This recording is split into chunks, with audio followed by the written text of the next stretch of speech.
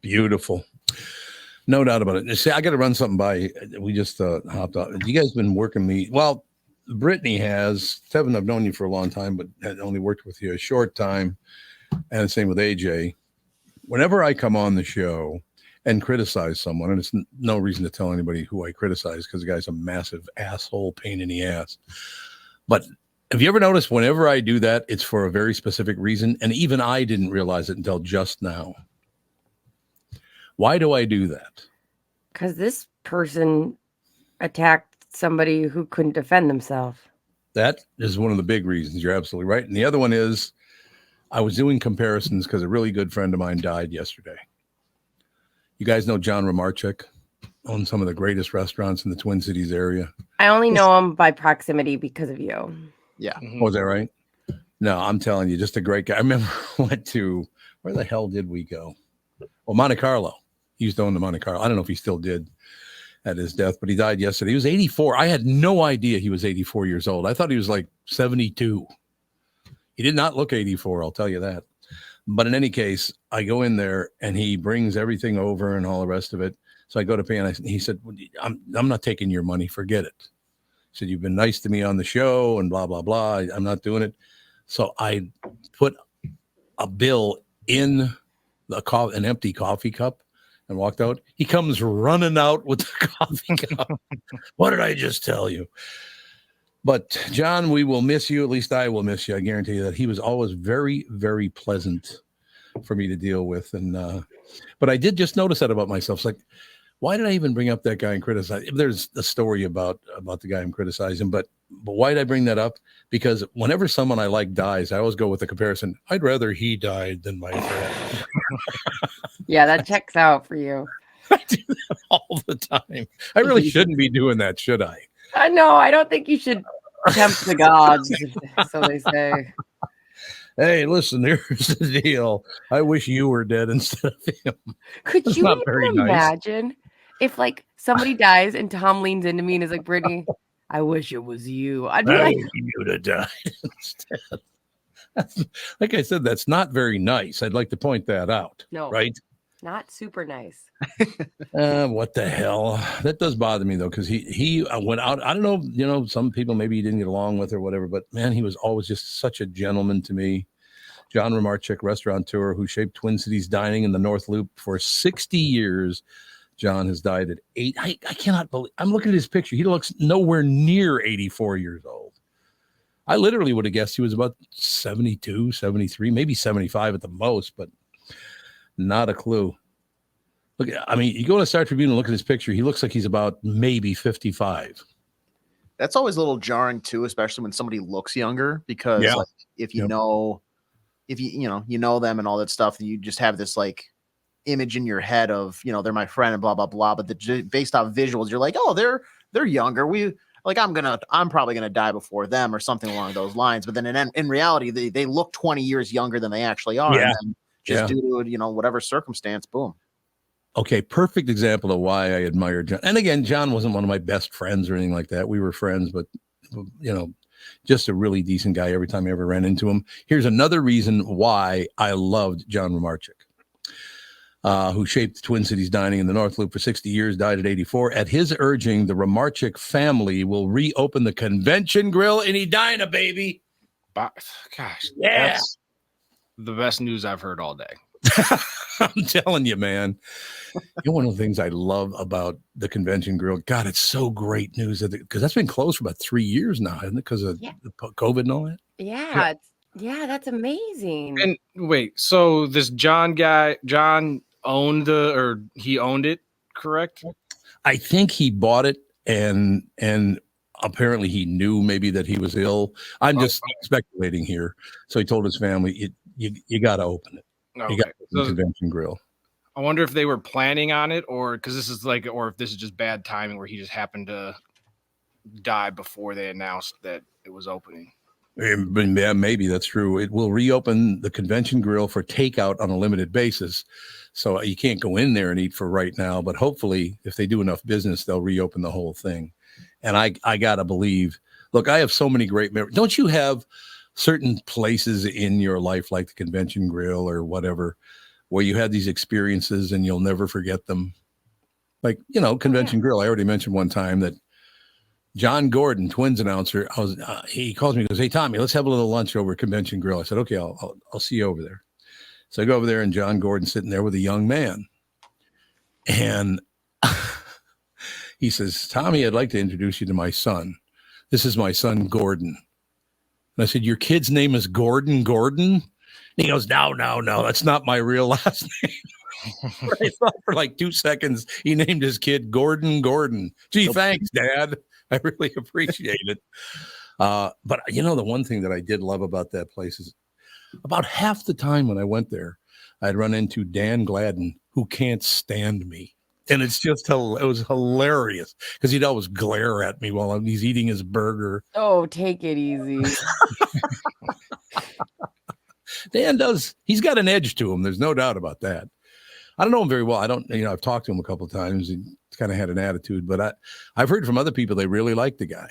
So that must have been like a different level of just distaste for you, because if you're sitting there eating a burger, it's really hard to feel that way. Yeah, like a really good burger. And you're that angry. Yeah. If I'm eating a delicious burger and you have like a shake with it as well, now I'm I don't even realize that there's other people in the store with me, and now I've picked out you to glare. No. Like I'm thinking of the Ratatouille movie where the guy at the end, he's like, "I gotta try this." He's mad that he got fired and where he used to work.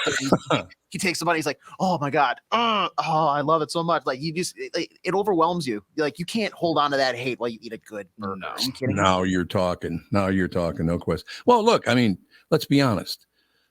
Sports. Pretty much, not all of them. Some are, the guys from Score North criticize, but most sports announcers are massive ass kissers.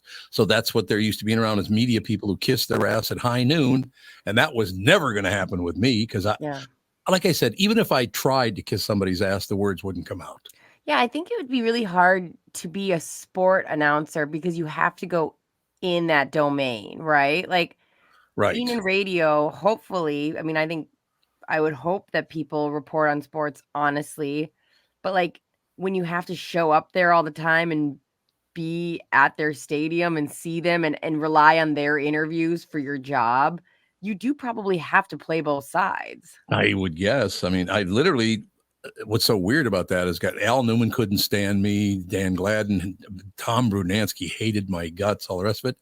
And I become lifelong friends with Ken Herbeck, John Castino, Timmy Laudner, Gary Gaetti. So there's guys that really like me and guys that really hate me. There's nobody in the middle. No. Isn't that weird? No. And day to day, I change back and forth. They're hating me. Hating and loving you. I understand.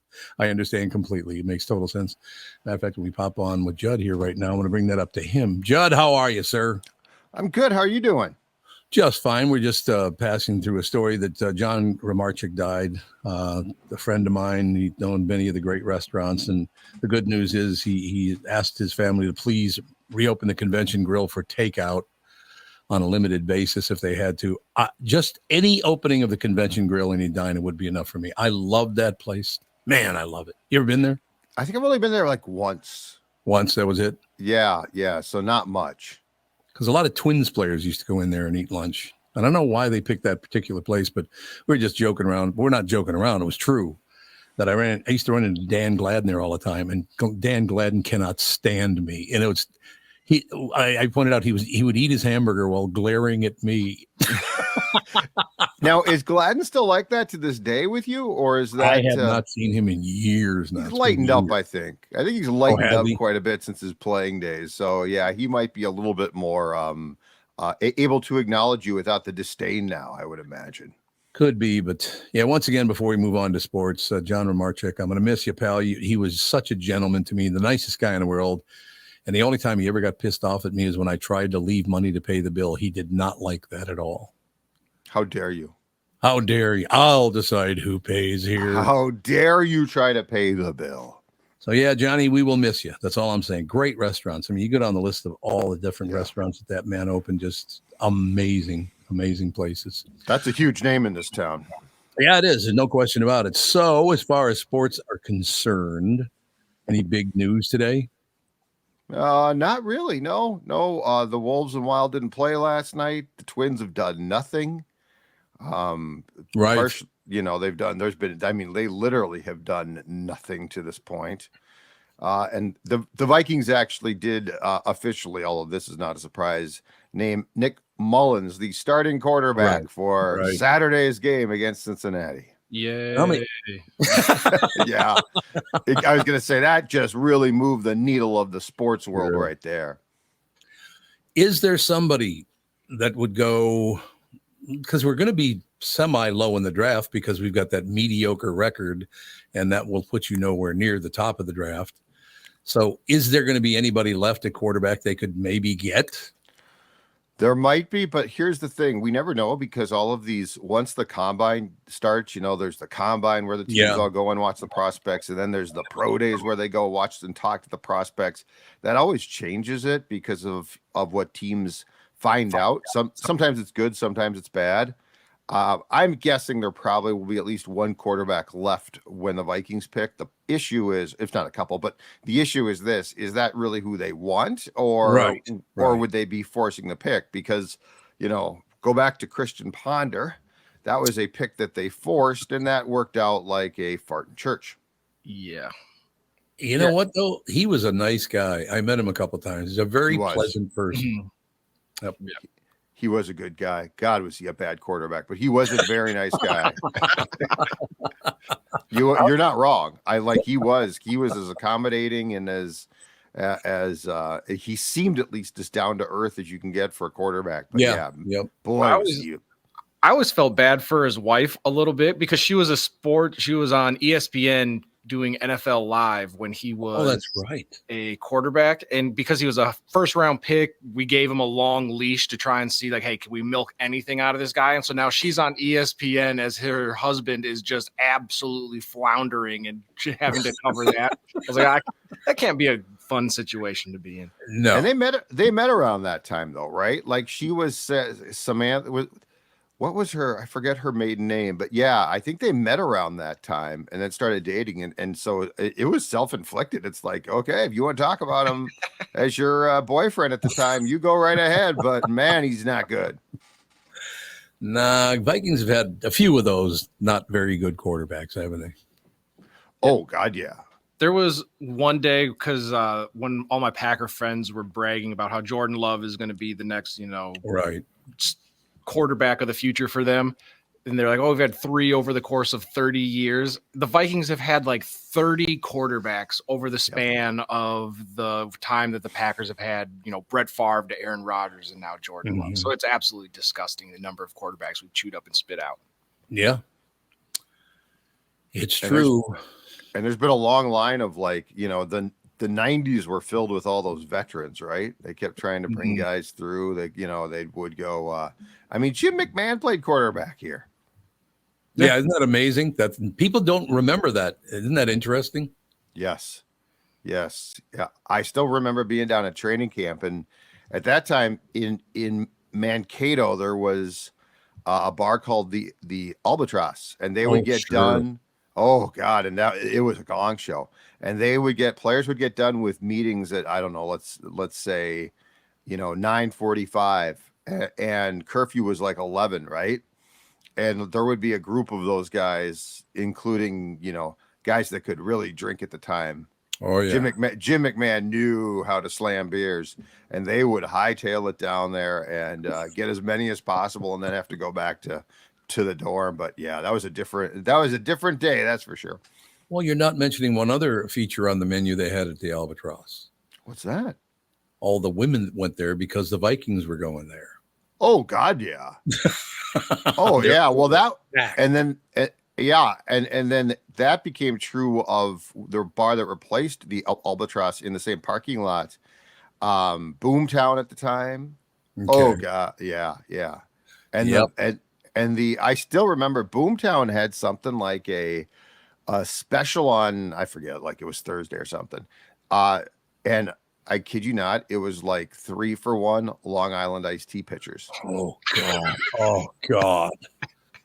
Oh, by the way, if you ever want to meet somebody that literally loses their mind drinking hard liquor, I can put my hand up. I don't know what the hell happens in my brain. I'm not kidding you. I can drink beer all day, no problem. Wine's fine too. If I touch alcohol, it's like, what are you looking at? It's like, what the hell? I had the same problem. I had the exact. I quit. I still love beer, but I quit drinking hard alcohol probably 20 years ago because I was just a completely different drunk. Yep, me too. I don't get it. I don't know if we could use the word drunk necessarily for either one of us, but no, but I'm saying that drunk was like that. That was ugly. Right. Mm-hmm. But I will say this: if you decide to buy 3-for-1 Long Island pitchers, unfortunately, you're gonna get what you deserve as far as your intoxication. Yeah, because that might be as bleeped face as you could possibly get if you're drinking Long Island's. Yeah, and if you're the establishment that is promoting 3-for-1 pitchers of Long Island's, whatever happens inside your four walls, you deserve every bit of that because you're asking for it. It's like you're getting a very specific demographic of person. I would have to agree with that. No question. Yeah. But I think it worked. I think it worked well. I think the special worked well because the place was packed that night. Is it because it's remote? That's why people flock to it. Because I mean, spring training for the Twins is in Florida, and I almost said Orlando where it used to be, but that was about 40 years ago. So Tinker Field, my Tinker Field, baby. I will still never forget. It was the Tangerine Bowl, was the football stadium that butted right up against the baseball stadium, right? Mm-hmm. I remember sitting there with Howard. What the hell was Howard's last name? It was a manager that one of the Fox. Howard Fox, yeah, exactly. He and I were sitting there watching the game. Herbeck hit a ball over the fence and over the Tangerine Bowl wall into the Tangerine Bowl. Oh my God! Holy Christ! That thing must have been hit about 450 feet or 480. I don't know how long it was. It was long. Oh my! Well, I mean, he was the thing about Kent is he was strong as an ox as a kid, and he was a rail. As a kid, he was a rail. Like it's hard. It might be hard to believe now, but you go back and look at when Kent came up with the Twins in '81, wearing, if I am correct on this, number 26, and he hit that home run in Yankee Stadium.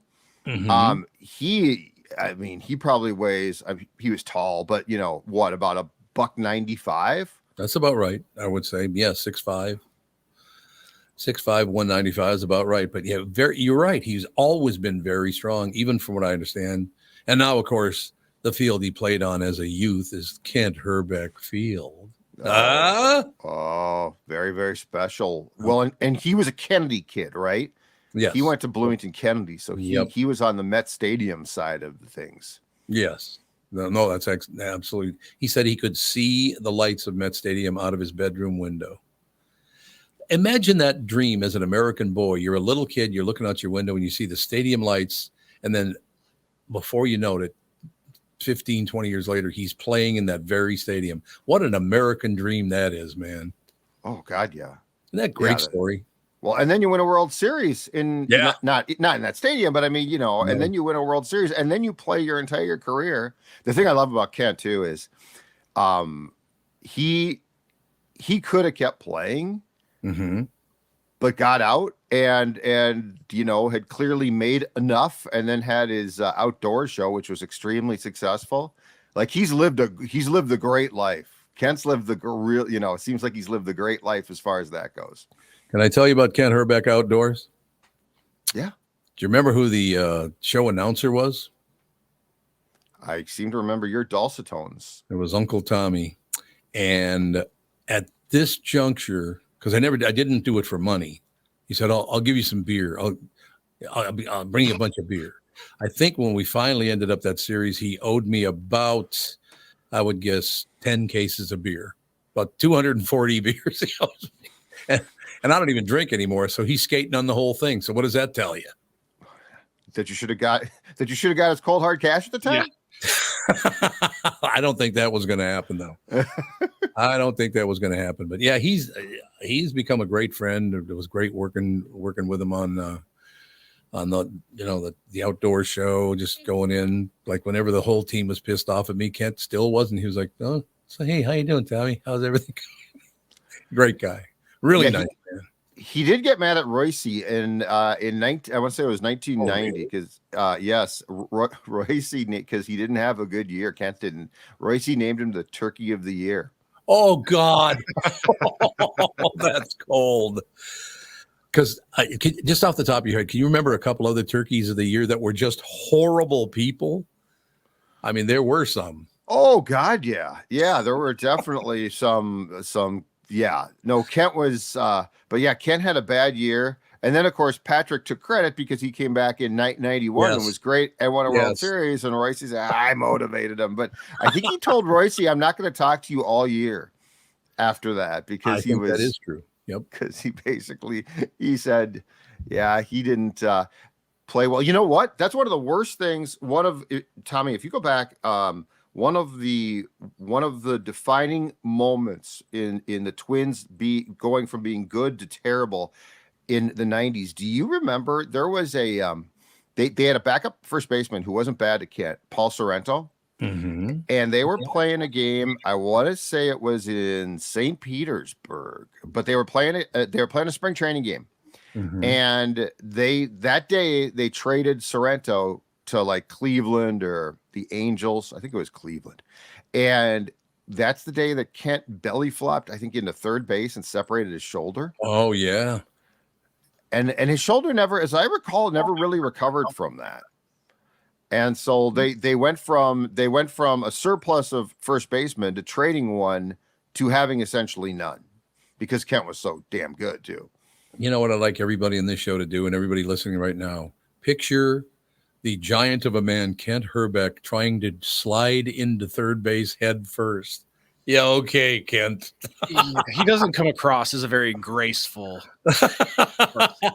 He seems like a big stand-up double type of guy, not stretching to the I love that. That's a good description. Just go watch the Old Timers game they did in Target Field in the first couple of years when Kent took the divot out of by the dugout, the grass by the dugout. And I'm not talking a small divot. I'm talking a chunk of grass because he slid right on his knee, and his knee he took out. I mean, it was a major bleeping divot. It was impressive. Hrbek, we love you though. Kent is a great guy, just a wonderful person, no doubt about it.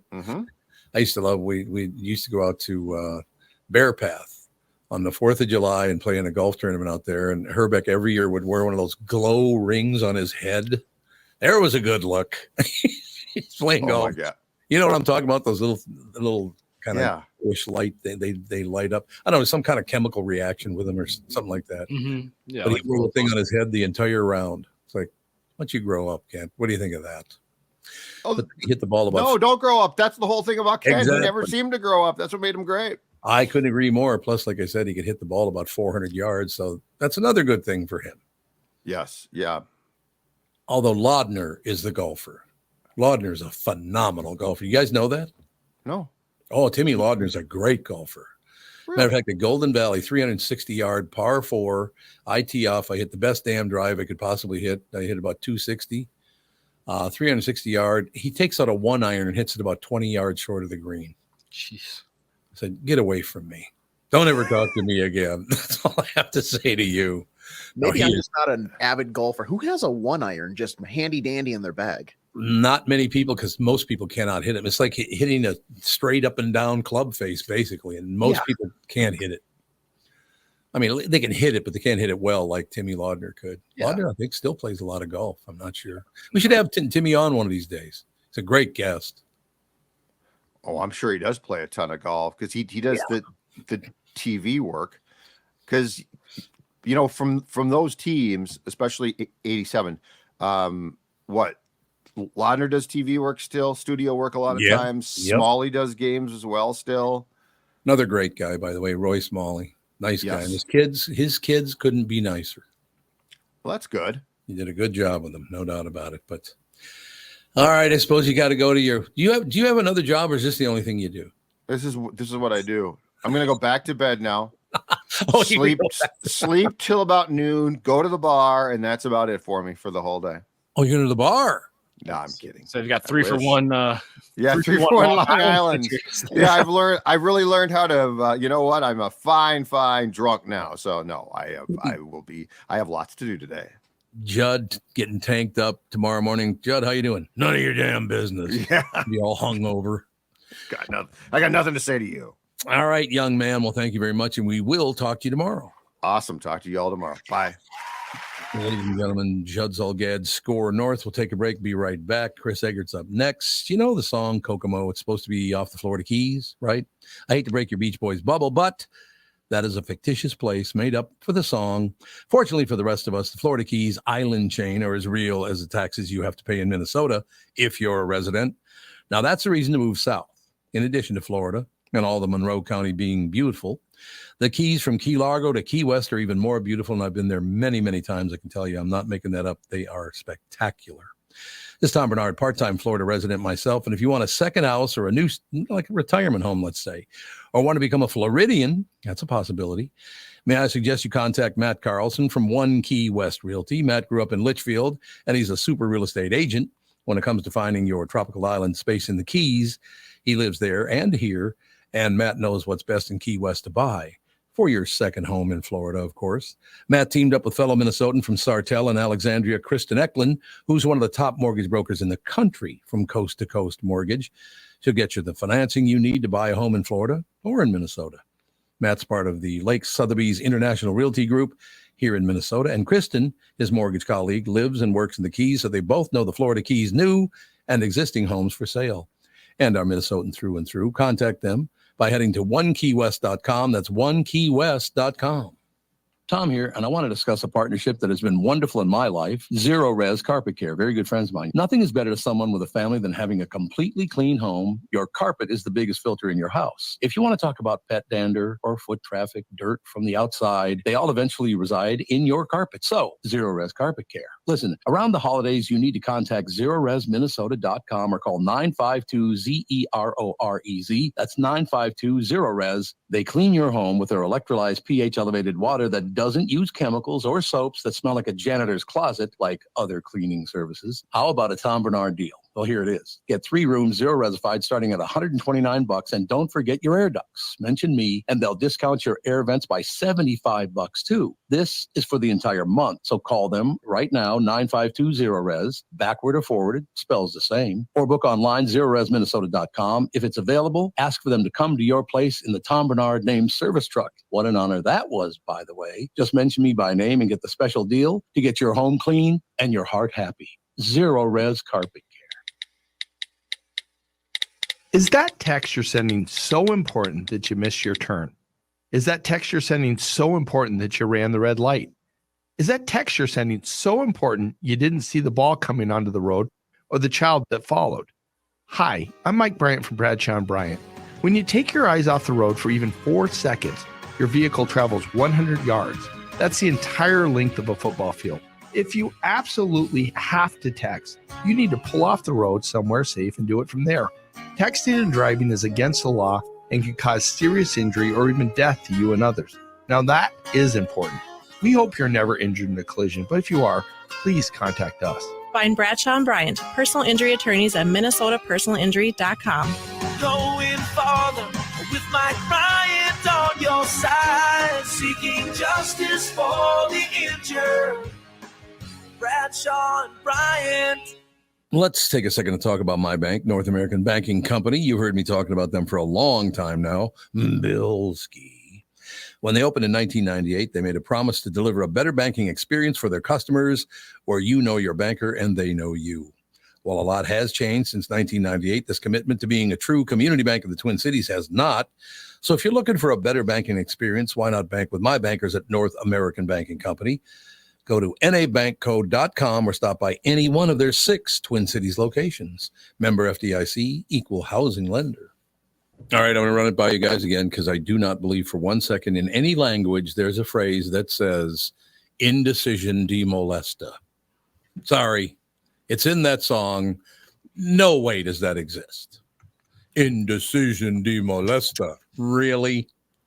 Don't you feel like some musicians just make up gibberish to kind of fill up space anyway, though, right? Yes, I do. And as a matter of fact, I do. By the way, I ran into a couple of listeners yesterday that love you on this show, so I just thought I'd point that out. You met my mom? I ran into your mom. Exactly. That's exactly right. No, they said it's their favorite segment when you come on this morning show. Oh, boy. Well, that's a lot of pressure.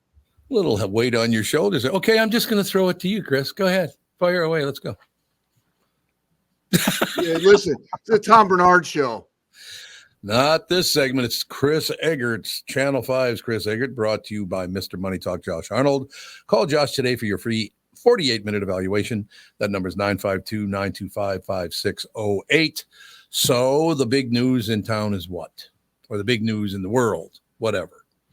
Well, I think the big news in the world is the Volodymyr Zelensky being in Washington and trying to get more funding for them. And it's not looking very good because the money's being tied up because there's a very large group of Republicans who think that if they're going to do that, then there needs to be some changes made on the immigration policy of the White House. So that's right. And they're about to go on break, so it's not looking like there's going to be any movement there. So that was probably the biggest thing happening nationally yesterday and today, I would say.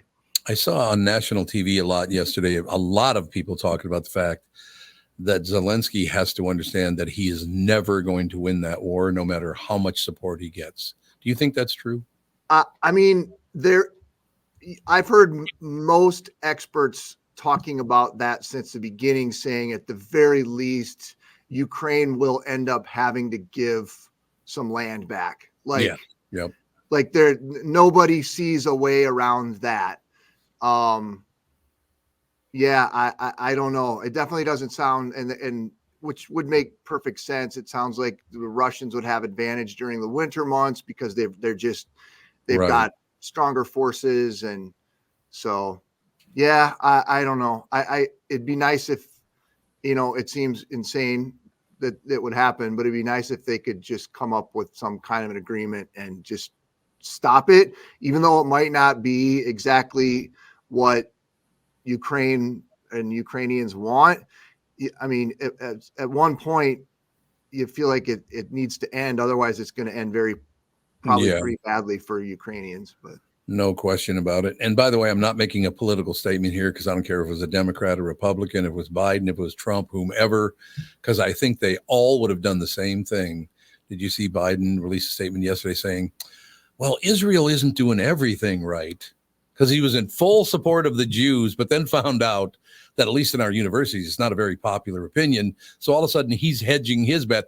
Well, Israel could do a better job with all. It's like, support him or don't support him. And again, I'm not blaming Joe Biden. All of you pukes are the same. These politicians are worthless people. They'll just say whatever makes them the most money, and then they'll go from there. Well, I'm sure the polling is starting to. They're looking at polling, which is starting, and that actually has been since almost the very beginning. More people are less sympathetic to what happened to Israel in the first place, which started the whole thing. People are forgetting about that, and they're being besieged with most of the videos that are being shown on TV are things that have been destroyed and Palestinians who are suffering. And so just from the information war standpoint, I'm sure the White House is seeing the polling and they're like, well, we have to try to at least give people the idea that we're not 100% supporting them. See, I just couldn't do that. Either I support you or I don't.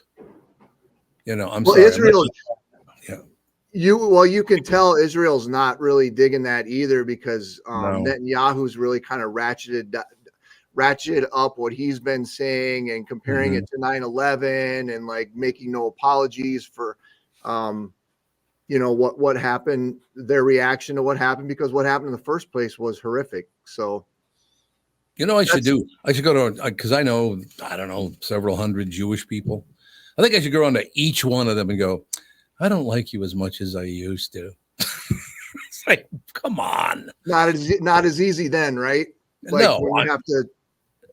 No, it's a very good point. I'm sorry. look, unless there's some huge evidence. First of all, I could never get away from supporting Jews anyway because I've been around them my entire. It's like I have to like Tevin because he's black, just because I've been around black people my whole life. If it weren't for that, I wouldn't care for Tevin. You know that, right? I'm here to fit a quota. I'm here to fit a quota. That's real nice, pal. Yeah, I understand, Tevin. I'm the disabled guy, so I get it. Oh, that's right. We got a woman, a disabled guy, a black guy. Yeah. AJ, Tom Barnard Show is an equal opportunity employer. Yes, it is. Yes, it is. Oh, just give with God. My arms have gotten a lot smaller. That's sad. The big old arms, but not anymore.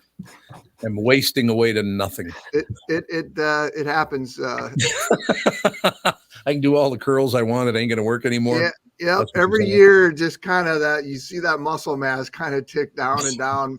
My kid loves to tell me all the time. He's like, dude, you need to start eating more. You need to. And I'm like, I'm eating fine. It's just, this is what happens when your body starts to waste away, son. Pretty much true. Enjoy still growing. Enjoy that. Now, let me ask you, and I'm not going to bring up any specifics because I suppose I might have to offer an example here, but I don't go on social media, so I don't follow this stuff the way people think. What do you think the percentage might be of the lies that are being told about this skirmish in the Middle East? Because my God, everything that's sent to me by, because people send me quotes on my phone or whatever. How can people believe that the Holocaust never happened? That some people really believe that's true, that it never happened. Okay. Where did all those corpses come from that, the American troops were recovering? I just don't understand. How can they not do more research than they just flat out, I believe that never happened? Why don't you look into it a little bit? Well, yeah. I mean, I think that's kind of I don't think it's not just that it's all kinds of things. It's like the earth is flat. There's all kinds of things that really fly in the face of what we all kind of thought were known things. And if you just completely deny it and say, nope, the world's flat. Yeah, I guess they really do believe that. If you guys are flat earthers, I apologize. I'm not taking a stance on it. Yep. I'm just saying that to me jumps out like as something that we thought we sort of knew collectively as human beings, although they don't believe it. You know what's amazing to me about that? Even from only 30,000 feet up, you can see that the earth is not flat. I mean, if you can, it just continuously curves, even though it's flat. Okay. Have you ever deep dived on that? That is, yes. Have you, Tevin? It's a really, really, I went down the wormhole, whatever on that a couple years ago. And I was like, whoa. What'd you guys find out? That there's no way the earth is flat. Well, that's what I found out.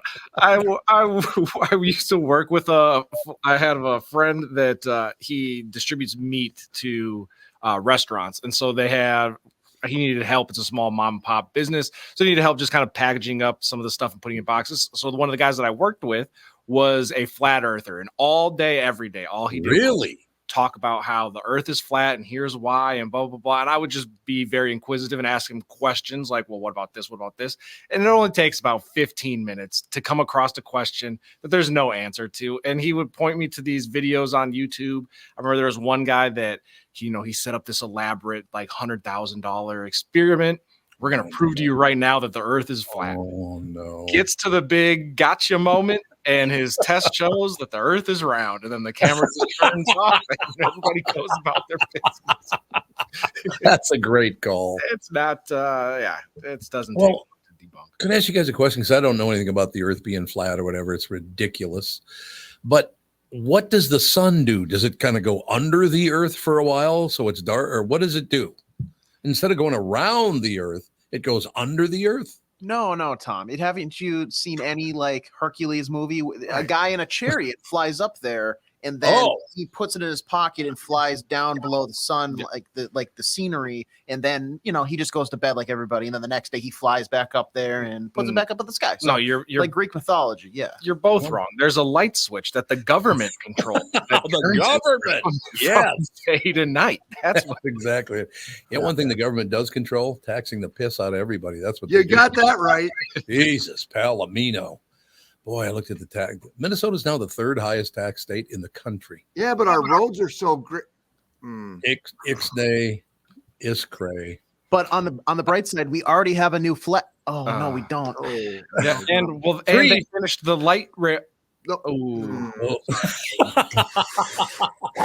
I love this. This is my. We have nice parks. We have nice. Parks. Bomb parks. Yeah, bike lanes everywhere. Those are cool. Yep. I mean, right to the airport. Second best airport in the country. Oh, we got a great airport. We got an epic airport. That drives me insane. I'm like, why do we have so much pride for the airport? Shut up. We need something, Chris. I mean, don't get me wrong. It's a lovely airport, but really, I'm thinking like Newark is not a great airport. You compare this, like, you can see where Minneapolis really stands out compared to like Newark, but is there really that much difference between? Thank you, Chris. Thank you. The Minneapolis-St. Paul International Airport and O'Hare. I'm sorry. An airport. I've been in my fair share of airports, and is the Minneapolis one nice? Yes, it is. But I don't walk in and I'm not like, oh my gosh, this is unlike any other airport I've ever seen in my life. I'm in a magical way. You're not doing Julie Andrews like right. Spins what in is the this? middle. Willy Wonka's factory? Like what? No, guys, it's just an airport. Would you, if you woke up in a corridor, would you even know what airport you're in? No.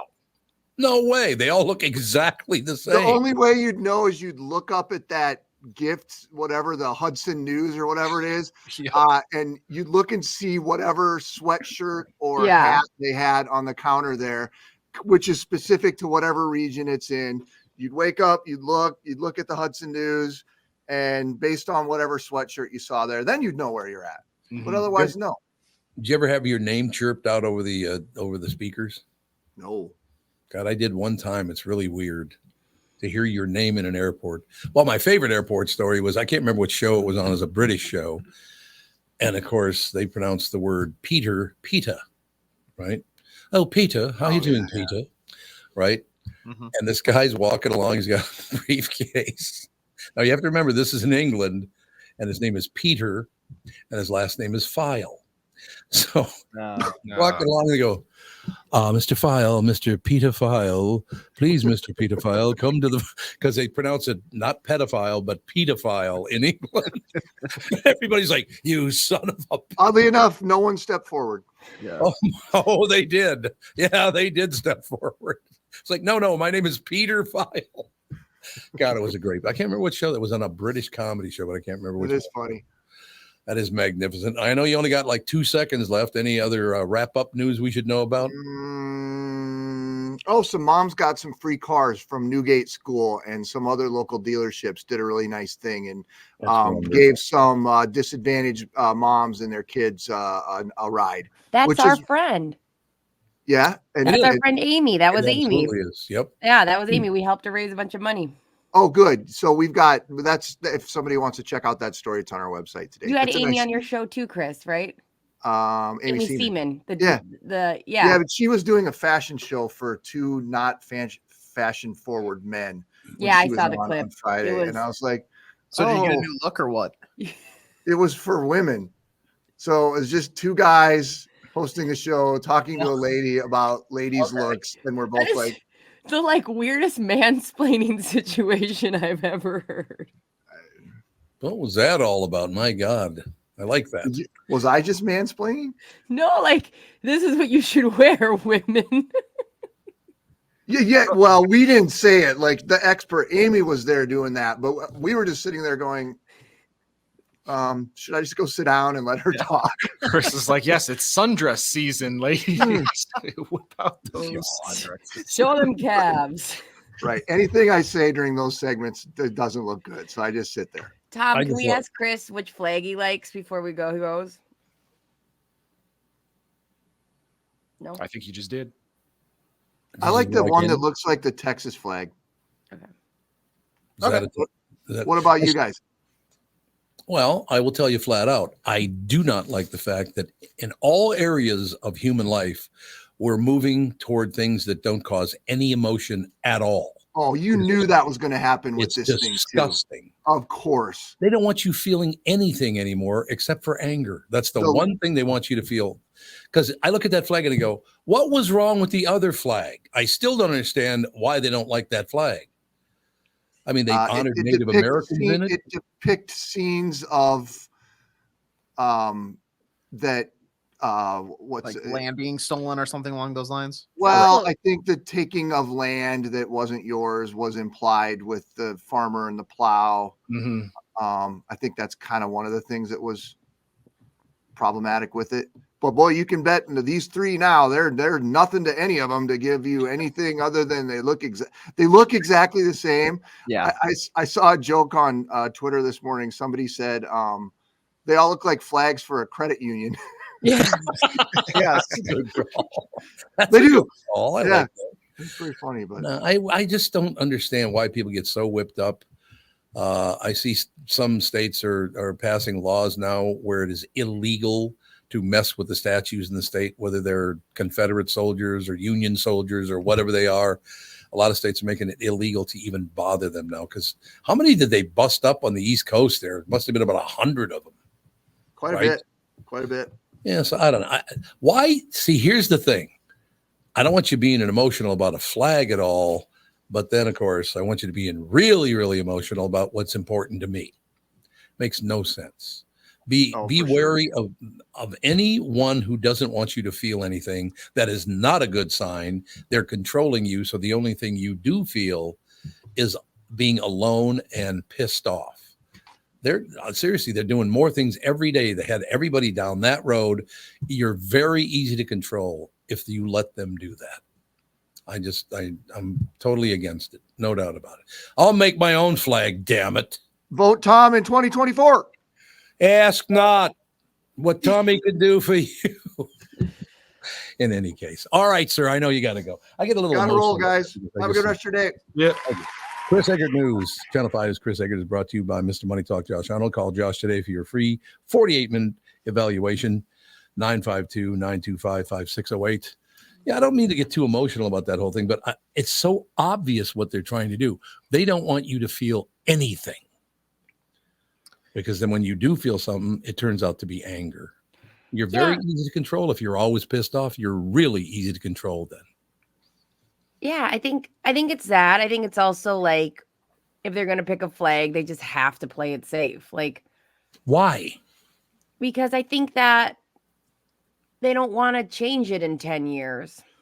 Why do they want to change it now? I still don't understand what's wrong with that flag. Well, let's pretend it's not racist, because I don't know if it falls in racist or not. I think that's how would it be racist? No, I'm saying let's say it's not. Like, why did for the you sake bring of like you and I both don't want a racist flag. I know that, you know that. Anyway, yes, okay. But you know what I mean? Like, let's ignore the fact that it could or couldn't be racist. Like, I don't want that to be under interpretation, because it is. It's what do you interpret when you see that, you know? So let's ignore that fact.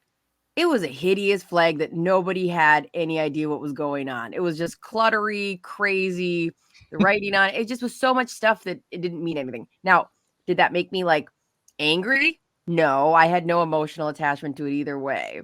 So it's like, I don't know. I don't think it's so bad to have a bland flag. Like, but that's what you've been taught your whole life. What? Our education system is a goddamn disaster all the way through college. They do a horrible job of teaching our children. It'll be weird to get a tramp stamp over my other Minnesota flag, but I think I have an artist that can do it. A little tramp stamp. It'll be big. It'll be actual size. You know, I'll be honest with you. From the time I was a little boy, I'm just being honest with you. I thought, oh, look how nice that is. They're honoring the Native Americans, you know, who were here when we got here. Yeah. That's the way I interpreted it, that it was an honor to them. That's what I'm saying. Like, I don't think that it's inherently racist, because I look at it and I don't interpret that. But also, like, if somebody did, like, I'm not saying get a new flag, I'm saying let's take out the racist element at all, because it is just what you read into it if you want to see racist or not. I just don't see how that's possibly racist. Yeah, that's why I'm saying, like, but it was a lot of clutter. Let's say that. Like, there's a lot of clutter. That's true. That's all I'm saying. That's all I'm saying is, like, let's Maria Kundo this and get rid of some of the clutter. Yeah. And like, I couldn't really care less. I don't know who Maria Kundo is, but isn't that it? Oh, sure. Well, yeah. And I don't care. Like, I have no feelings towards the flag one way or another, but I can see kind of where people are coming from when it's like your house burned down and then they put your burning house on a flag while they're building the new condos to put in its place. You know what I mean? Like, it's the Indians sitting there while the farmers farming the land that used to be the Indians. I can see how that might cause a little uproar. But we can't zoom in on his face. He could be happy, he could be sad, but I agree that, like, interpretation wise, it probably doesn't lean towards something great. I don't see it that way at all. It looks to me cooperation and that they are getting along. How do I not see what you guys see? I do not see them. It looked to me like they were getting along and they were honoring both people. That's what it looks like to me. But then again, I don't have the hate in my heart like you three. So that's the big difference. When I see it, it reflects my hate. When I see shock at like, his injury. Do you take the Native American out and then it's just like we don't even think about you, or do you? That's what I'm saying. You put 2 or 3 in there to compensate, or like should they be farming with that? Or let's just do something different. Let's use paint on our Windows 95 and create 3 flags that will not cause anybody to have any sort of feeling. And I'm fine with that. I haven't felt anything in like 5 years, and it's there awesome. You go. There you have it. I feel like it's go ahead. No, go ahead. I feel like it's the English literature like mindset where it's like, if you're reading a book, Susan is wearing a blue dress. What does that signify? You have Todd that says, well, I don't know. That's just what she had in her closet. Jenny says, well, it's because blue represents like the purity she felt after overcoming her struggles and blah, blah, blah. Right. So now she's feeling proud. And then, Johnny is like, well, blue's actually, she went through all these struggles and she's coming out on the other side like sad. And so this is the kind of downtrodden. But it's like you're just looking into it and everybody has a different perspective and can infer different things about it. And that's how I got through high school like English classes is like, okay, they tripped on a stone. What does that mean about the entire story? Not that their shoe was untied, but because of all of this other stuff foreshadowing in the future about, the hardship they had to face. You have to like almost look into it deeper, even though you may not believe it. Like some people are going to see that, whether it is true or not, because there really is no context and deeper meaning that you can like solidify the actual meaning. But why is it always bad? The interpretation is never, oh, you know what? Look how nice this is. I've never noticed how nice this picture is. It's always bad. You ever notice that? Yeah, I think you're right in a lot of ways that I think that things that are probably good go unnoticed, and that's rough on our culture. It's terrible. Agreed. Notice the good things. There are a lot of good things out there. Notice them. Yeah. Your interpretation of the flag is it's horrible and racist. Mine is, hey, look, 2 people trying to work together. That's what it looks like to me. Yeah. I don't get it. I don't know why you want to find negative in everything. Not you. I'm talking about humanity. Yeah, universally. They always want to find the bad side of everything. It just because people are easier to control when they're upset. That's just a fact. Correct? Yeah, I watched Tom. I was doing some research for the Tom Barnard morning show, and I watched the government meeting of when they had like 500 flags, and they had it live casted on their site. And right, I have never been so close to unaliving myself until being in that government meeting. So all I know is like I'm very thankful that is not the route I took in my career, because they went to every flag. And remember how many flags we had at the beginning? And they got paid by the hour on that bad boy. Oh yeah. They were talking about every flag. I just once in my life before I die, I want to hear one government official come forward and say, you know what? We were absolutely wrong. This is actually a very sweet thought. And it's very nice. Am I ever going to hear that in my life, that it's actually, no, we were wrong. This is a really good thing. I think the first sentence you won't hear very often. We were wrong. No, you're not going to hear that a whole lot. You're right about that. There's no question about it. All right. We do have to take a break here. It's a very busy day today. Look, I'm just saying, I am grateful to my mother. As bad as it was, she always kind of encouraged me. We'll see the good side of things. Yeah. You know, she did. So Toots, God bless you. That's all I'm saying. We'll be right back.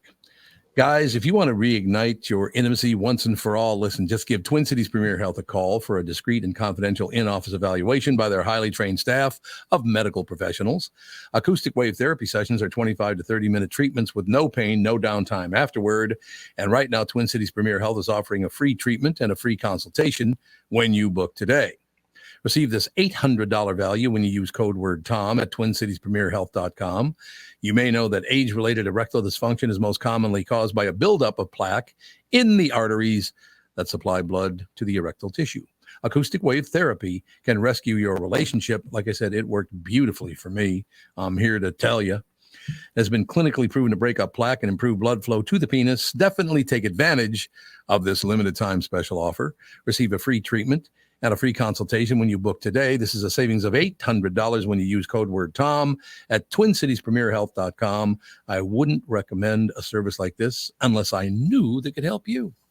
You know the song Kokomo? It's supposed to be off the Florida Keys, right? Hate to break your Beach Boys bubble, but that's a fictitious place they made up for the song. Fortunately for the rest of us, the Florida Keys island chain are as real as the taxes you have to pay in Minnesota if you're a resident. Now that's a reason to move south. In addition to Florida and all of Monroe County being beautiful, the Keys from Key Largo to Key West are even more beautiful. This is Tom Barnard, part-time Florida resident myself. And if you want a second house or a new retirement home or want to become a Floridian, may I suggest you contact Matt Carlson from One Key West Realty. Matt grew up in Litchfield. He's a super real estate agent when it comes to finding your tropical island space in the Keys. He lives there and here, and Matt knows what's best in Key West to buy. For your second home in Florida, Matt teamed up with fellow Minnesotan from Sartell and Alexandria, Kristyn Eklund, who's one of the top mortgage brokers in the country from Coast to Coast Mortgage. She'll get you the financing you need to buy a home in Florida or in Minnesota. Matt's part of the Lake Sotheby's International Realty Group here in Minnesota, and Kristyn, his mortgage colleague, lives and works in the Keys, so they both know the Florida Keys' new and existing homes for sale and are Minnesotan through and through. Contact them by heading to onekeywest.com. That's onekeywest.com. Most folks know that the Grand Old Creamery has been iconic in the Twin Cities as a small batch handcrafted ultra premium ice cream parlor with over 300 flavors and 32 on hand at any given time at their St. Paul Grand Avenue and Minneapolis Cedar Avenue locations. What you might not know about this third generation, family owned and operated delicious dessert destination is that the taste of the Grand Old Creamery with 14%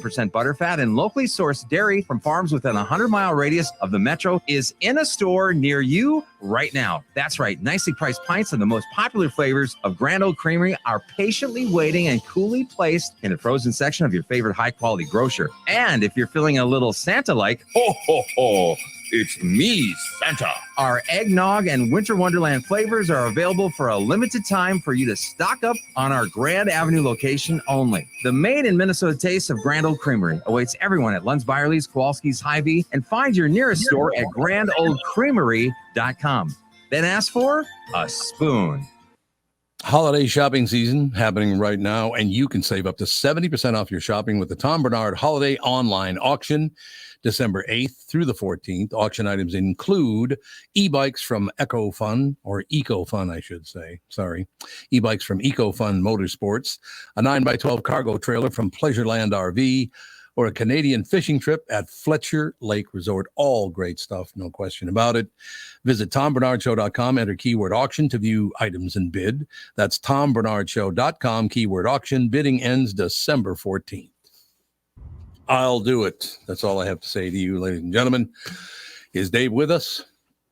Mr. Bielke? I am, yes. Good morning. Magnificent. Good morning, sir. On the phone, joining us now live, Dave Bialke, brought to you by Bialke Law Firm. Heard at work. Dave Bialke goes to work for you, taking care of your workers' comp injury claims and denials. Call 763-571-2410 or go to BIALKElaw.com. Tell them Tom sent you. Dave, I decided just now, as I was reading that I want to hire you to go after, and you and I are going to sue everybody who's always in a bad mood. What do you think? Man, I don't know if I have enough time in the day to yeah. And, it's like a growing business, too. Everyone's crabby these days. Oh, I know. It's just, honest to God, Dave, why everybody wants to be in a horseshit mood. I get up every day. I look, this is not a hard job to sit here and go, hey, you know what else happened? It's not really a tough job. My wife gets up. She's a beautiful woman. I love her dearly. The dog comes over, says hello. I talk to my kids. I mean, I don't want to be in a horrible mood, but I guess most people do. I don't get it. It is quite remarkable that people would want to be in just like I'm determined to be in a bad mood today. Well, if that's your determination, you're probably going to succeed in it. Yeah, and no question. I don't get it either. You can choose to be upset about something or just say, well, I'm not going to be upset about it. I'm just going to move on, and I try to live by that. And, I wish I could say I was happy all the time. I'm crabby once in a while, but I do make an effort to try not to be crabby. Yeah, we all go through it. There's no question about that. But I did want to mention also to kind of slide into the show here today. Somebody sent me a note. I don't even know if they're still around or not. I have no idea, but it was an old flyer. And I don't know if it was just in Florida or there were branches of this around the country. There was a company called WhoCanISue.com. That's a little harsh, don't you think? It's a little harsh. As an attorney, there is something that I can clue you in on is, people talk about attorneys, that we're sue happy or whatever. It's kind of the opposite. I mean, we do what we need to do for our clients, but you would be surprised at the number of crazy calls I get. And I only do workers' compensation, so I've got a very focused area of the law. Right. So I'm just one of the people who are more generalists that are just regular injury attorneys, that do all auto accidents, whatever. What they must get compared to me, because it's not even the focus of my business. I just get crazy calls, people wanting to sue them for this, and you just, as politely as you can, you brush them off because you don't want to even engage them. And yet you're like, somehow attorneys are the problem. I think people somehow have this thing in their mind that, there's got to be someone who's wronging me today, and that's just not necessarily the case. It's what we've been talking about all morning. People love to find the negative before they ever look for the positive in another human being. I don't know why we do that. Mm-hmm. And as I get to be older, I just, I hate to be the guy who's always looking back and talking about different days, but I'm saying it used to be much better. I think it's getting worse. Yeah, it does seem to be. On the phone with us, joining us live, Dave Bialke, brought to you by Bialke Law Firm. Heard at work. Dave Bialke goes to work for you, taking care of your workers' comp injury claims and denials. Call 763-571-2410 or go to BIALKElaw.com. Tell them Tom sent you.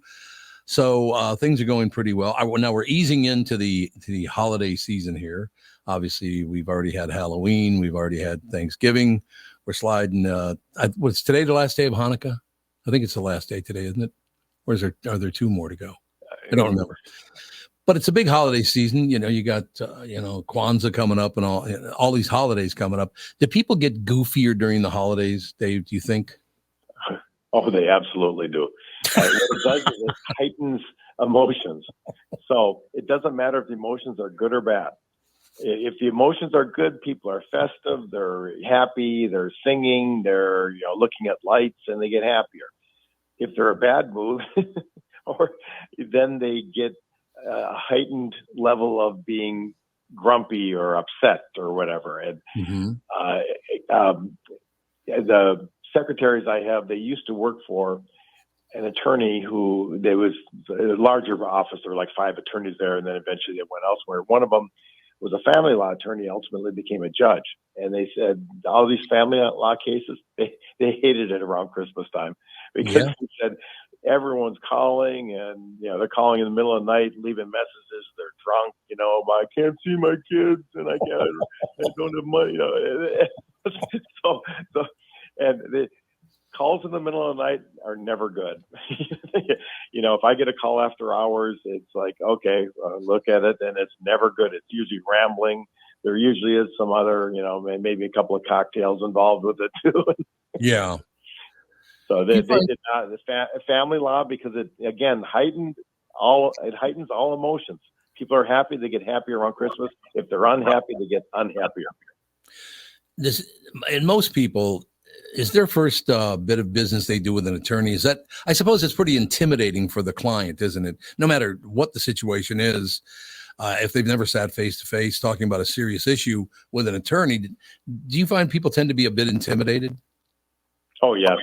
And I do my best to try to, keep that at as minimum as possible. I'm a pretty easygoing guy. At the same time, you have to be a professional. But I don't typically get people at their first. Sometimes I do. Sure. Clients can be in their 20s and 30s, but a lot of my clients tend to be a little older. Their bodies are wearing out, and so they've been through various things in the past. Usually, it has to do with something family law, like a divorce they were with. It could be a criminal matter. So I think criminal law attorneys tend to get people at their younger age, and I think they have to be more of a professional presence because the person's intimidated, but frankly, the person has to be intimidated. The person has to look at, the client has to look at, this is serious. This is no joke. Here, you've got these charges against you. So they have they have a more of that part of the practice than I do, although I certainly have that factor. Do people also this time of the year, with all the holidays going on and it basically goes on for about 2.5 months, do people lose focus? I mean, do people think in a different way around the holiday season? And I'm wondering if sometimes if they're not paying close attention, does that get them into trouble? Like, having an accident, slipping and falling, whatever it is, because they're so focused on wanting people to have a nice holiday and their family, all the rest of it, that their focus is kind of they're kind of distracted. In other words, I guess, with the oncoming ice and snow and all that, does it get weird this time of the year anyway? I know what you're saying. I don't know if it's measurable, but anytime someone's distracted, things happen. Yeah. And, so regardless of what time of the year is, but I do think if you're distracted in some way, things don't go right. And that's what a lot of injuries do happen. But I think that there's probably something there. I don't know if it's measurable, if anyone's ever measured it, but I think you're onto something, that if they're distracted about their, wondering they still got gifts to buy, and they're wondering about, they got kids coming into town and all that. So then you can make a misstep that you otherwise wouldn't do. Unbelievable. So, okay, now we only got a couple of minutes left. So I want to know, you got any special plans for the holidays? Not really, no. We're gone over Thanksgiving, so we're hanging around at Christmas time. Oh, that's right. Yeah, you told us about that. So the big holiday at the house, well, I grew up a Roman Catholic, so I'm sorry, but Christmas, you can forget it. It's just phenomenal. It is the best. There's no question about it. So basically, I like the way you responded to all those questions. You answered them very honestly. I would imagine most attorneys, if not all attorneys, try to be as honest and upfront as they can with most people. Or is that unusual? No, I think you're absolutely right. I think that most attorneys are good people, and we're dealing with people's problems, which is not, kind of lends itself to people kind of blaming the messenger, the one who's actually helping you. Yeah. I think there are certainly bad apples out there. I mean, I could rattle off in my practice just 4 or 5 quickly that I could say is a bad apple of plaintiff workers' comp, but then I can rattle off just as easily 30 that are good people. So I think, though, that's probably mirrors most professions. Yeah, that's wonderful to hear. All right, Pally, we'll talk to you, I guess just one more time before Christmas. I look forward to it. We'll talk next week. Thank you, sir. Have a good day. Ladies and gentlemen, on the phone joining us live, Dave Bialke, brought to you by Bialke Law Firm. Heard at work. Dave Bialke goes to work for you, taking care of your workers' comp injury claims and denials. Call 763-571-2410 or go to BIALKElaw.com. Tell them Tom sent you. Yeah, I don't think most people do understand how tough your job can be as an attorney, because people in general are afraid, to call an attorney or go to them anyway. They're kind of intimidated by it all. Or they're on the other side. You're not talking a big enough number. I need to sue for more money than that. Don't you just feel too that when people don't know where to go, sometimes they might go to a lawyer, just like in general? Like, yeah, I understand what you're saying. Like, yeah, I wouldn't doubt that. Yeah, because when something happens and you have no idea like what the protocol is, you just want someone to help you out. And I'm sure just being told to like how to go about it is probably lovely. I just love whocanisue.com though. I think it's a magnificent website. But who can I sue? Who can I sue? I want to sue somebody, but I don't know who it is yet. Okay. I remember in high school, there was like you could sign up for like Red Bull for false advertising because their slogan is like, it gives you wings or whatever. Mm-hmm. Yeah. And technically it doesn't. So there's a site that you could go, and it was you'd have to fill out a brief form. I remember me and like an entire class, like a computer class in high school, did it. And I forgot about it. Months went by and it was like August. And all of a sudden there was like a package at the door, just a little 4-pack of Red Bull, blistering heat. You could tell they just threw it in a box because they're like, this is so stupid. Oh my God, just the dumbest thing ever. But yeah, you can sue a lot of people and claim a lot of stuff. Yeah, well, similar to you, AJ, I thought that me and my friends thought we were all going to get rich off of suing Burger King because they used to say it was cooked over an open flame, and we were standing there before a basketball game once, and we're like, there's no open flame back there. It's on a hard top. Like, we should sue for false advertising. Suing them. Let's go ahead. So how'd that work for you? Oh, we didn't even go any further than saying, hey, there's nothing more unremarkable about a bunch of teenagers claiming they're going to sue somebody when you know that they barely fill out paperwork they need to fill out. Right. No, we were not going to sue. We're like, we just want our burger. Let's go. Do you guys, I'll ask you the same thing I asked Dave Bialke, because in his business, it does get a lot busier. Do you guys enter a stressful period when you go, the Halloween right through the, I guess, 6th of January, whatever it is? Do you get more stressed out during the holidays? Oh, 100%. Yeah, a lot of people do. I think it depends on my mind frame, like what going into the holidays.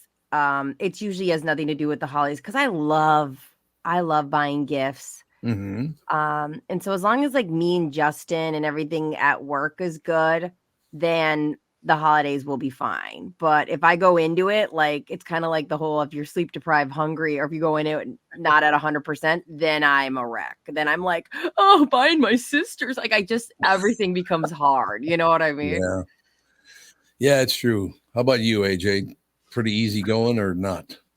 Usually it is, just with like, having a little more responsibility this year. I have, I've been I like to think I don't get super stressed out, just because frankly, like, what is there to be stressed about in my life? Right. I'm doing okay, but compared to some, but yeah, I would say this is like a little more ramped up than it usually is. Usually I'm just coasting through and it's just like, all right, next day, and then look at that, it's already over. We breezed by and we're flipping the calendar. I'm gonna ask you guys a question because I don't remember there. I think there are some, but there are not a lot of lawyer billboards in the Twin Cities, are there? That Nicolay guy has. Oh, that guy with the bald head guy? Yeah. Sees them everywhere. But yeah, other than that, there's a handful, I would say. Yeah. See, I feel like I see a lot. Oh, do you really? Right. I walk right out of here and I look over and I see it's TSR time, baby. Yeah, let's go. All right. Yeah. And I mean, I feel like I see them everywhere. It's like Perry and Perry. Wardlow and Johnson. Oh my God.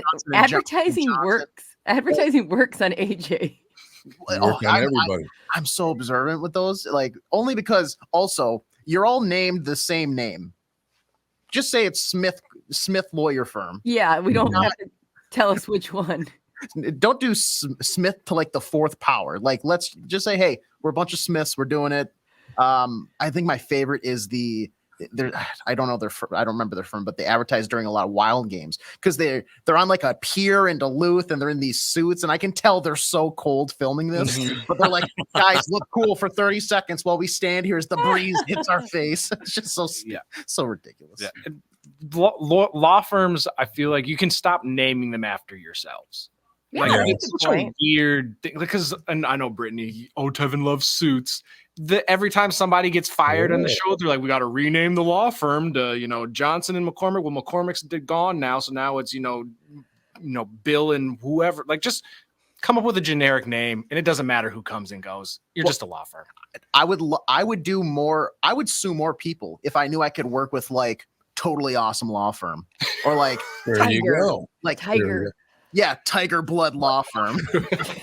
What the hell's wrong with you, Tiger Blood Law Firm? Isn't that the Charlie Sheen thing back in the day? Yeah, he drinks a tiger blood or something. Yeah, it was Charlie Sheen that came up with that one.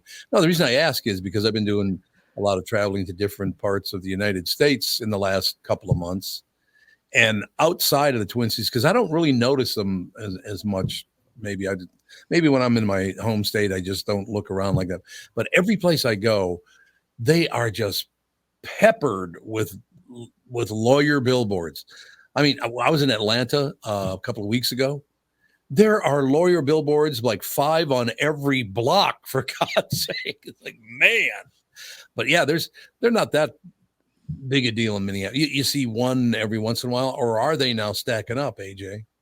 I think they've been stacking up a little bit more, but not to like the extent of what you're talking about. A couple of years ago, for my buddy's bachelor party, we went down to Vegas, and like just the drive from the cab ride from the airport to our hotel, like you said, it was like boom, boom, boom. We'll get you bailed out of jail. Call us. That guy hurt you? Call us. You slipped and fell at somebody's place and you don't really know them? Doesn't matter. Call us. We'll get you paid. And it's like, whoa, I stumbled because, it's my fault. We don't need to sue anybody, but it's insane. It's pop. Everybody needs a lawyer apparently down there. Were you at Camp Lejeune? Call us. Oh, I still get those emails. I still go get Camp Lejeune. Tom, give us a buzz. I'm like, what the hell do I have to do with Camp Lejeune? I was never been there. I was in the Marine Corps for one day, and then they kicked me out because I didn't qualify because I had a double hernia. You were guzzling that Camp Lejeune water like nobody else. Yes. No question about it. That's exactly right.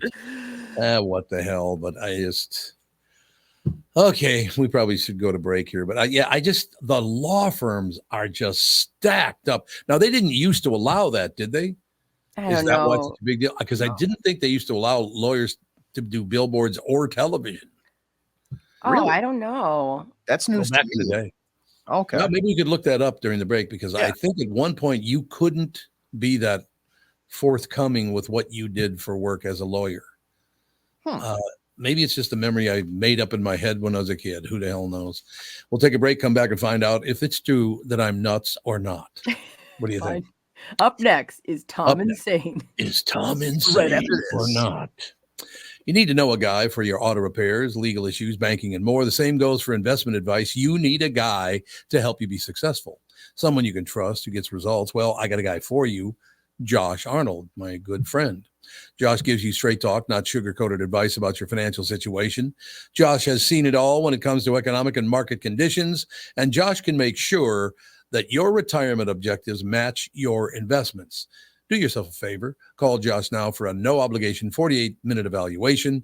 You got nothing to lose, and you'll get a different point of view for your investments. Call Josh at 952-925-5608. That's 952-925-5608. You will be glad you did. Investment services offered by Josh Arnold Investment Consultant, LLC, a security and investment advisor. Past performance is no guarantee of future results. All investments involve risk. All comments and opinions are Josh Arnold's and do not constitute investment advice. I'm Tom Barnard, and I'm a paid endorser.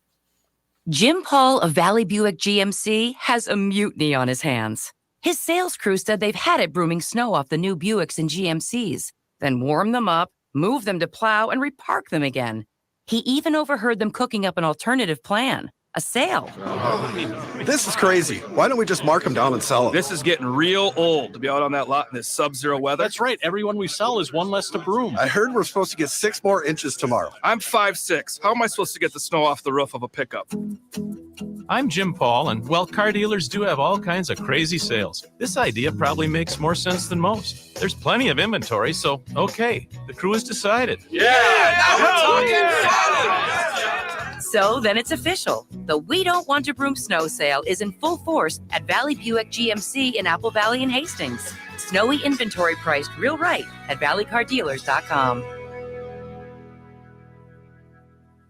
This is Bob Sansevier, and I want to tell you about Dave Bialki from Bialki Law. Dave represented my wife, Mary, when she had a significant workplace injury. She was very happy with the job Dave did. If you have a work-related injury and have Dave represent you, I'm betting you'll be happy too. Dave is a down-to-earth guy. He grew up in northern Minnesota, rides a Harley, and worked various jobs doing concrete, electrical, plumbing, roofing, and carpentry work. Dave works for people with work-related injuries. If you work construction, or anywhere for that matter, and you're hurt or even just hurting, you should talk to Dave. Let's face it, our bodies wear out. If your body is worn out from work, if your knees or back or shoulders hurt from things you do at work, do what Mary did. Call Dave and talk to him about it at Bialki Law to set up a free initial consultation. The number to call is 763-571-2410. That's 763-571-2410. Or visit bialkilaw.com. That's BIALKE law.com.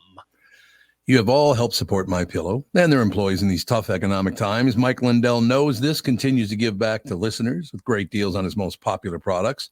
Right now, you can save 50% on Queen and King pillows, the original My Slippers, and the MyPillow 6-pack bath towel sets. Well, they're back in stock. The proprietary technology makes them extremely absorbent, yet still provides that soft feel you look for in a towel. The set comes with 2 bath towels, 2 hand towels, and 2 washcloths. Regular price is $79.98. And for a limited time, you can get this 6-pack towel set for only $39.98 with promo code TOM. That's a 50% savings. So go to MyPillow.com, use promo code TOM to save 50% on the MyPillow 6-pack towel sets. That is just $39.99 for a set. This deal will not last long. Enter promo code TOM for this special and many more. We are back, ladies and gentlemen. You guys are going to have to help me through this one because I don't understand how you stay in business if this is true. You ready? Okay. Yep. Wait a minute. Got something popped up on my screen here. I got to get it off here because it's covering up. I can see. Oh, there we go. No, it's gone. Tevin was covered up with an ad. It's for the are best. you selling ads? Is that what you're doing? Selling ads? I mean, I'll sell anything to make a little money. I've been renting out my square on StreamYard to Mattress Plus. You want your logo? Mattress. That's yeah, send me a couple dollars and we'll make it happen. Okay, explain to me how this business can stay in business if this is true. Netflix report confirms it has thousands of movies and shows most users don't watch. Oh, yeah, Well, I if bet. you're paying for that content and nobody's watching it, how the hell are you not broke? I don't know. I guess I would assume, like, yeah, obviously because they have so much stuff on there. If they have a movie that was released, 10 years ago that everybody's already watched, now that they're not watching it anymore, that's what I would. Maybe they just have a backlog that they can get rid of without really anybody noticing. They say thousands of titles fall in the platform's least viewed category with about 100,000 hours watched. So there you go. Across everything. That's like nothing then, right? It's pretty much nothing. 100,000 sounds like a lot, but that's pretty much nothing. Viewers watched 100 billion. Jesus. Viewers watched 100 billion hours of Netflix total between January and June 23. Just in a 6-month period, 100 billion hours. That's some pretty valuable time, I would imagine. You'd probably make a little money from that, don't you think? Yeah. And Bob Sansevier is accredited with about half of that. Power watching. Yeah. Oh, God, yes. Oh, I thought you were doing the commercials. Hey, Tom, I got a commercial for you. I just thought whenever we have a Bob Sansevier commercial, it's like, we'll be right back right after this. Hey, you can go buy this. I can't believe that man watched 11. He has so many kids. He has a full farm with, I think, 60 horses, and he watched 11 hours of Fargo that weekend. That's correct. Hey, Mary, I'll see you in 12 hours. I'm going to go watch an entire season of a show. I'll be back. Don't bug me. That is such a sandy thing to do, though. Yeah. And Tom, I laughed so hard because Tevin did a clip of it, and he was like, "Yeah, I finished." And he goes, "Tom, where did you finish too?" And you said, "I've seen 2 episodes." Yeah, I'm not going to watch 11 straight hours of anything. Yeah, I think 11 hours. Correct. It's a great show. There's no question about it. It's a really, really good show, and it gets better as it goes along. I think I'm about halfway through now. But there's so many good things to watch on streaming now. I don't want to sit down for 11 hours and watch one thing. Have you crazy seen, bastard? Have you seen some of the maybe the uproar that Max is getting, or just like streaming services in general are starting to get now? No, what's up? So Max just recently, without any notice, removed the Watchmen series, which was a like standalone exclusive HBO production, and they just removed it. It was regarded as one of the better series of the past year. Just snap, it's gone. So people are like, well, I wanted to watch this, or I was like halfway through, now I can't finish it. Why is that? I feel like that's so weird to allow, that you can just remove that type of stuff. And I understand if it's one of these things that maybe Netflix has, where, if you're watching Dorothy and Me, a movie that you and 3 other people in the entire US have watched, yeah, take it off with no hesitation. But for some of these other major shows that have a big budget and big stars and, awards that they were nominated for, it's so weird that you can just remove them willy-nilly like that. I agree. Netflix released its first report detailing which shows people are binging and which ones they aren't on Tuesday. The streaming giant announced its plans to publish What We Watched, a Netflix engagement report with data on over 18,000 titles twice a year. The first report covers the content viewed between January and June 2023. Over the last 16 years of streaming, one constant has been people asking for more viewership data. Netflix co-chief executive officer Ted Sarandos said, according to Bloomberg, movies and shows on the platform have been viewed for more than 100 billion hours in total. Top performers like how much is a monthly on Netflix? I don't even know. I think it's like $15. Oh, is that all it is? Really? 15? Yeah. Yeah, it's like 14 or 15 bucks now. Oh, okay, that's good. Top performers like the thriller series The Night Agent, raked in over 812 million. I don't even know what The Night Agent is. What is that? It's super good. I liked it. I don't know. Are you a fan of like the CIA super spy type of shows? Do they tell the truth about it, that most people in the CIA and the DOJ are filthy pigs? Yeah, do they, Tevin? Yeah, that's actually their opening line, is just running around the CIA. Tevin, is this a Suits spinoff? No, I hate you, Brittany. Are you a big Suits guy? Is that what I've watched? Like, okay. Anyway, no, Night Agent is this guy that he sits and his job is to answer, the emergency phone. If, some super spy CIA agent is in trouble, the phone never rings. And then one day while he's filling in, it rings and now he has to go save the world type of thing. So it's good. Yeah, it's good. It's a lot. It reminds me of the movie Safe House with Denzel and Ryan. Oh, okay. It's kind of like maybe I'll give it a view. Seriously, we found so many great series now all over the map on streaming. It's like I said, for me, television's the best it's ever been, because you couldn't possibly watch all the really good stuff that's out there. Which is, well, here's an example. The Night Agent, you loved it. I have never watched it, so now I learned something new today. But there were still thousands of titles with 100,000 hours viewed or less. The report only includes those watched for over 50,000 hours. But Netflix rounded to the nearest 100,000. It's unclear exactly how many of the roughly 3,800 titles exceeded or fall short of the figure. Of the least watched titles, most of them aren't available to stream globally. And some of them, like Dolly Parton's Christmas on the Square, are holiday movies that might get more viewership in the latter half of the year. Well, yeah, I'm not going to watch Christmas on the Square in July. Right. Which is why I think it's not as surprising that they have so many, because like they go, they're like Rambo is a movie that doesn't have a lot of views. And it's like, yeah, that makes sense. There's not a huge audience that's rushing to Netflix to watch Rambo. Yeah, not anymore, because that movie's about 35 years old? Well, more than that, probably. Right. When did that come out? The original Rambo, it wasn't in the 70s, was it? It might have been, though. I do not remember the first Rambo. It was a good movie, though. I do remember that. I've always liked Stallone, and he's not a great actor, but I just like him anyway. First Blood came out in 1982. So it was 82. Holy God. Well, it was just a couple of months ago, about almost 50 years. Don't even worry about it. Jesus. Yesterday. Holy Hannah. Cult classics of the past, like Basic Instinct and 2 Rambo movies, were among the least viewed titles, while the most recent Rambo installment from 2019 pulled in about 6.3 million hours viewed, according to the report. I would guess that's because people, if they did love Rambo the last 45 years, they probably watched it about 45 times. Once a year, if they loved it that much.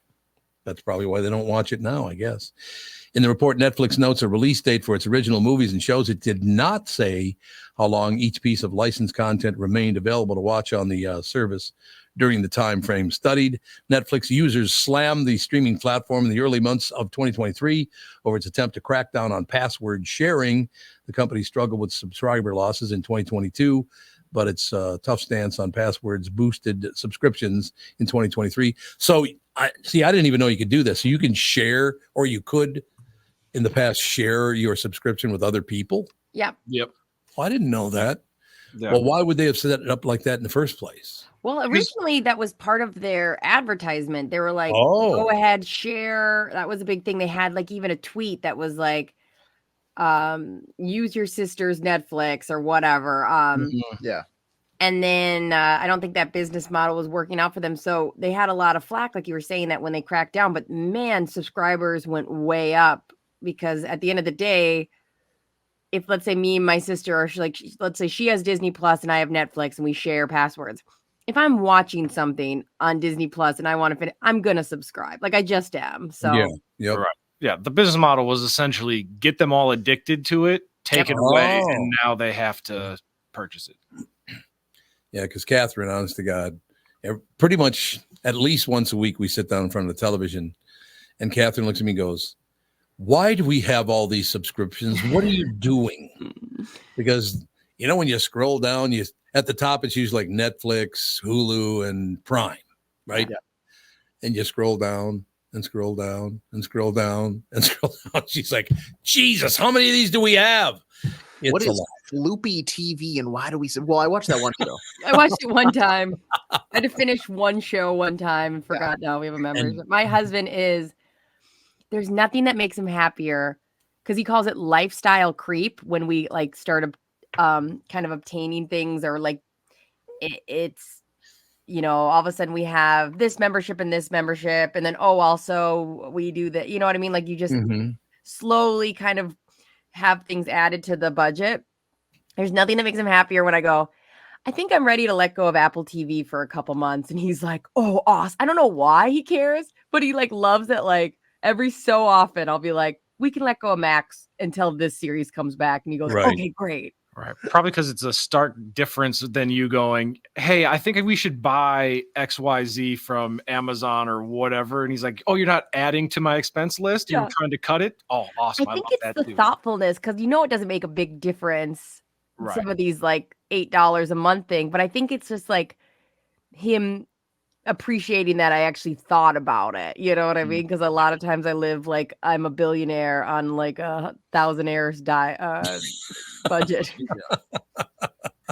Well, that'll happen. Are there any things that you guys really, is there a site that most people maybe don't even have or don't even know about that you guys have that you'd recommend? Because I really don't. I know we got a lot of them, but you use them for different things. But you know what? I just realized something, and I didn't do it on purpose. I don't think I've ever watched anything on Apple TV.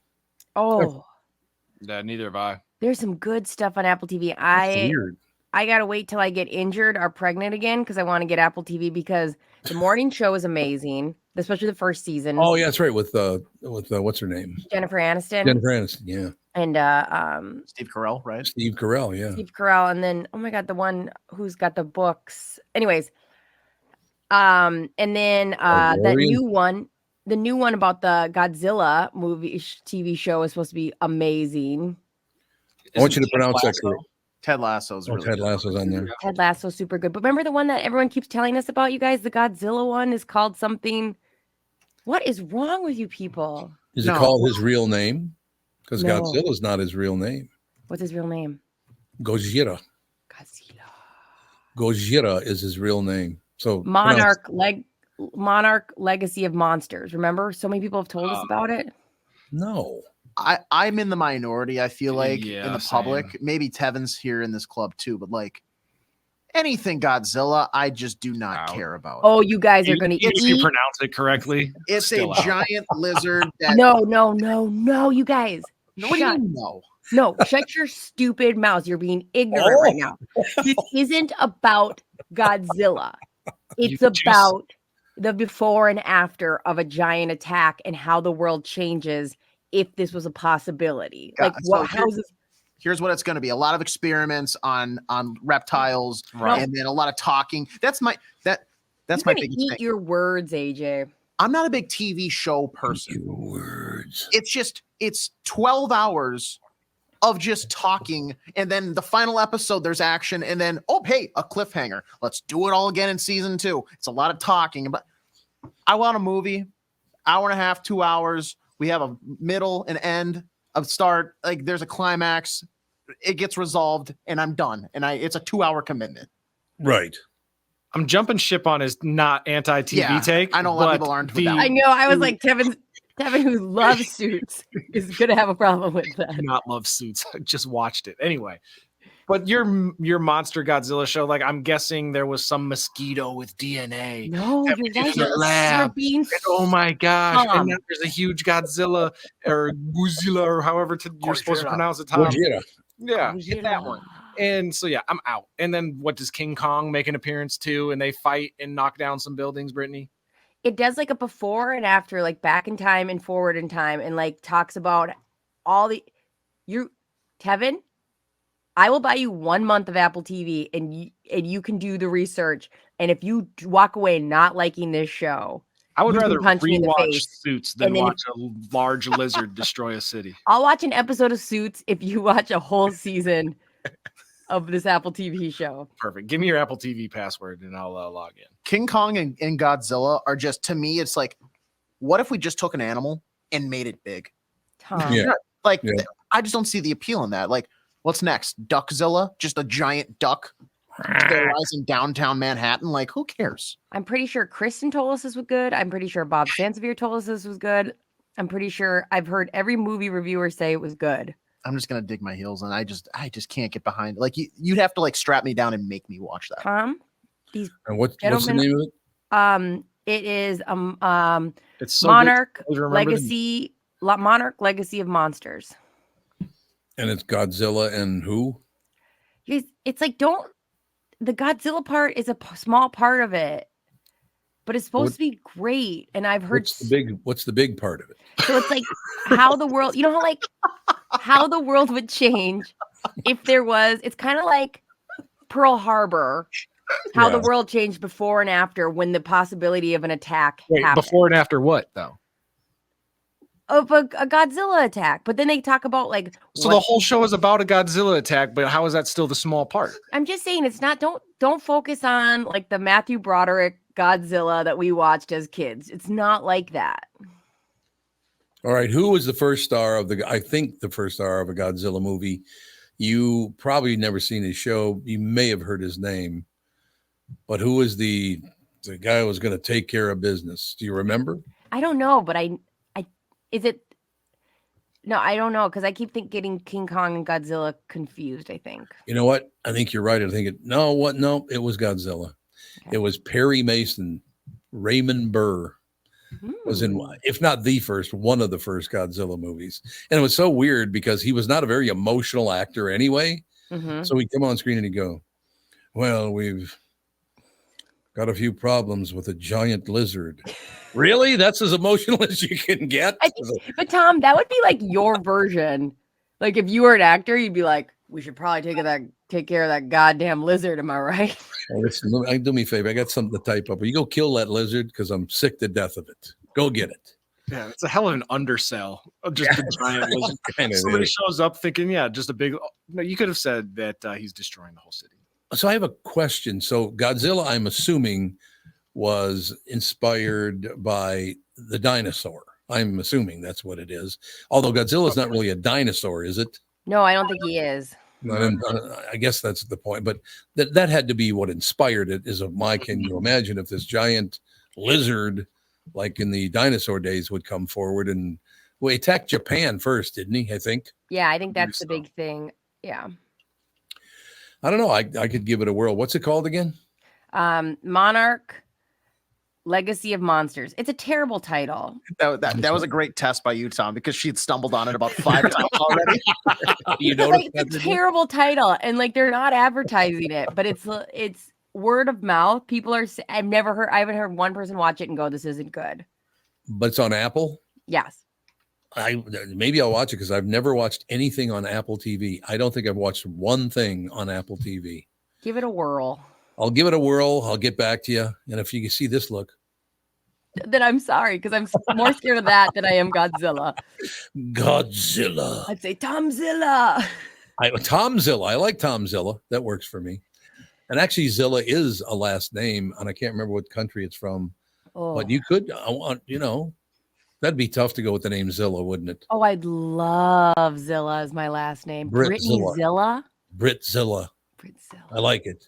See, the only one that wouldn't work is AJ Zilla. That just doesn't sound right. I don't know. It sounds like awesome AJ Zilla. That's an awesome rap name. AJ Zilla. God damn. Yeah, that'd be perfect. It'd be wonderful. Tom, this is going back to last segment, but just to confirm whether or not you are nuts, you're not. It looks like lawyers actually were banned from advertising on TV back in the day. Yeah, they were. It wasn't until about the late 70s when a Supreme Court decision ruled that they could start like advertising on TV because it was before considered unethical for them to advertise their services in such a manner, whatever that means. I remember that. They couldn't be on billboards or anything, not just TV, but I'm pretty sure they wouldn't let them on billboards even. And then that all changed because, well, I mean, I'll be honest. One of the reasons it all changed is when's the last time that you heard somebody in power that wasn't an attorney? That's what I was just going to say. That's a strange law. Like, how did that ever get passed? Every politician is a lawyer. Yeah.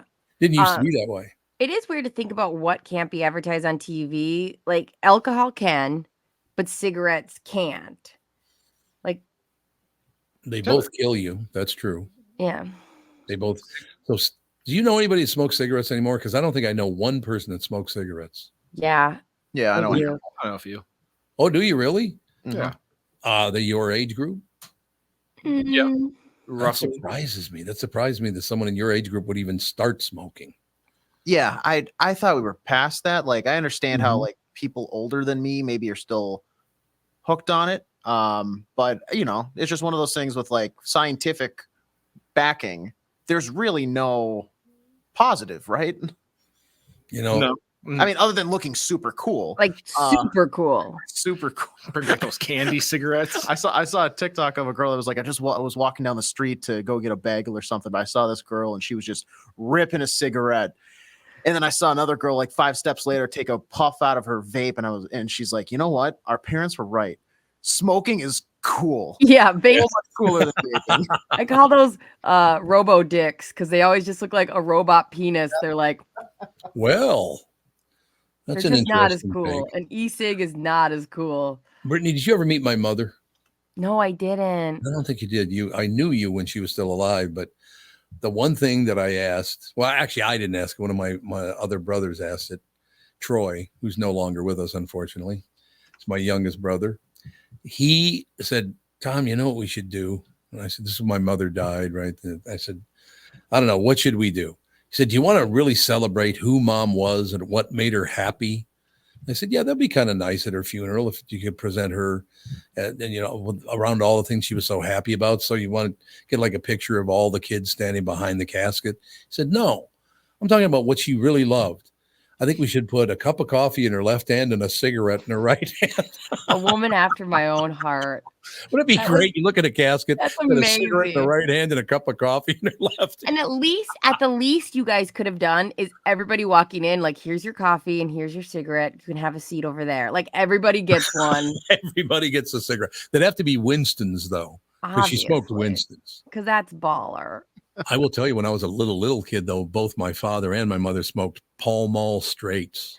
Whoa. Wow, that's impressive. I used to buy, when I was in my 20s in college at UMD, I'd buy whatever was on sale. And Sure. sometimes it was Marlboro Reds. Now, for Tevin, who has never smoked, but the rest of us obviously have, what is the difference between some of these? So lights, like Marlboro Lights is a common. Most people drink lights. They've got like a thicker filter, so you're not getting like pure octane.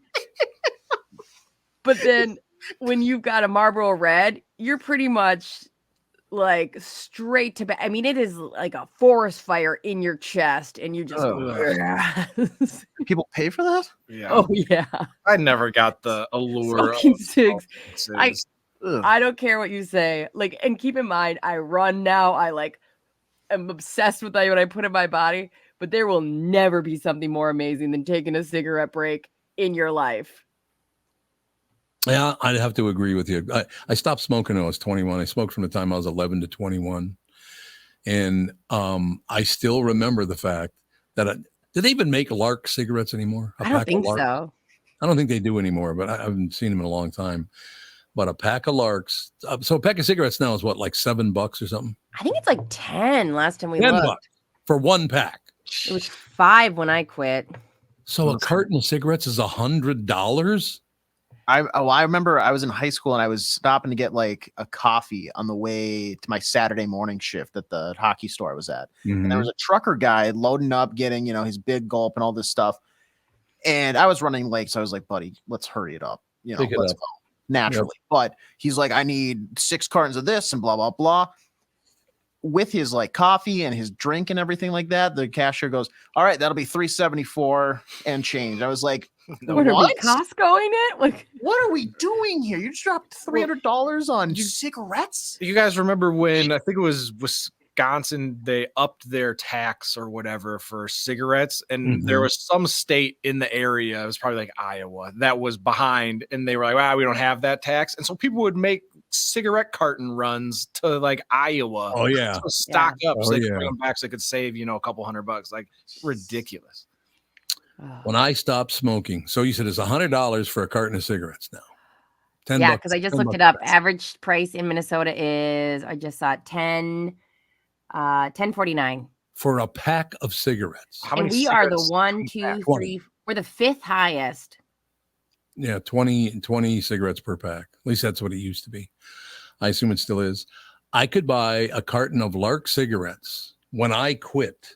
I could buy a carton for $3.20. I mean, think about that. Yeah. But you still see that. You watch old movies and all the rest of it. I'm sorry to tell you this, but, things are a little tough. We had to raise our prices. So the 4 of you, your lunch is going to come to almost $2. Okay. Or whenever they would watch old movies and they throw down a couple, like, you could hear coins. Oh, yeah. For a pack of cigarettes. Absolutely. You're like, I'll take a pack of Marlboros. And you're like, were those just coins? Okay, I won't say which company it is, but I got to run some by you guys because I thought wait a minute, what is this now? So there is something that Catherine had to send back to Minneapolis, right? She had to send it back. It was, I'll tell you, it was a pair of children's shoes. Okay. That's what it was. She sent it back. $80 to ship those shoes. She better not have. Did she do it? $80. Did she do it? I guess. I don't know. Because I promise you there's no kids' shoes that cost more than like $30. No, this is just to ship them. I know, but that's what I'm saying. Like, it wouldn't make sense for her to send them. No, I see what you're saying. Like, Alex or Andy should have just bought a new pair of shoes. 2, to be honest. $80 to ship a pair of kids' shoes. Yeah, no. Jesus. That feels like a highway robbery. Was there a tape tax or something on this? Like, what is happening? It's those irregular size stuff, man. They get crazy. But you got to just get one of those, if it fits, it ships boxes where you stuff the little kid shoe in like a little bag or something that's not supposed to go in, that costs $10. Yeah, that seems a little excessive. Did you overnight it or something? She must have, yeah. But that still, $80 for overnight's a hell of a lot still, isn't it? Unless they were like orthopedic braces, No, they throw those shoes out. Kids' shoes are so cheap. I think for $80 you get like a personal service guy who has a chain box to his wrist in his own truck, and it doesn't leave his side until he drives to the destination. Like that's what $80 shipping gets you. Yeah, he better put those on the kids' feet and tie the shoes. Like that's. I would pay someone $80 to put on go-go shoes some mornings. Okay, by the same token, though, Catherine and I went and had lunch yesterday. We each had a bowl, not the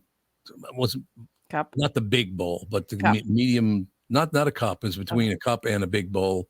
Okay. It's that kind of size of chicken noodle soup. And we got 6 chicken wings. So we got to have 3 chicken wings a piece. And that was $77. Where are you eating, sir? Yeah, I'm just telling you, honest to God, everything is incredibly expensive now. Isn't that amazing?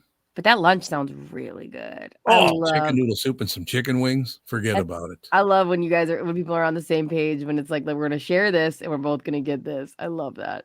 Catherine and I do that quite often, actually. We really do. How often, how many days a week do you go out to eat, Tom? Not that many, couple.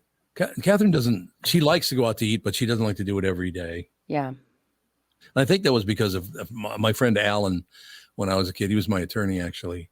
He never, ever ate at home. Never. Breakfast, lunch, and dinner were all in restaurants. There are people like that blow my mind. Like even just like something simple. They don't have toast. Like they'll get breakfast sent in. And you're like, don't you ever just want toast at your house with no interactions? Like I would. Same. Especially brioche bread in the toaster. Are you kidding me? Or challah. Brioche bread. Oh, challah. I love it. Who twists that stuff up? I mean, challah, it's like twisted bread. It's braided. It's braided. Yeah, there's a better way to put it. It is braided. Yeah. It's phenomenal bread. I know. I go to Crossroads Deli and get my challah. It's, oh, God, it's phenomenal. It's so good. No question. We do have to take a break here. It's getting to be that time. Ladies and gentlemen, so happy to welcome back our longtime friend, Sabre Plumbing, Heating, and Air Conditioning. Just got a Christmas card from Steve yesterday. Thank you, my friend. So here's the deal. I've known Steve, the owner, for many years. I completely trust Sabre to keep my house comfortable. Why? Sabre does everything the right way, and they always put the customer first. I love the team at Sabre, and I'm not lying about that, because their service experts are experienced NATE certified technicians. They're not salespeople. Their pricing is completely upfront. They fix only what needs to be fixed and nothing more. Sabre is dedicated to giving customers what they need when they need it at the fair price, keeping your family safe and comfortable without breaking the bank. Give Sabre Heating and Air Conditioning a try. I know they'll take care of you just like they've taken care of me and my whole family, as a matter of fact, which they have. Whether you need a new Bryant furnace or air conditioner replaced, or just simply need a service call to get you going again, go to saberheating.com. That's SABRE heating.com. Sabre and Bryant, whatever it takes. Is that text you're sending so important that you miss your turn? Is that text you're sending so important that you ran the red light? Is that text you're sending so important you didn't see the ball coming onto the road or the child that followed? Hi, I'm Mike Bryant from Bradshaw & Bryant. When you take your eyes off the road for even 4 seconds, your vehicle travels 100 yards. That's the entire length of a football field. If you absolutely have to text, you need to pull off the road somewhere safe and do it from there. Texting and driving is against the law and can cause serious injury or even death to you and others. Now that is important. We hope you're never injured in a collision, but if you are, please contact us. Find Bradshaw & Bryant, personal injury attorneys at minnesotapersonalinjury.com. Going farther with Mike Bryant on your side, seeking justice for the injured. Bradshaw & Bryant. Tom here, and I want to discuss a partnership that has been wonderful in my life, Zero Res Carpet Care. Very good friends of mine. Nothing is better to someone with a family than having a completely clean home. Your carpet is the biggest filter in your house. If you want to talk about pet dander or foot traffic, dirt from the outside, they all eventually reside in your carpet. So, Zero Res Carpet Care. Listen, around the holidays, you need to contact ZeroResMinnesota.com or call 952-ZEROREZ. That's 952-ZERO-RES. They clean your home with their electrolyzed pH-elevated water that doesn't use chemicals or soaps that smell like a janitor's closet like other cleaning services. How about a Tom Barnard deal? Well, here it is. Get 3 rooms, 0 resified, starting at $129. And don't forget your air ducts. Mention me, and they'll discount your air vents by $75 too. This is for the entire month. So call them right now, 9520-RES, backward or forwarded, spells the same, or book online, 0resminnesota.com. If it's available, ask for them to come to your place in the Tom Barnard named service truck. What an honor that was, by the way. Just mention me by name and get the special deal to get your home clean and your heart happy. 0 Res Carpet. Hello, I'm Brad Huckle, President and Chief Lending Officer at North American Banking Company. And I'm Michael Bilski, CEO at North American Banking Company. As a locally owned and operated community bank, we work with many multi-generational businesses. Take Personal Care Dentistry of Roseville, for example. Dr. Walter Hunt, also known as Painless to me, has been a longtime customer of the bank since we opened the bank in 1998. When his son Kyle was ready to join the practice, they wanted to expand quickly. With their additional space and equipment, they now are able to see more patients each day while providing the same level of care and service. Okay, guys, I'll take it from here. If you run a family business or any kind of business for that matter, you should be banking with Brad and Mike over at North American Banking Company. Every time I deal with them or their team, I know I'm working with experienced professional bankers. So why not bank with my banker? North American Banking Company, a better banking experience, member FDIC, equal housing lender. All right, I have to run these by you guys because I kind of like this kind of thing, but some people find it to be too silly or weird or something like that. Mm-hmm. Uh-oh. Oh, Jude just opened the door. Not a bad. Did you see that? Judy just opened the door behind me. Good job. He just walks up and goes, pick. In any case, 3 things your Amazon driver hates to deliver. You guys like those kind of stories? I guess it depends on what he hates to deliver. But I mean, it's always their top story.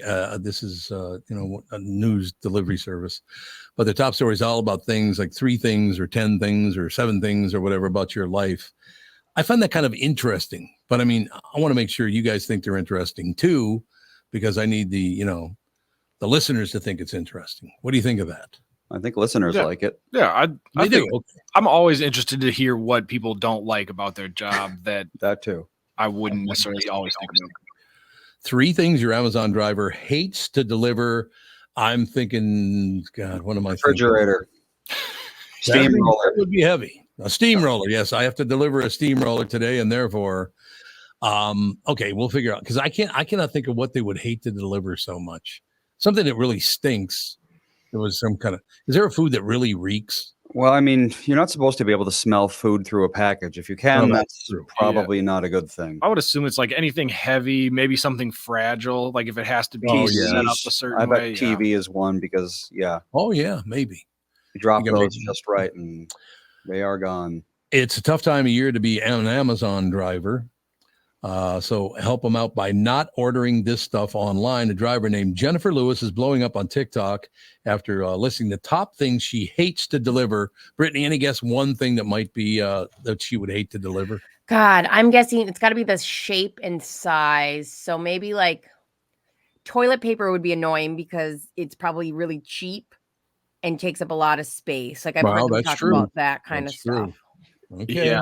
You might be onto something. It's a list filled of stuff that is you could really just go to the store and get this yourself, but you're wasting my time. There you go. I like it. Okay, here we go. Number 1 is kitty litter. It doesn't last. It doesn't take long to go through it. So people are constantly ordering it on Amazon now.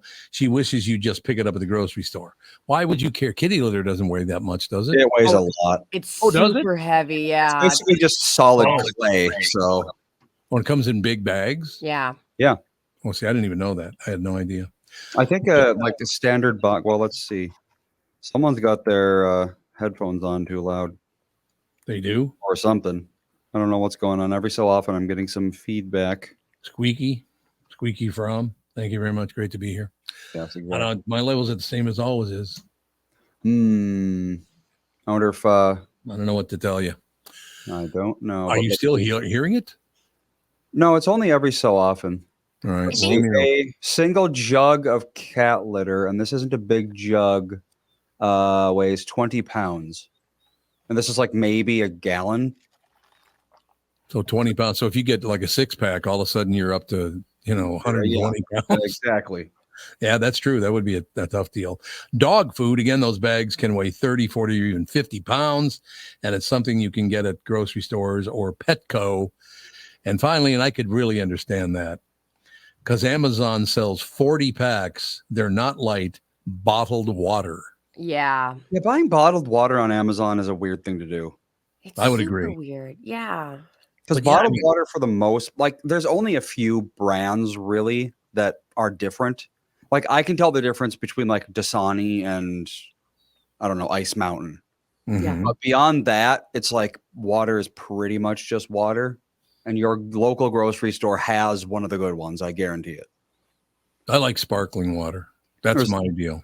Cat litter, like, I get, because bad cat litter is bad. It's like arguably worse than nothing. Yeah.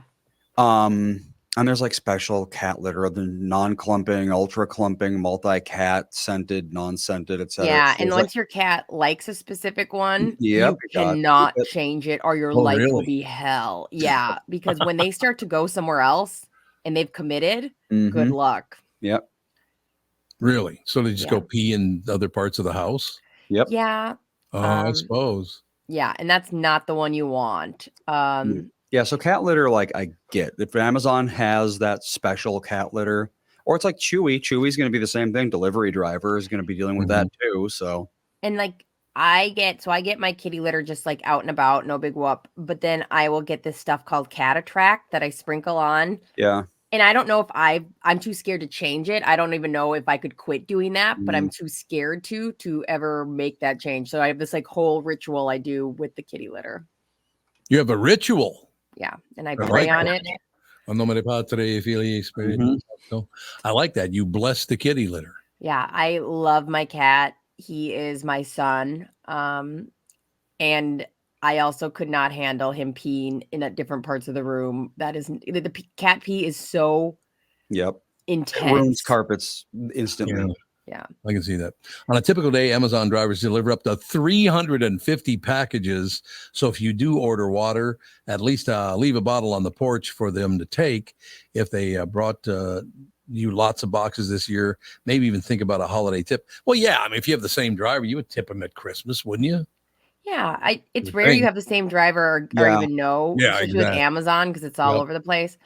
I think you also have to start asking yourself, do we want stores around? Because if you're buying things like water, for real, you've just told me that like you don't want to be able to pick anything up at any point. You want, and that's fine if that's what you want. I want stores around. Like, I don't need every store to exist. I'm not going to go buy everything all the time, but like water, you're not going to go to a store around here. So people like for what, and you want a giant box to have to deal with it as well. Like, yeah, it's something like even like convenience stores anywhere.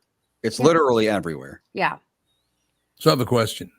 Would it be okay for me to call a driver to go pick up a 55-gallon drum of the cheese balls at Costco? Yeah, but that driver weighs nothing. That probably weighs nothing. You know what? And this is where you go and tell Andy to do it and pay him money. Like, this is our Tevin or me. This is when you can employ one of us to go grab that for you, because that's a pretty fun task. I got to be honest with you. I'm a big Costco fan. I love going to Costco because anytime, I was thinking of buying a couple of those protein bars, and you pick up the bag and there's like 750 of them in there. It's like, my God. Yeah, this gigantic jug of cheese balls from Costco. Weighs 2 pounds. That's it. See, so I'm being kind to the driver. And I don't know like what the volume of the package is, but I would guess there's got to be at least a couple hundred cheese balls in there. See? So there you go. That'd be a good one. What could be better? That's all I'm saying. So yeah, that's the whole deal. Just make sure you leave a holiday. Well, you want to leave a holiday tip anyway, but like you guys just pointed out, well, you don't always get the same driver. So how would you do that? Yeah. I mean, I've never even out where we live, we don't have the same driver. I don't recognize them ever. Same mail carrier, yes, but Amazon delivery driver, FedEx, no, it's always different. Well, no, FedEx, I suppose FedEx and UPS would be the same, but Amazon has their own special like drivers, and they're never the same. No, that is very true. I just found this could be good, or it could be that you guys all tear up. There's no question about it. You ready? What makes you feel most nostalgic over the holidays? Do you get nostalgic over the holidays? Yeah. You do? Yeah. I'm finding I do less and less over time. Oh, really? Even with Ethan being born, like there's some things that you want to do that you did as a kid. Well, I mean, yeah, there's like certain things. Of course, there's like 8,000 different Christmas movies that it's like, Melissa and I grew up watching. So now Ethan's got to watch them and that sort of thing. But I don't know. It's like after a certain amount of time, it feels more like a tradition than something that you're doing because you did it as a kid. It's like, it's not nostalgic anymore. It's just a part of life, basically. Indeed. For better or worse, the holidays are packed with nostalgia. A new survey asked people what ignites the most nostalgia during the holiday season. And the number one response was spending time with loved ones. Well, I would imagine that's what it would be, wouldn't it? If you don't see your family, particularly if you live out of town and you come back home for the holidays and all that stuff, that's a very, very important time. No question about it. Well, for 99% of people, Christmas growing up is about spending a lot of time with your parents and siblings. So it's like those people mean Christmas to you for the first 18 years of your life. No question. And my next door neighbors with the first 18 years of my life getting in fist fights over the holiday. That's, very nostalgic for me. Everyone's got that, like, oh, here comes, Craig, he's going to punch someone at dinner. It's like, I never saw that. Even you never did. Nope, you did not. We come from a storied line of alcoholics, and that still never really happened. No one got like mean during Christmas. No one fought each other. So it's like, I don't know. Yeah, why? Maybe this story will tell us what that's all about. Decorating the Christmas tree was a close second, followed by seeing holiday lights, holiday music, holiday movies, baking cookies, cooking holiday meals, receiving a holiday card, and vintage decorations. And some holiday traditions might only be done for the sake of nostalgia. In the same survey, 22% of people admit they probably spend more time planning and putting up their decorations than they actually do relaxing and enjoying them. That is not even possible. No, there's absolutely no way. That's ridiculous. No, I'm sorry. Putting up your Christmas tree, which we'll say takes you an hour. We'll go. Maybe you have a lot of lights and you put up a bunch of stuff around your house. We'll say it's 3 hours because you're singing and dancing and whatever else. Yeah. I mean, it's every day you're sitting around your house exactly looking at that. Even if you're the kind of person who's like, every single vertex on your house has to have a string of lights connecting to every other vertex. You're making one of those home improvement Tim Allen insane houses covered in stuff, and every shelf has an elf and so forth. Every shelf has an elf. Every shelf has an elf. It's still like a grand total of maybe 20, 30 hours. Yeah. And let's see, how many hours are in December? 744. So the ratio is still pretty good. Yeah, I would say so. I don't know who made that point. You spend more time putting up decorations, and it's not even possible. I mean, maybe not just staring at it. It's not like you're just like, this is my one thing I'm doing for the next 15 minutes is looking and appreciating my Christmas tree. It's like, it depends on your definition of enjoying, I suppose. Are you just like, if I'm not just like sitting at the tree, and basking in it, am I not enjoying it? Because it's like, I don't do that, obviously. Yeah. Right. But it's like having the tree there. It's always, you walk by that room, you look at the tree, it takes up, 10, 15 seconds out of your life here and there. It adds up. All right. This next one, ladies and gentlemen, I could understand. I've never done this, but I might do it from now on. What is the number one thing that Grubhub says everyone is ordering now? Chinese food. Nope. Oh, wait, are you talking about specifically on Christmas? It says now. That's all. It doesn't say Christmas. It just says now. What are they weird, like dolmas? I will tell you honestly, the number one thing I would do, this definitely sounds good. I've never done it, but I would do it. Number 2 is pizza with pineapple. Hell yeah. Why would they add pineapple? Why that specifically? Yeah. That's weird. So good. So does that mean pizza with pineapple is more common than pizza without pineapple? That's insane. No. It doesn't seem possible. No. Okay, the number one thing Grubhub delivers this time of the year, and I am going to try this just because I'd never thought of it, salads with French fries. That'd be good. What is going together? On? What? Oh, like two separate salad and some French fries, or French fries, yes. Okay. Not the French fries in the salad. They're okay. I mean, guess you got your salty, you got your salad's mostly just water, so makes sense. And the dressing is fatty most often. Or depending, or a vinaigrette. So you got your acid, you got your salt, you got your fat. There you go. Yeah, true. Very, very true. Sounds amazing. I would like to have a salad with some French fries on the side. That sounds good. Yeah. Yeah, I could do that. Agree? If I could eat salad. You can't eat salad? Nope. You poop. I've been able to eat salad in 15 years. Why does it make you have to go to the bathroom or something? No, it hurts my stomach. Oh, does it really? Yeah. No one's ever been able to figure it out. I wish I could eat salad because I used to go to Byerly's and get those chopped salads they have. Yeah, it's like a $30 salad. I would eat like 2 of those a day. Oh, nothing else. That is like my favorite thing. And then you just put in crazy things on it there. Yep, they're super good. I miss those. Yeah, they're good. I was just did that at Byerly's on Monday. And then I got like a box of those Ritz crackers with cheese in them. So I was like totally eating a salad and that. So it was like the naughty and nice. It was delicious. I have a feeling it's going to be like, I'm going to be 98 years old and they're going to burst into my room and they're going to be like, good news. We have a cure for not being able to eat salad. And I'll be like, but I don't have any teeth. So Andy, I'll run a 5K. I'll run a 5K for your lack of salad consumption. I think it's going to have to be more like a 500K. I will do enough miles to solve this problem for you. The ice bucket, the salad bucket, the dressing bucket challenge. There you go. There you go. French dressing bucket challenge. Brittany, I can't say who it is on the show, but the guy in this next story looks exactly like a guy that worked with us over at the Q, and you found him to be really creepy. That's a big bucket. I thought there was only 1 or 2, but it's a big bucket. Okay. So which is it in Tom's news stories? Yes. All right. I can give you the headline. Probably don't want to give the headline because people are going to Google it and know who you're talking about then. No, they wouldn't know the name. No, he just looks like the guy. Oh. Well, is it the story with a bunch of guys? Starts with drunk tourist. Oh, okay. No, yeah. Good luck Googling this specific story that starts with a drunk tourist. Very, very true. I wonder if I'll recognize him. I don't even recognize him, so I think it would work. I don't think this person looks a lot younger than I thought. Yeah, absolutely. I wouldn't know who that is. He looks like he's like 20. Yeah, he looks a baby face, so I don't even know who that is.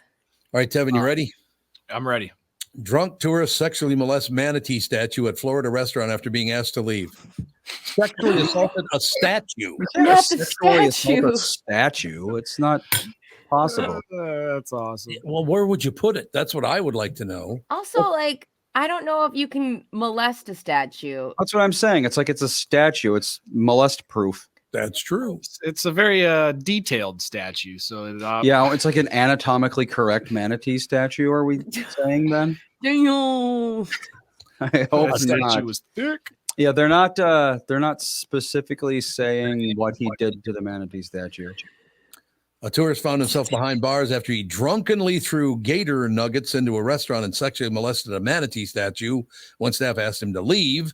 Anthony Lessa, 23, was arrested and charged with disorderly intoxication after the incident took place at two separate places in St. Peter Beach on Friday, Postcard Inn on the beach and Rick's Reef Restaurant, according to an affidavit from the Pinellas County Sheriff's Office.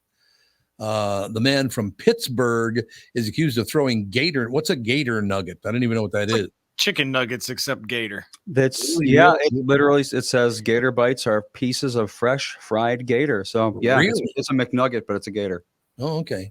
I've had gator before. It tastes good, honestly. That's good. So, hey, why not? Throwing gator nuggets into Rick's Reef restaurant, and deputies found more of them in his pants pocket when he was arrested. According to the Rick's Reef restaurant menu, gator bites are pieces of fresh fried gator. When staff confronted Lessa, he became belligerent and sexually molested a manatee. So he dry humped the statue. Is that what you're saying? Yeah, honestly, I have done that. I mean, maybe not to a manatee, but like been drunk and like jokingly been like, yeah, so stupid. Yeah, it's not good that you may have done that in your life. Think about it and get back. I'm so glad that there was not an article written about me when I dry humped the side of a fraternity as a joke. Like, right, with a pocket full of chicken nuggets. I've been this man. I have been this man. All right. So after he molested the manatee statue, Lessa ran off the property and down Gulf Boulevard toward his hotel, the Postcard Inn on the beach. And the hotel's manager called authorities after Lessa was acting disorderly near the front desk area. He was yelling and screaming obscenities at the front desk worker, according to the affidavit. When the manager asked Lessa to calm down and offered to escort him to his room, he refused to say what room he was in. I don't think I'd want to drink with this guy. I got to be honest with you. Or do we? I kind of do, and then just watch the madness unfold. Like I'll watch from a distance. I was one of those friends. Yeah. But I think he was doing a little more than drinking based on what they said later. He said they noticed his pupils were dilated in a highlight environment, which is pretty much textbook meth. That's meth, isn't it? It could be cocaine. Cocaine, which, I mean, what's the difference? Yeah. Coke, meth, amphetamine, it's pretty much all the same thing to me anyway. Yeah. All the good stuff. Yeah, if you like put one pile of one thing and one another. Well, I mean, I guess I could tell the difference between meth and coke. You would with the price, Andy. I'm just telling you. Yeah, I have no idea. And the people around you while you're doing one drug versus the other. Yeah, if I had to like prices right drugs, I would get it way off, I'm sure. I would too now, but I'm sure this got up. But like, it is a different vibe to say like you did coke or you did meth. Like it is a different. Well, I know coke is supposed to be like the high class stimulant, right? And at the bottom is probably is it crack or meth that's the cheapest? Probably crack. Probably crack, yeah.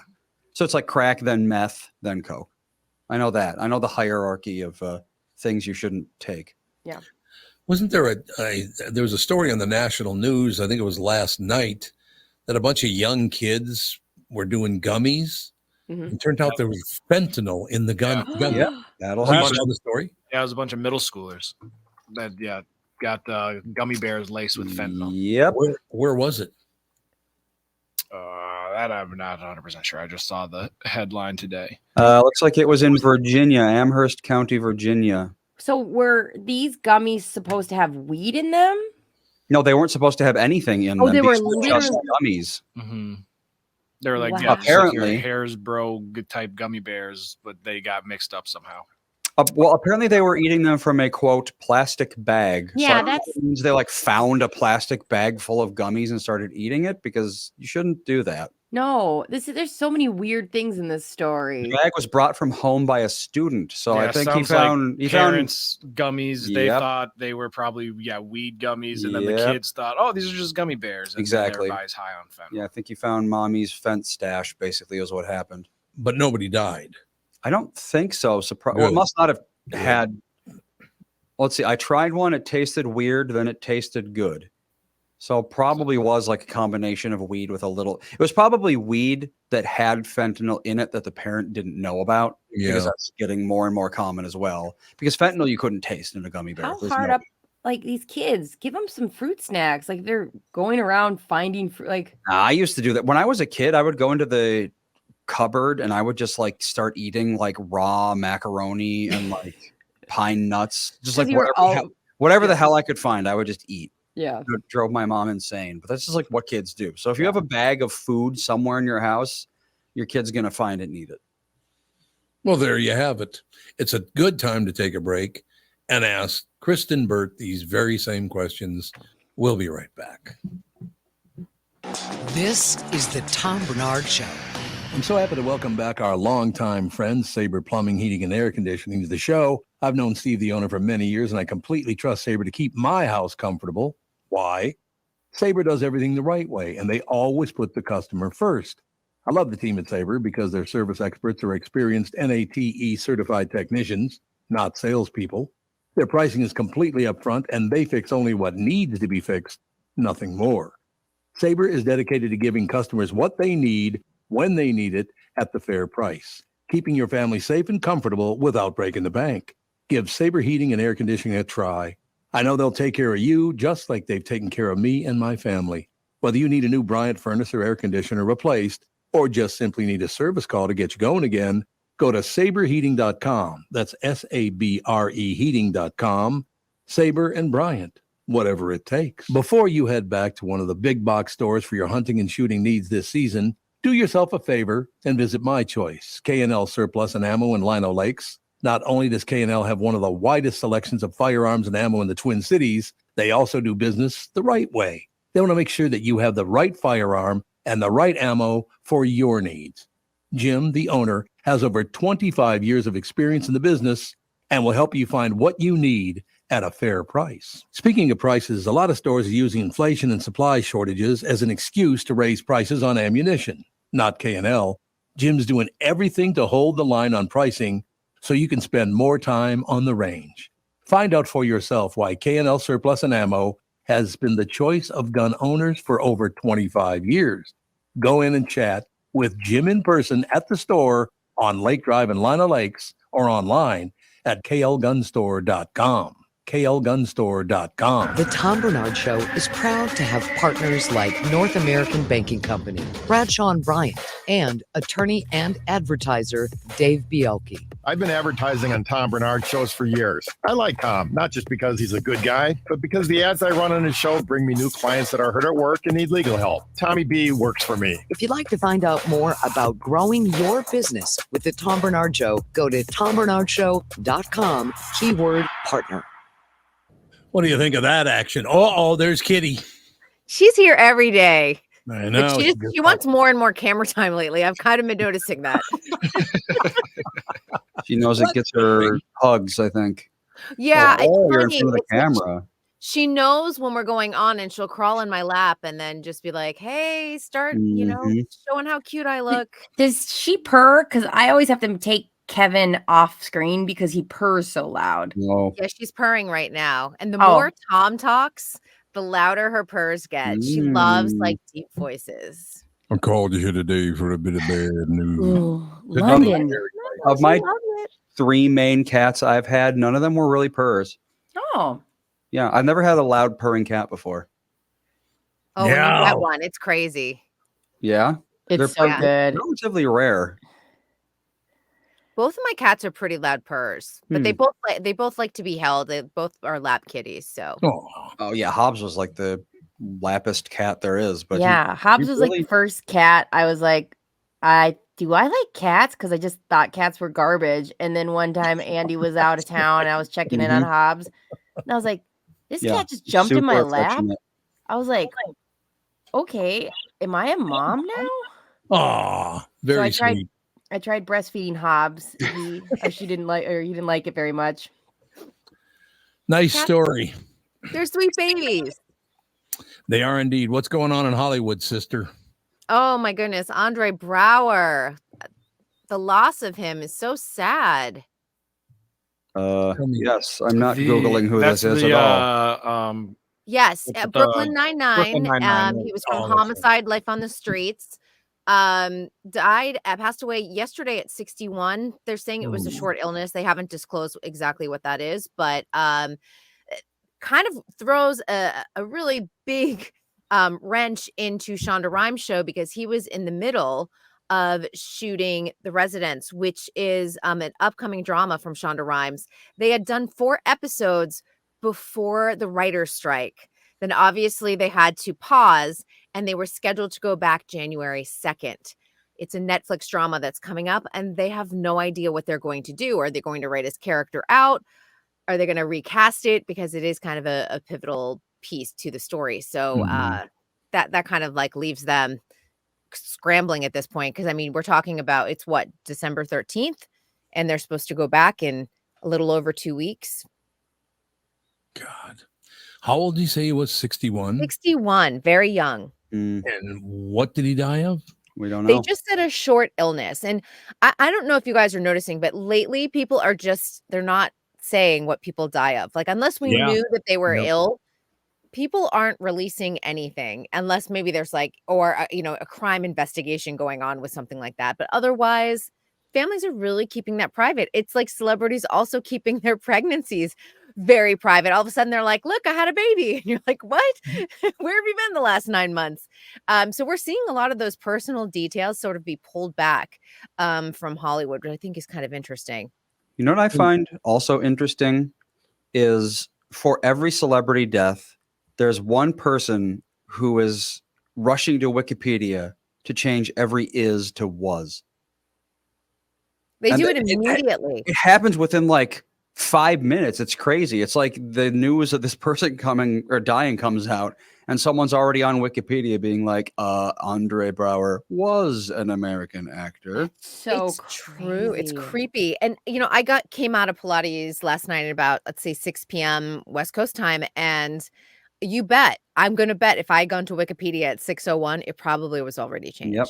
And it happens no matter how obscure these people are too. It's like there's Wikipedia articles for people. It's like, they did like one voice in one episode of a cartoon, and their Wikipedia article is updated like lightning. God, that is very, very sad. I just, first of all, I just lost a friend yesterday, but then I found out yesterday, I also lost another friend that I didn't know had died a while ago. Nobody ever told me. Oh, no. Do I know either of them? Well, no, I don't know. I don't think you knew. No, you did not know either one of them, actually. Well, one of them was John Romarchik, who owned a bunch of great restaurants in the state of Minnesota. And he's just a great guy. I really liked him a lot. Just being around him and his restaurants and all that stuff. But then I found a former Hubbard employee that I worked for a long time ago. I found out he had passed away too a while ago, and I never knew about it. Well, I know the Monte Carlo. I used to go there all the time.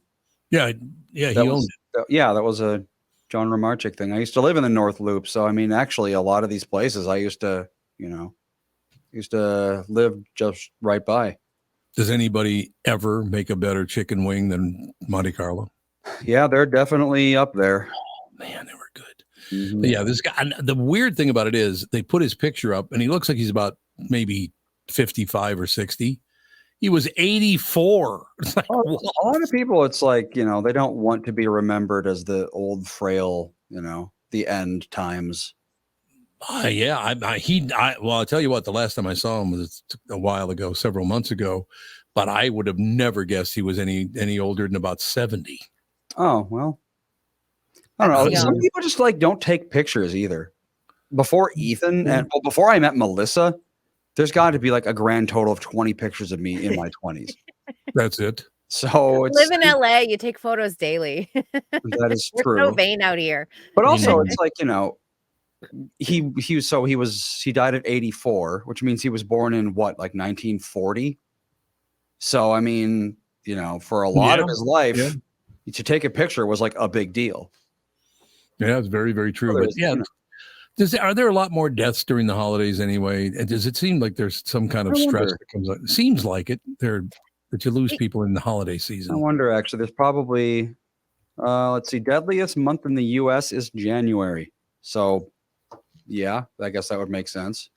So it after the always holiday. seems that way, even with celebrity deaths, because oftentimes, Hollywood shuts down right around the 15th for the holidays. But you always have a skeleton crew on in the newsroom, and those are always when the holiday deaths come in. And I remember I think about the year when Carrie Fisher, and then just several days later, Debbie Reynolds passed away. That was like, what is going on? Those type of situations that are just big celebrities, big careers, and not something you can just write a small obituary for. I got to be honest with you, Kristyn, one of my favorites, Carrie Fisher, one of my favorite people in the world. Because she had an edge to her like there was no tomorrow. Interviewing her on the Q, right, live radio, right, of broadcasting from Minneapolis. And Carrie used to call into the show all the time. I talked to her all the time. And for some reason, a new guy on the show, and I can't even remember who it was. It might have been Lastman, but I can't remember. But live on the air, he starts kind of poking the bear, He's instead of just talking, he's kind of trying to be a smart ass. Mm-hmm. And so he says some smart ass thing. There's a long pause. And she goes, really? Oh, and by the way, she used the whole word. She goes, really? F you. I will never forget that. She dropped the whole F-bomb on broadcast radio in Minneapolis. But she had an edge to her, which I love that about her. She was the one who was few celebrities who was unapologetically herself. Yes. And you can't say that very often about celebrities. She would tell you like it is. She would always tell you the truth. You'd get great sound bites. And those celebrities are few and far between in Hollywood. Everyone's so guarded. Everyone is so afraid to say something wrong, especially, in 2023. And she's missed. I mean, because she was unpredictable. And I think that was one of my favorite things about her. That's exactly why I liked her so much. She's a very smart woman, a lot of talent. And you don't like it, then hang up. I don't care. Yeah, and her mother was equally, it's so interesting if you go back and follow the history of Debbie Reynolds. She was like this America's sweetheart, but she really wasn't America's sweetheart in real life. She was very similar to Carrie in many ways, a little bit more body and, off the cuff. But she did tremendous things here in Los Angeles for the dance community. The Debbie Reynolds studio, unfortunately, did not survive after she passed away. Her son wasn't able to keep it afloat, and it's been made into condos. But that historic dance studio even was like where Madonna rehearsed her Blonde Ambition tour. Thriller rehearsed there. It was so sad that Los Angeles couldn't save it. And now it's condos after those people. Condos. Everything is condos now. Absolutely everything. Yeah, with like a Starbucks at the bottom. It's like it's such a bummer. And if you go back and if anyone's ever seen the making of Thriller, which you see John Landis, you see the rehearsing and everything, those were the studios, and they were beautiful and incredible, and they were huge, so people were able to come in and put up their whole tour setup, rehearse it, and then like go out on the stage, because it was, you can't just have these tiny little dance studios when you're rehearsing world tours or big, huge productions. Well, there's an article this morning, Kristyn, about Netflix has thousands of shows that no one watches. I don't doubt it. Do you see that article? So Netflix is finally releasing some of their metrics, and some of this is coming out of the strikes, because, the writers and the actors were saying, hey, we need a little bit more transparency to understand what's a hit show and what's not a hit show and why certain things are being canceled. And, they released their top 10 shows. And I think a lot of the shows are pretty much unexpected for some people.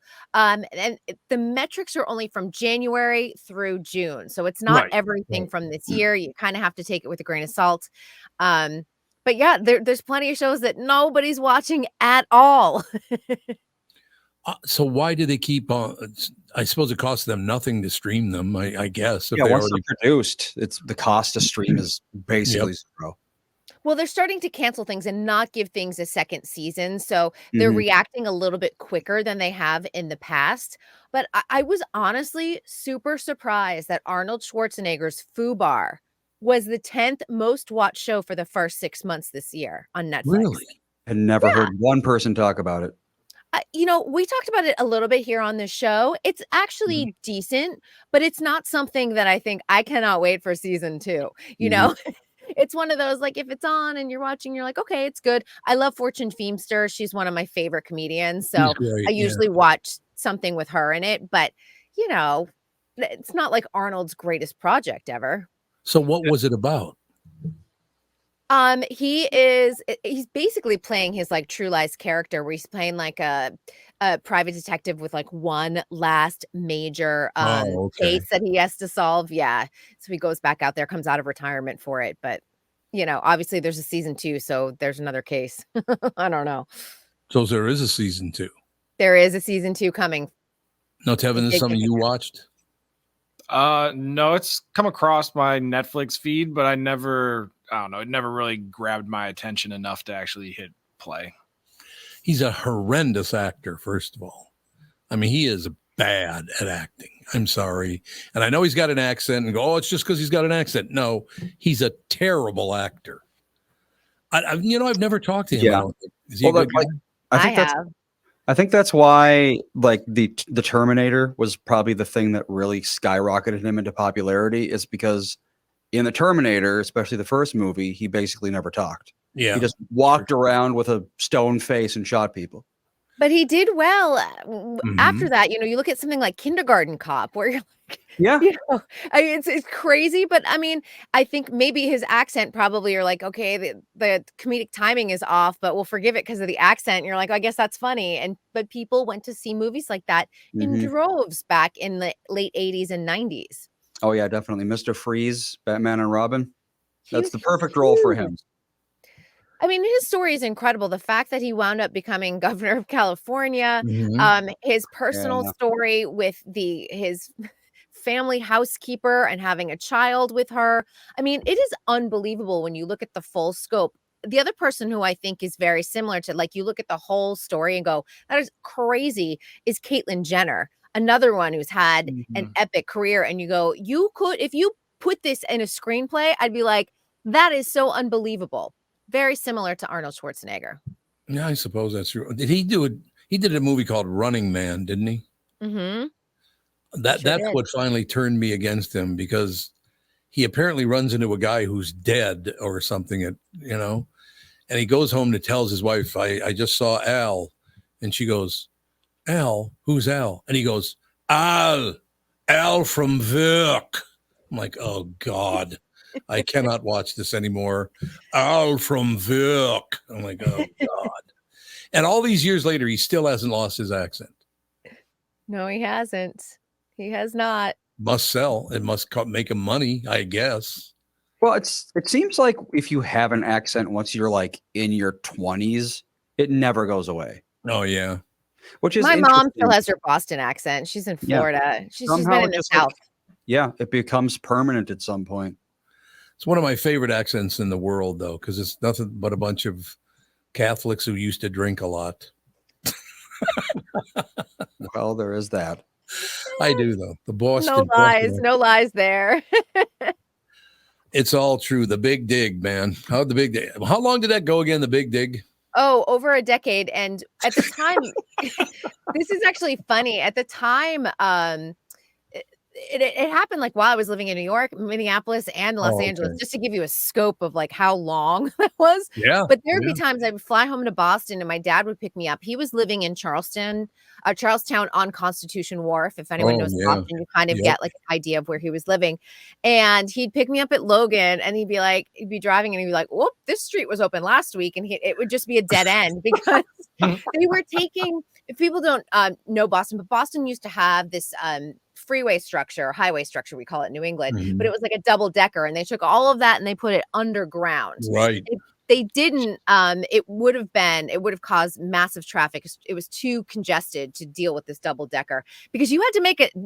I don't know if people realize this. You would have to make a decision. You'd be like, do I go to the upper deck or the lower deck? They were both going to the same place. But you're like, is the lower deck moving faster than the upper deck? And this is before, we would have Waze or anything like that. And it was like always like you would be sweating. Like, can I get to Fenway in time for like the Red Sox game if I take the upper deck? You just never knew. It was a crapshoot. But now that it's all underground, it's still obsolete. So they have to keep on doing construction. I still love that city, though. Boston is one of my favorite cities in America. I love it. And it's because of the attitude of the people. Yeah, good for you. Yeah, I love that stuff. It would like cut straight to the chase. I'm like, there is no talking behind your back. We're going to tell you to your face whether we like you or not. And then we're going to go on our date. And we don't, even if we don't like you, we don't wish you any ill will whatsoever. Right. It's just like, I don't really like you. I don't have time for you, but good luck and have a great life. See, I love that about Boston. You just get the truth right up front and everything's good to go. Absolutely. Right. Since we're talking Boston, there's a great documentary going on HBO or Max, depending on whether you're streaming or whether you have cable, called Murder in Boston. And some people may remember this case because it was huge. It was the Chuck Stewart case. He and his pregnant wife were leaving their birthing class and they reportedly got shot right outside the projects because they had been carjacked. Jeez. And do you remember that case, Tom? Yeah. Yep. Yeah. And I don't know if I want to spoil it all, but it wound up, it really created like a kind of a hyper focus on race relations in Boston and how Massachusetts gets looked at as a very liberal state, but it's a very segregated state. And this particular documentary is done by the Boston Globe in conjunction with HBO, and it is so well done. They really get into the nuances and going back to desegregation when it comes to schools and busing. And they go from like kind of the 70s up to what they consider the crisis point of the Chuck Stewart case, because of course he said the person who shot him, I should say this as the whole icing on the cake, it was a black man who shot him and he was a white guy. And of course, you know that there's the twist of who actually shot his wife. That's exactly right. No question. Yeah, that's interesting what you were just saying. I'm sorry. I thought you were finished. Go ahead. No, go ahead.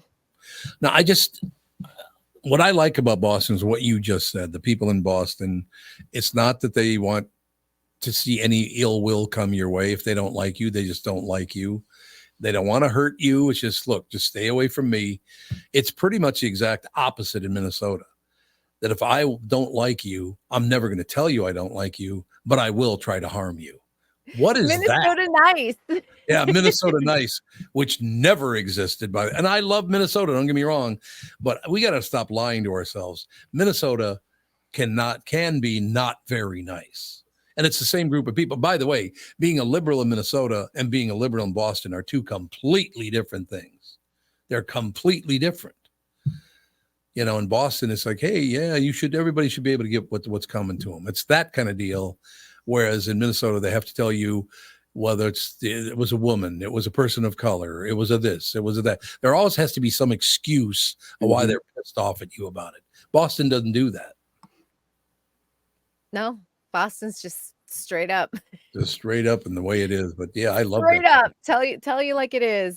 But yeah, Minnesota was interesting. When I lived there, it was I found it really hard to make friends because so many people had grown up here and were really rooted in the state.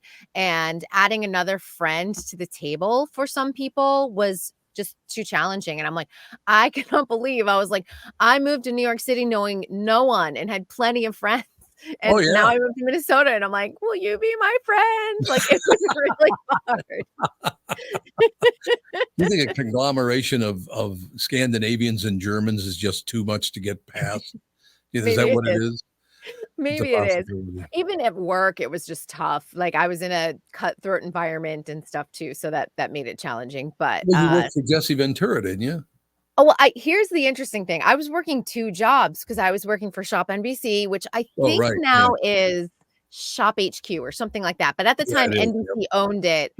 And so I had that. And then when I worked for Jesse Ventura, all of the crew was from Los Angeles. So I wound up hanging out with them. So I didn't really get myself entrenched in Minnesota because then my friends were my Monday through Friday LA friends who would fly in for work and then go home for the weekend because the show was originally supposed to be filmed in LA and he wanted to do it in Minneapolis and they had already everything was in motion. So they paid for the cost of housing everyone and flying everyone in and out every week. Man.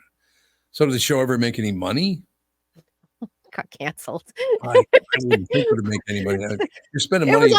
Listen, it was on MSNBC. Nobody watches that. So that's true. What was he doing on MSNBC?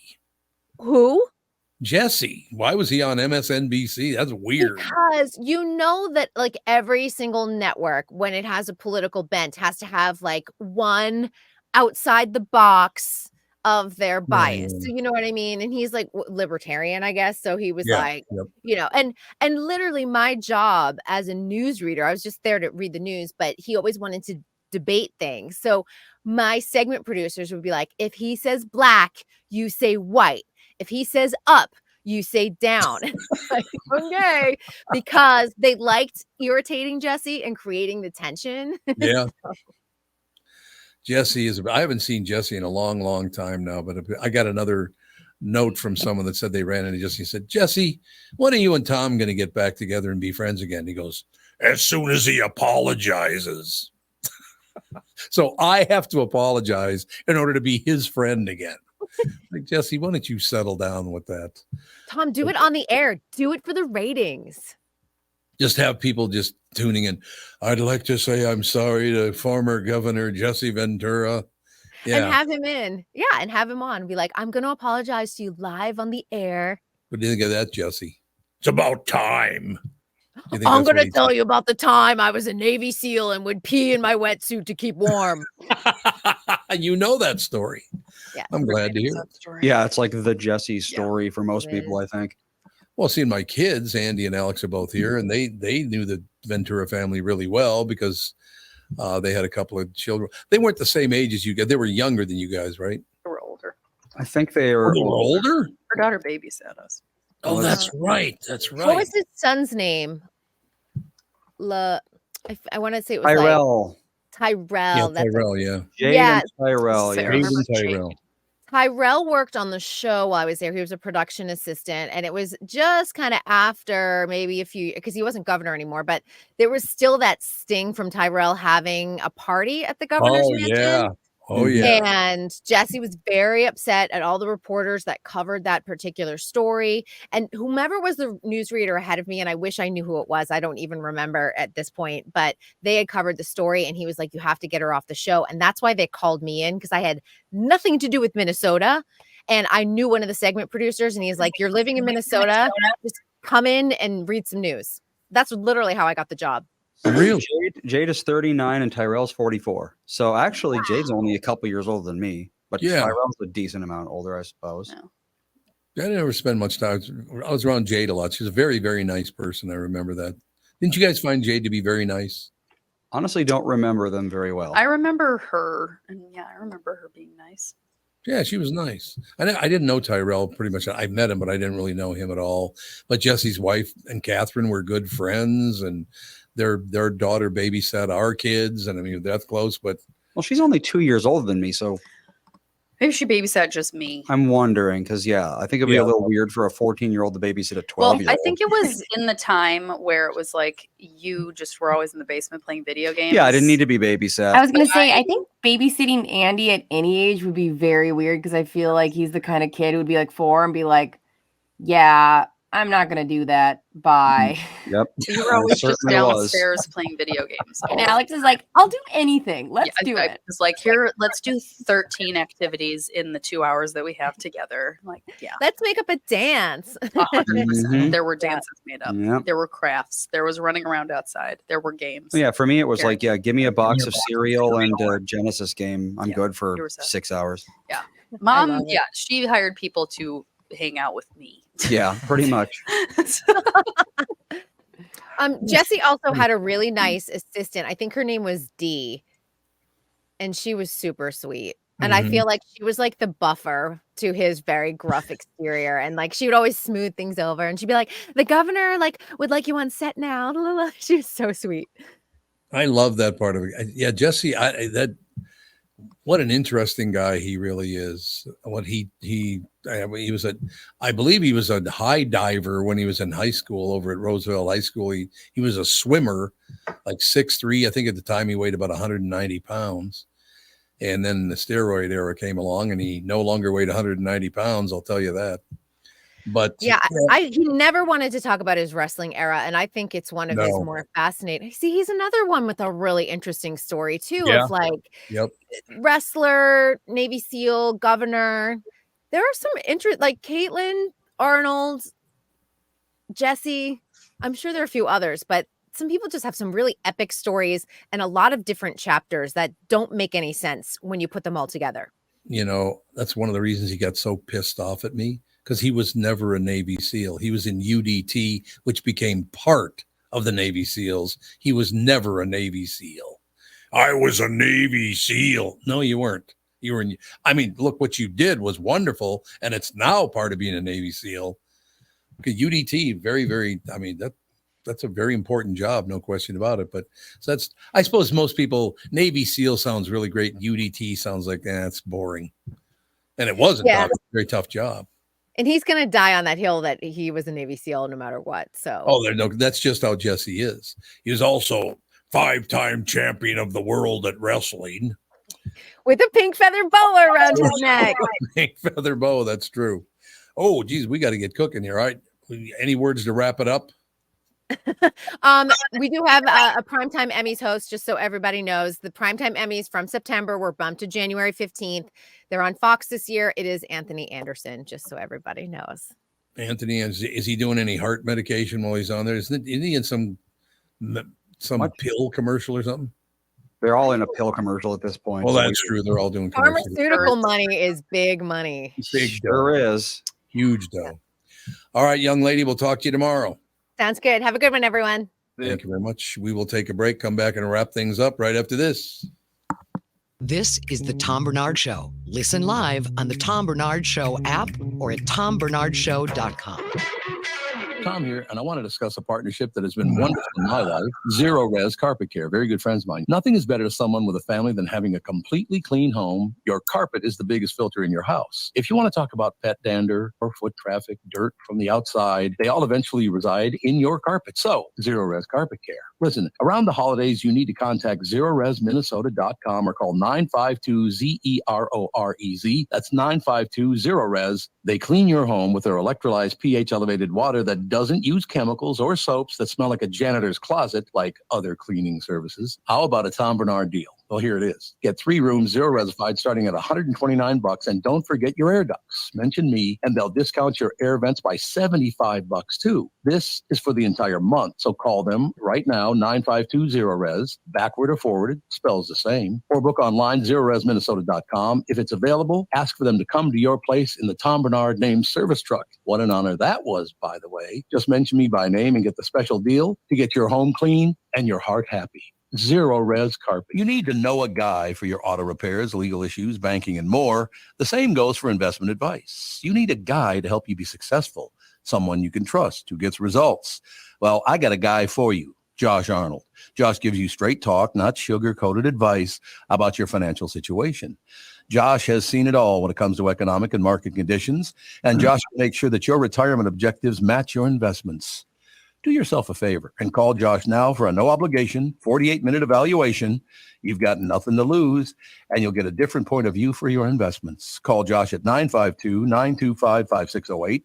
That is 952-925-5608. You'll be glad that you did. And tell him his guy, Tom, sent you. Investment services offered by Josh Arnold Investment Consultant, LLC, a security investment advisor. Past performance is no guarantee of future results. All investments involve risk. All comments and opinions are Josh Arnold's and do not constitute investment advice. Tom Barnard is a paid endorser. You know the song Kokomo? It's supposed to be off the Florida Keys, right? Hate to break your Beach Boys bubble, but that's a fictitious place they made up for the song. Fortunately for the rest of us, the Florida Keys island chain are as real as the taxes you have to pay in Minnesota if you're a resident. Now that's a reason to move south.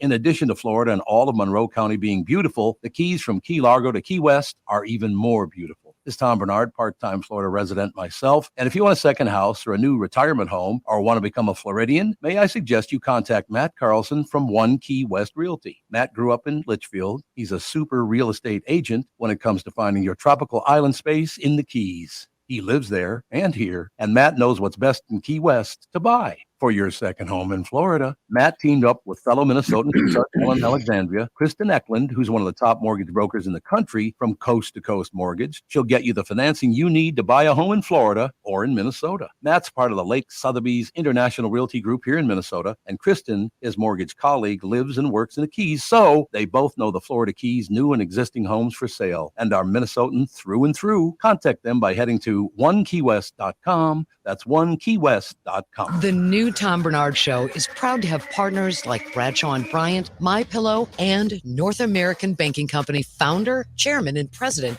Mike Bilski. I've advertised on Tom's show for years, and the reason is simple. My business is recognized because of the ads, and that recognition has created growth. What business doesn't want to grow?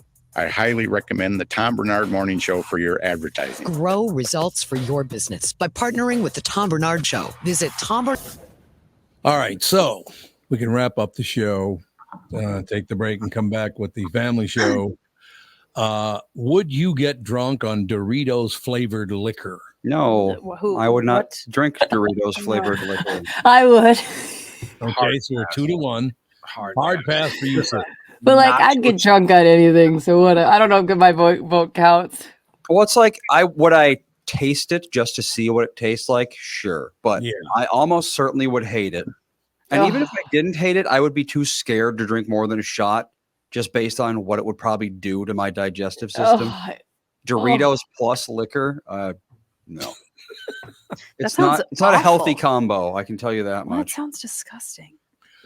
You've got a sophisticated palate when you're reaching for a shot of this. Doritos flavored liquor is now a thing that exists. A spirit company in Denmark called Empirical is behind it. They partnered with PepsiCo, so it's official Doritos liquor.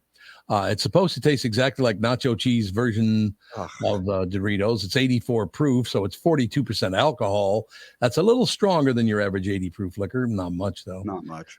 They're calling it an uncategorized spirit, but basically it's cheese-flavored vodka.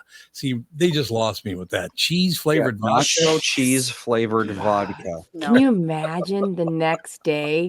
No. The Oh next day. Can you imagine the next hour? Yeah, I was gonna say. I feel like after 2, you'd vomit. Yeah, I don't know. most likely. What color is it? I don't know. Don't know. I don't want to know.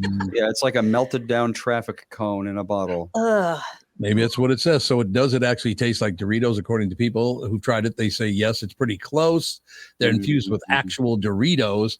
It also smells like Doritos. A writer for Food and Wine says it has a bouquet that's, quote, brimming with unmistakable tang of cheese dust. Oh, So did they like just soak Doritos in vodka? Or just like dissolve the powder in vodka, probably. Yeah, it's, what sucks about getting older is that like things affect you. I went to a girl Christmas party on Monday night, and I exclusively decided I was going to only eat brie that night. And I don't know why, like, because me and Gary barely get along. In the morning, it felt like I was getting continuously punched in the stomach. Oh Like, my God. Really? I know what you mean. it's like, I hate that now. I used to hear people talk about feeling sick after eating something. I'm like, I don't understand. And now I'm like, the choices I make have consequences, and I am just learning that. Oh God, the way I used to eat, I cannot even imagine eating that way anymore. I would literally, I would buy like one of those 20 packs of Slim Jims and just eat them all in 2 hours. Oh, the way you used to eat, it's just like, this is going to have repercussions down the road. I mean, it's got to. I don't know. I've never been able to drink a lot of alcohol without feeling sick, like pretty much immediately, not even the next day. It's like, as I am drinking, I go from like, oh, I've got like a buzz to like, now I just feel sick. Yeah. And that's a genetic thing. Sure is. Our mom's that way too. Your mom's that way too. Yeah. By the way, it also smells like Doritos. A writer for Food and Wine said it has a bouquet that's, quote, brimming with the unmistakable tang of cheese dust.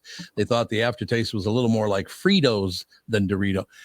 Are you kidding me? No, it doesn't taste like Doritos. It tastes like Fritos. Come on. It tastes like regret. It tastes instantly like regret. Bad choice. I like to imagine some like Fraser Crane-esque guy. The bouquet. Being like, just is that some talkie I taste on the on the back of my tongue?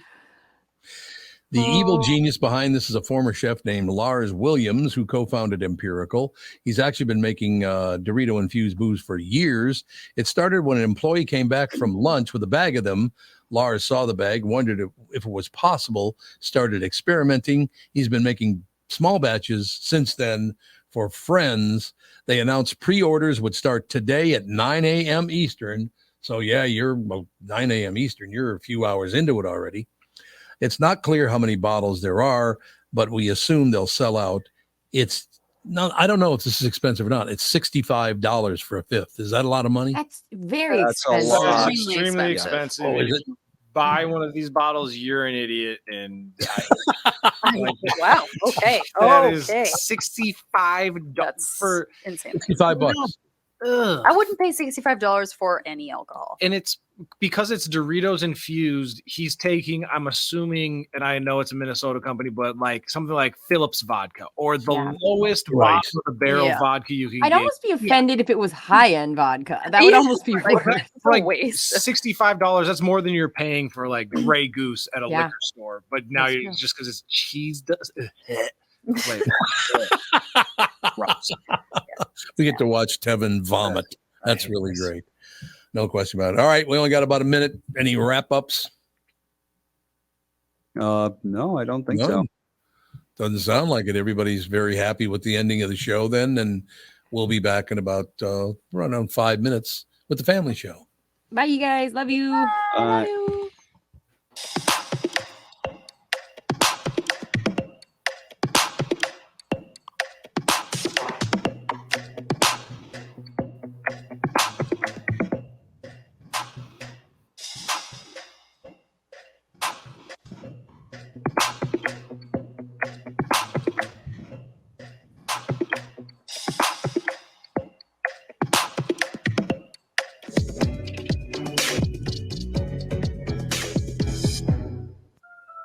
Why should your business bank with North American Banking Company? Here's Landon and Gavin Miller of D&B Plating. I've always been impressed with their speed of answers to our questions, and that has allowed us to expand and capitalize on opportunities in the market. North American Banking Company has never made us feel like a number. They've always treated us as a partner. For more information about North American Banking Company, go to nabankco.com or stop by any one of their Twin Cities locations. Member FDIC, equal housing lender. Guys, if you want to reignite your intimacy once and for all, listen. Just give Twin Cities Premier Health a call for a discreet and confidential in-office evaluation by their highly trained staff of medical professionals. Acoustic wave therapy sessions are 25 to 30-minute treatments with no pain, no downtime afterward. And right now, Twin Cities Premier Health is offering a free treatment and a free consultation when you book today. Receive this $800 value when you use code word TOM at TwinCitiesPremierHealth.com. You may know that age-related erectile dysfunction is most commonly caused by a buildup of plaque in the arteries that supply blood to the erectile tissue. Acoustic wave therapy can rescue your relationship and has been clinically proven to break up plaque. Definitely take advantage of this limited time special offer. Receive a free treatment and a free consultation when you book today. This is a savings of $800 when you use code word TOM at TwinCitiesPremierHealth.com. Be sure to use promo code TOM so we get credit for sending you. I wouldn't recommend a service like this unless I knew they could help you. TwinCitiesPremierHealth.com. The Tom Barnard Show is proud to have partners like North American Banking Company, Bradshaw and Bryant, and attorney and advertiser Dave Bielka. I've been advertising on Tom Barnard shows for years. I like Tom, not just because he's a good guy, but because the ads I run on his show bring me new clients that are hurt at work and need legal help. Tommy B works for me. If you'd like to find out more about growing your business with the Tom Barnard Show, go to TomBarnardShow.com, keyword partner. Jim Paul of Valley Buick GMC has a mutiny on his hands. His sales crew said they've had it brooming snow off the new Buicks and GMCs, then warm them up, move them to plow, and repark them again. He even overheard them cooking up an alternative plan, a sale. This is crazy. Why don't we just mark them down and sell them? This is getting real old to be out on that lot in this sub-zero weather. That's right. Everyone we sell is one less to broom. I heard we're supposed to get 6 more inches tomorrow. I'm 5'6". How am I supposed to get the snow off the roof of a pickup? I'm Jim Paul, and well, car dealers do have all kinds of crazy sales. This idea probably makes more sense than most. There's plenty of inventory, so okay, the crew has decided. Now we're talking. So then it's official. The We Don't Want to Broom snow sale is in full force at Valley Buick GMC in Apple Valley and Hastings. Snowy inventory priced real right at valleycardealers.com. I'm so happy to welcome back our longtime friend, Sabre Plumbing, Heating, and Air Conditioning, to the show. I've known Steve, the owner, for many years, and I completely trust Sabre to keep my house comfortable. Why? Sabre does everything the right way, and they always put the customer first. I love the team at Sabre because their service experts are experienced NATE certified technicians, not salespeople. Their pricing is completely upfront, and they fix only what needs to be fixed, nothing more. Sabre is dedicated to giving customers what they need, when they need it, at the fair price, keeping your family safe and comfortable without breaking the bank. Give Sabre Heating and Air Conditioning a try. I know they'll take care of you just like they've taken care of me and my family. Whether you need a new Bryant furnace or air conditioner replaced, or just simply need a service call to get you going again, go to saberheating.com. That's SABRE heating.com. Sabre and Bryant, whatever it takes.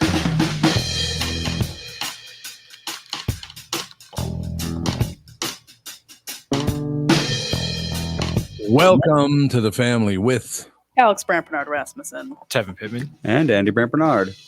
And Catherine Brandt. Yeah, She's not in here yet. She's coming. She's coming. She's just looking at property taxes and why it looks like they overcharge us on property taxes about $2,000 a year for about, 10 years. Well, good luck getting that back. Yeah. Yeah, that's exactly what she said. Well, we'll never see that again. So what are you going to do? I do have to read this now. Tevin, have you, we already asked you about this. Tesla recalls millions of vehicles amid probe into autopilot crashes. Millions? Yeah, millions. 2 million was the number I saw. That has to be like all of them. Yeah. Nearly all vehicles sold in the U.S. Yep. Wow, all that's Tesla vehicles. Nearly every Tesla in the U.S. has been recalled. That's not good.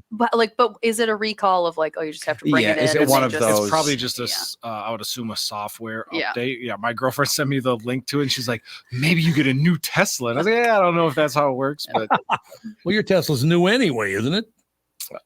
It's new-ish, new to me. How old you have is a Tesla? Yeah. Oh, how old is it? Mine's 2019. Which model? I've got the Model 3 Performance. 3 is the. It's I like honestly don't know the difference. It's like the small one, like the normal like sedan size. Yeah, it's a sedan. That's a good looking. The reasonable one. Yep. Yeah. Mm-hmm. So apparently, it has to do with the system that ensures drivers are paying attention when using autopilot. Right. So it's not the autopilot itself, because auto steer and that sort of thing aren't designed to be like, Jetsons style. You just get in the car, say, hey, take me wherever. And it'll, Right. You still have to be paying. You still have to pay attention. But apparently people are under the impression that they don't have to pay attention. So auto steer is running into things. And apparently that's Tesla's fault, because the car isn't like punching them with a clown boxing glove repeatedly until they pay attention. Well, so I was driving Dad's car for a little bit, and it's a Ford, so it has Blue Cruise, which is like it drives itself thing. Do you sit down in your thinking chair and think? Exactly. And so when it's happening, it says like, keep your eyes on the road. And if you're looking at something else for too long, it like beeps at you and says, watch the road. Mm-hmm.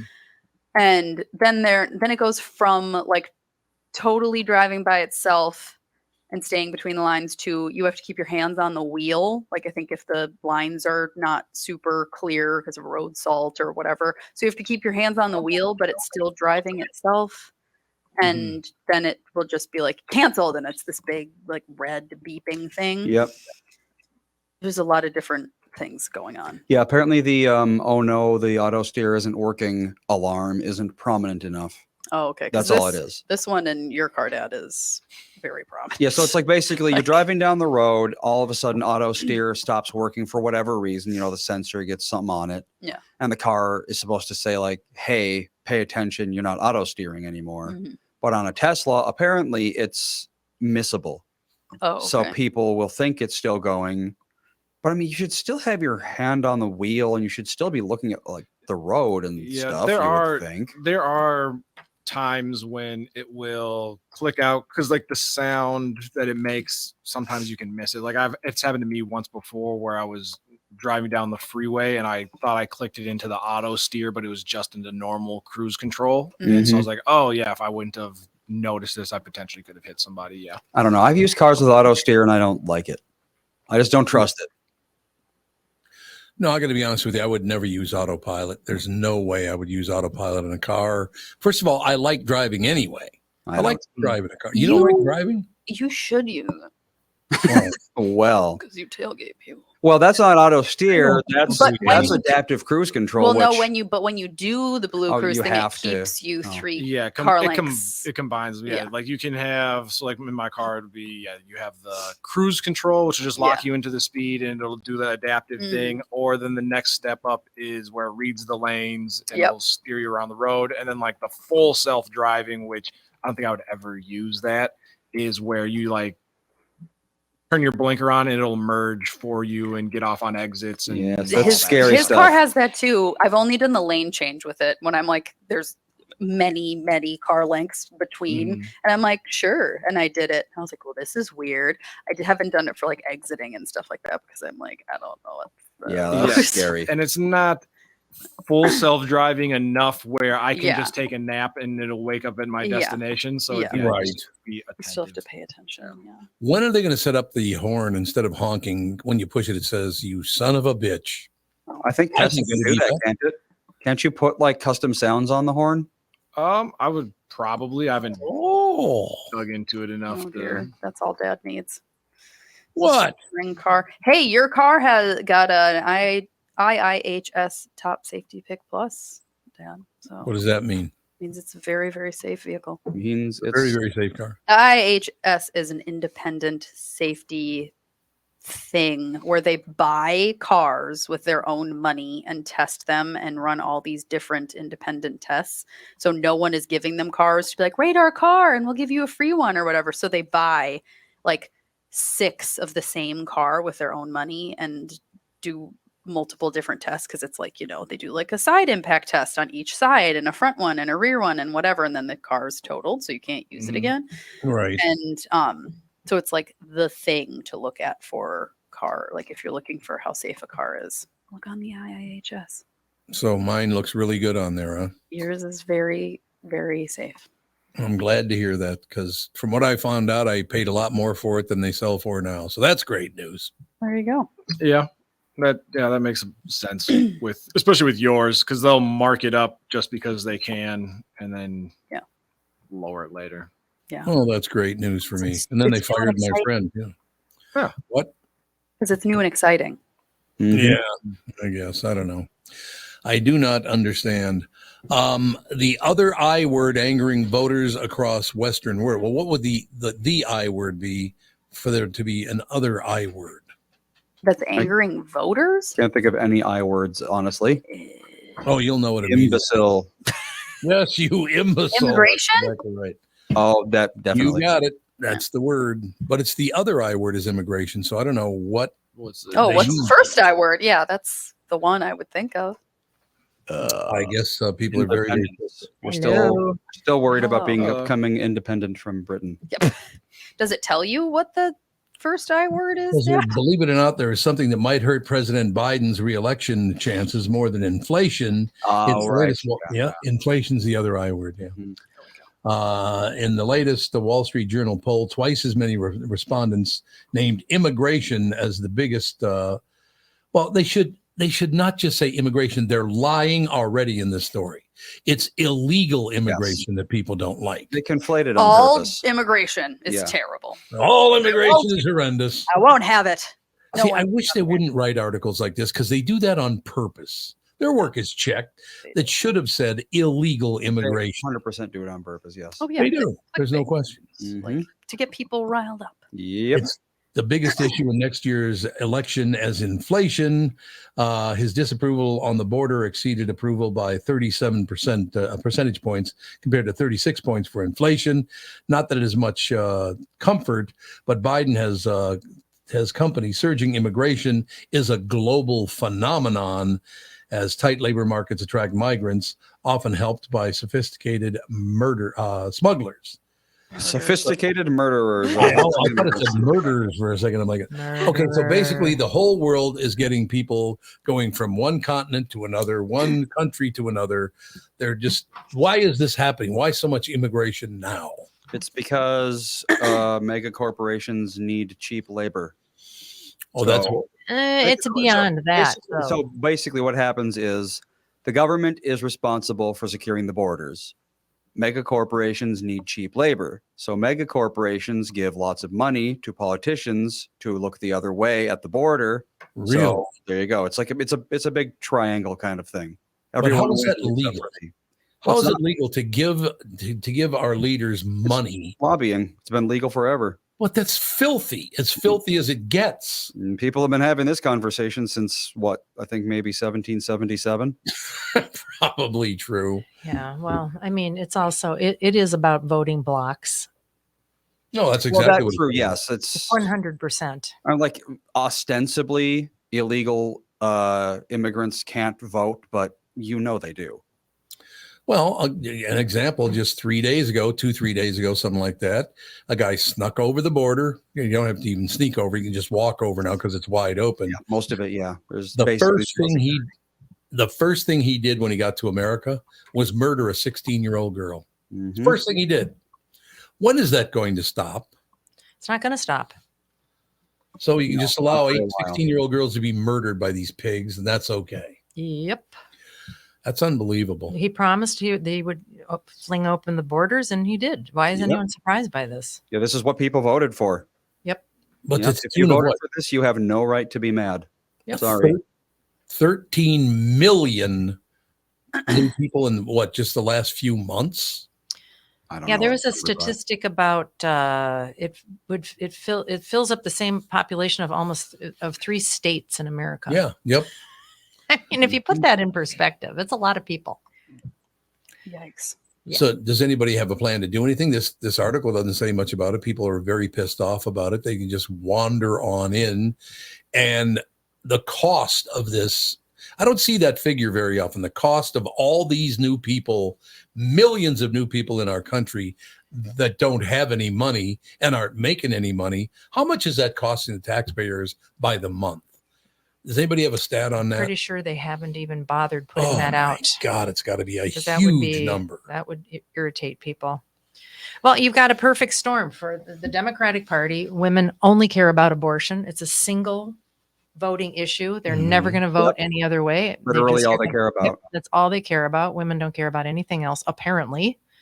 And you've got the Republican Party that doesn't know their ass from a hole in the ground because they can't work together. They can't come up with a cohesive plan for anything. They're all too busy trying to prove which one of them is the least like Trump. Yeah, that's true. Yeah, I mean, we just have a mess. There's just a big old mess. Mm-hmm. Why do we as citizens allow this to happen? Why can they keep why can they even get the money in the first place? Why don't we do something about it? Because when you're in charge, you can do whatever you want. Oh, God, unbelievable. Unbelievable. Well, that Menendez guy, he didn't do too well. He must have done something really bad well, first of all, didn't he have a bunch of gold bars in his house? Who's Menendez? That's the guy just got kicked out of Congress. Oh, that guy. I think he's in New Jersey. Yeah, something like that. New Jersey. New York or New Jersey, yeah. Bob Menendez? Yeah. Gold bars sewn into his suit jacket. Sewn into his suit jackets, exactly. Oh my gosh, he's like a cartoon criminal. Yeah, for real. And I saw somewhere that those gold bars originated from some sort of heinous crime or act. Gold bars usually come from crime. I was going to say, where do you even get a gold? Like, how do you? It almost seems like the only purpose of creating a gold bar is so someone can steal it and like use it to control a small country or something. Yeah, that's just like a weird crime. Yeah.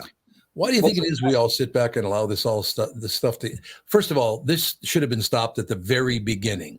Why didn't the people stand up and go, no, we cannot do this. It's a slow boil. It's not like all of a sudden they were like, okay, we're gonna be corrupt now. It's just like small what's the word I'm looking for? Concessions over time. It's like, oh well, it's just this one little thing they want to be able to do. And then next week, it's just one more thing. It's like, if you're carrying a bag of sand and I'm like, can I put one more grain of sand in there? You're not going to say no because it's just one grain of sand. But right. Over time, I end up putting an extra million grains in there and it gets awful heavy, but you didn't notice it happening. It's like the giving tree. Yeah, basically. It's like the reverse giving tree, the taking tree. Yeah, the taking tree. Even the people who show up at the borders have their own zone to show up in. Like the Mexicans come through one entry and the people from Africa come through a different entry. And then there's a third entry. It's like, how do they even, because the UN is coordinating this. Good God. They are that's who's giving the $5,000 gift cards to people that come here. Well, I still want to know if we're such a horrible country. Do I go through for this gift card? We've talked a little bit more on this show than ever. It's unbelievable. We got to watch this. It's really getting bad. Anyway, so what? The one time? What? Okay, I guess the show's over then. Yeah, it could be. No, seriously, we just got to be careful with that. There's a lot of talking over one another. So what were we talking about? Immigration? Yes. Okay, so once again, if we're such a horrible country, why does everyone want to come here? That is a good question. I don't know the answer to that. I guess the countries they're in are worse than ours. I guess. Well, yeah, if we're not going to communicate, let's just wrap up the show. I mean, seriously, you either talk it over each other or you don't want to talk at all. Just don't be yelled at. It's like there's going to be people talking over each other sometimes when you're not in the same room. It's just, it has to happen, and it's unavoidable. And it is avoidable. No, it's not actually. It happens, and we just need to kind of be able to let it go. Yeah, when you got delay from being over the internet, it's, what can you do? And not the physical, like I'm looking at you and talking to you, and it's just, it happens. And you're looking right at me. What are you talking about? Is there a big delay? No. It depends. It's up to probably half a second, maybe a second, but I mean, that's enough. Because I'm watching your lips, and when it sounds like you're talking at the same time, I mean, like but the delay is going to be the same on the screen as it is in your ears. It's not a desynchronization. It's a delay of the signal getting from one place to another. There you go. All right. What else do you want to talk about other than immigration? We'll talk about how sick all children are right now. Because what? So why? Because it's always this time of year, because everybody's getting together for things and spreading everybody's germs. I have 27 kids in font class. 6 were gone yesterday. We had to report to the Board of Health because 20% of our students were out of school on Monday. Jeez. Didn't this happen just before Thanksgiving too? There was a public school in Bloomington that shut down just before Thanksgiving, but that was because of norovirus.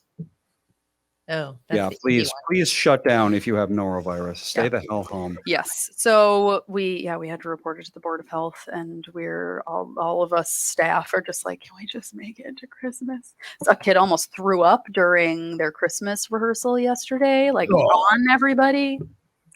Oh, what were you watching the other day, Tom? There was this little girl in this little costume, and she was doing her thing, and she was so cute, and all of a sudden she just starts hurling. Yeah, that happens. Seems to happen a lot.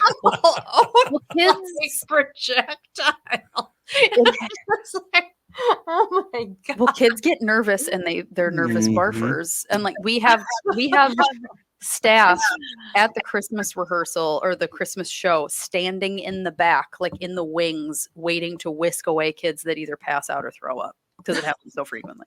So what causes that? Why do they throw up? Because they're nervous. Yeah. Well, I don't know. You see people passing out at like weddings and stuff like that all the time. Because they don't bend their knees. It's like, is that all it takes to make them pass out? It's like nerves. Weak heart. They're not drinking enough water. They're standing up like straight and not breathing, because it's like a serious thing. Everybody's like, we have to be super serious when they pass out. Yeah, I don't know that it's just the bending the knees, because I remember in being a little kid and not wanting to sing in our choir concert, and I was like, I'm just going to lock my knees up until I pass out, and then I get out of this. And I never passed out. So it's got to be something more than just not bending your knees. It's a culmination of things. Like I thought it was mostly when the grooms were hungover from the night before. Well, that's probably a lot to do with it. And stuff that they passed out because they were hungover.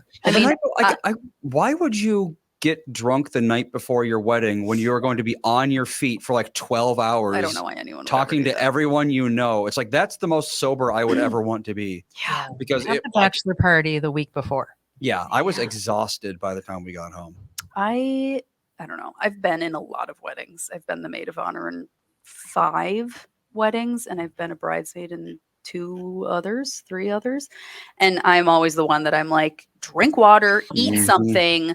Like I'm momming everyone, because I'm like, a lot of women don't eat during, because they're like getting their hair and makeup done, and it takes hours, and everybody's exciting, and they're drinking mimosas, and I'm like, you need food in your stomach, you need to hydrate, because I will not have anybody passing out. And nobody's passed out in any wedding I've ever been in. So there you go. There you go. I'm just gonna take some credit.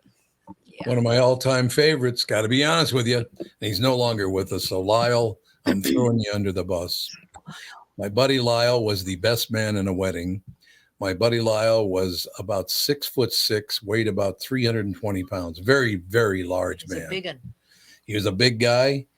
And when he passed out up at the altar, it was like the entire church started rocking. Oh, I mean, when he went down, it was like, holy God. So why, I mean, a big guy like that. So what causes people to pass out?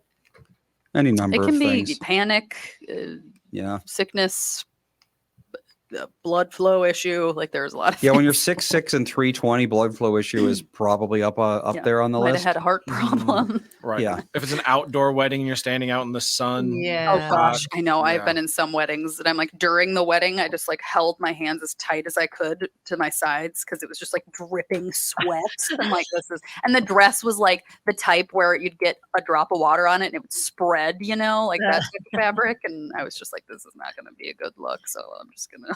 I don't know what it is too about churches. When I was a little kid, every single time I went to church, I felt like I was going to pass out. There was like no air in that church, and that was before everything was air conditioned. And it's Catholic churches too, because you're kneeling, you're standing, you're sitting, you're kneeling, you're standing, That's you're sitting, true. you're sitting, you're kneeling, you're Calisthenics. sitting. It's But I was a little kid. I should be able to do that stuff without feeling like I was going to faint. No, the worst thing, it's like you just get done like doing one of those 15-minute long songs, and he's like, "Everyone, please be seated.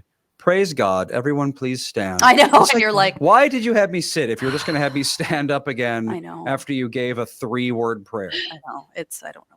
I know. At Vinny's wedding, it was like everybody was in these long gowns and all this stuff. The black tie wedding. So much sitting and standing. And kneeling. Some people did the kneelers, and I'm like, I'm wearing a floor length gown. I'm not going to be kneeling. I will just sit. I'll be fine. Yeah. Okay, so does any of this have to do with the bachelor party the night before? It's a bad idea to do that. I'm sure a lot of people still do it. I don't know anybody that has. Although I've heard of like, oh yeah, the groom showed up still drunk from the night before, but it wasn't because of his bachelor party. It was just because he was nerves. Yeah, trying to calm your nerves, trying to get to sleep. I was sure I wasn't going to be able to sleep the night before my wedding. I was like, I'm going to be up the entire night, but I actually slept pretty well. There you go. So I don't know. Indicated you'd be happy getting married, so that's good. There you go. Well, but it's like, I don't know. It's still, you worry about like, oh, what if I say the wrong thing, or what if something goes wrong? There's a million things to worry about at a wedding. And none of it happened. And that's true, and none of it really There you go. happened. Okay, I have to go.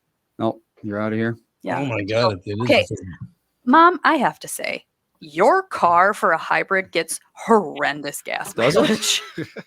I have drove from my house to here to my children's school, which is a mile from my house. So my house to here is 18 minutes. Okay. Back to the school, which is 18 minutes, to my house, almost a quarter tank of gas. What? No. Swear to God. Well, Yes. the tank only takes like 10 gallons. Did you have to refill your tank every 2 hours when you were driving it home from Florida? No, I don't. Every 4 hours, about 3 to 4 hours. Yeah, that's nuts. 4 hours? That's well, That's normal. That's what we did. But that's what we did when we were driving. Maybe whatever. it gets a lot better on like only freeway. I don't, but I'm like, Yeah. I have not been 38 driving miles to a the ton. gallon.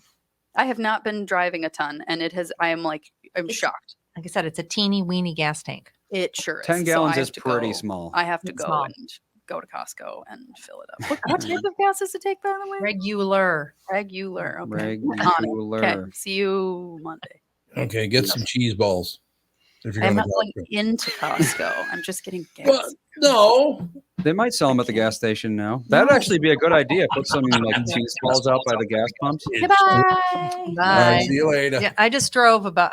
I just drove about 20 minutes west, and the gas was by 50 cents difference. Yep. Between I just noticed that like last week. I little was bit. like, we were in Dayton, and I was like, the gas is like 30 cents cheaper than at home. Why is that? Great question. I'm sure there's some explanation. I'm sure there are people whose entire lives are dedicated to finding out exactly how much you should charge per gallon down to the cent, depending on where you are, proximity to a highway, throughput of that, road. I know, but I mean, proximity to a town. within 6 blocks, there was a difference of 50 cents a gallon. Well, that doesn't make any sense. Yeah, that's drastic. Yeah. I don't know what's going on. I did not identify the company with which that you used here, but earlier on in the show today, I think it was on the in the first couple of hours, I pointed out that you shipped a pair of shoes somewhere and it cost $80. Oh, UPS is an outrage beyond belief. Apparently she's going to name him. I'm naming and blaming and shaming on that one. I was like, wait a minute. How can I get a $6 item from Amazon? And I mean, I have Amazon Prime. I hate Amazon, but I love Amazon. What is that a month? What is Amazon Prime a month? Is it 15, 20, something 15, like that? 20, okay, so you get something that was worth $10. You don't like it. You send it back, and there's no shipping. Mm-hmm. A pair of little kids' shoes. They were accidentally sent here. They were supposed to go to Alex's house. So I go to UPS. I'm thinking, what's it going to cost? Maybe $15 to ship it back. It's $80. $80. Probably more than the shoes were worth. I should have returned the shoes. Yeah. And reordered the shoes and had them, because they aren't paying $80 to send a pair of shoes. No. Why am I paying $80 to send a pair of shoes? Because they know you'll pay it. And isn't UPS in the news now because all of their drivers are making like $200,000 a year? Like something I astronomical. can see why. Yeah, so that's probably why. Some guy pulls up in a lifted supply van with gold rims. Because Deliver doesn't your package. Amazon contracts with the post office and UPS, right? Pretty much anyone can deliver for Amazon, I think. Yeah, it's and like whoever would be the most economical in that area, they'll send the package to. Well, they're not paying $80 for a pair of kids' shoes. No, I Yeah. don't think so. I couldn't believe it. I almost wanted to tell him to go fly a kite, I could have just probably put it in the mail for a lot less money. Yes, you could have. But she may not get it then. Yeah, but that was the thing. As a matter of fact, I was talking to a woman about this very thing, and she said where she lives in the apartment building, they have a big dumpster out back where you put your trash and all that stuff. Mm-hmm. She claims she sees mail delivery people dump their mail in there all the time. They just dump it in the trash and don't deliver it. Well, on that Nextdoor app, it's just, it's mostly, it seems like more retired people just complaining about everything. But they're like, we don't get our mail but once a week now.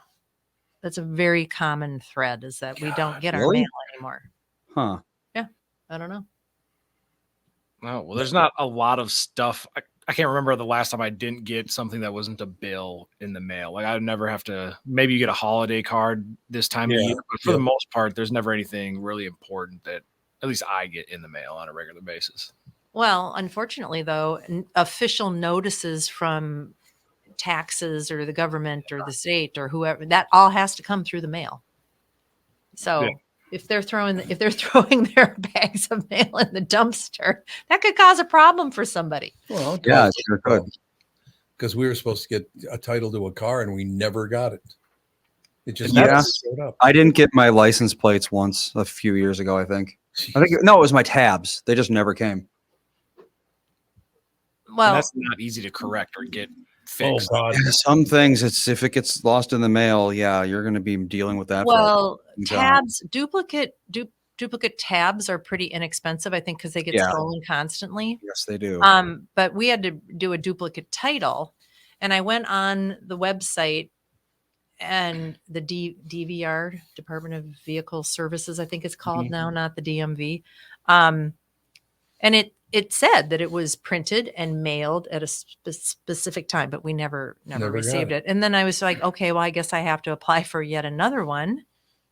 So somebody's out there with a fake Ford Mustang title that doesn't belong to them. Especially if you have like buying a new car, it takes forever to get your title switched over, because like when I worked at Walzer, like our upstairs filing system, it's just a mess of paperwork. And so I assume every dealership is like that, because you're trying to keep track of all these titles and whatever else to get things signed over. So yeah, everything takes an extra month, it feels like, to get accomplished. Oh, well, I sent them an email, and first of all, I can't on the website find the form for I need a duplicate title. It is, I swear it doesn't exist on where they said it is. I have spent 15 minutes looking for this stupid form. I've searched duplicate title, nothing shows up. Just the word title, nothing shows up. I can't figure it out. So I sent them an email and I said, we never received it in the first place. Can you send me an application? And of course, they're looking at emails in the order of which they are received. So that could be a month before I even get. They really want you to go pull a number and wait in line. Yeah, I don't want to do that. Officer Dave just called in. He isn't patched through because we've already moved on. He just wanted to quickly relay that apparently, he was on the honor guard or is. And he said that it is just locking your knees can do it. They're taught a specific way to stand because they can sometimes be standing for hours at a time. Oh, sure. And if these people, they're in good physical condition, they lock their knees up and within minutes they're on the ground. Okay, so it must just restrict some blood flow to some artery or something. It makes any sense. Yeah, I guess. It's got to be like the femoral artery, like gets pinched or something like that. Is there any explanation you could find? Yeah, it looks like basically just blood flow. Once your knees are locked, somehow the blood just pools in your legs, and then eventually you don't have enough in your brain, and you fall over.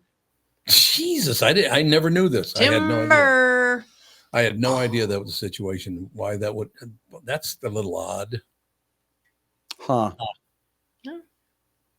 I guess. And then Joe from Louisville just sent a thingy. Al Michaels has been removed from NBC's NFL playoff coverage. Oh yeah, I saw this. What happened? They replaced him with Mike Tirico. But it says Noah Eagle here. He might be on the broadcast, I guess, but Mike Tirico took his spot on a different broadcast, I guess, earlier this year. And then now I forget who he was with, but he got a lot of backlash because there was a game that was very exciting, but Al Michaels and I think it was Tony Dungy was on the call with him, and they were very kind of just monotone, not excitable, and people kind of got upset. And so now they're asking Al Michaels to step down. Time to retire, maybe? Yeah. Over being boring?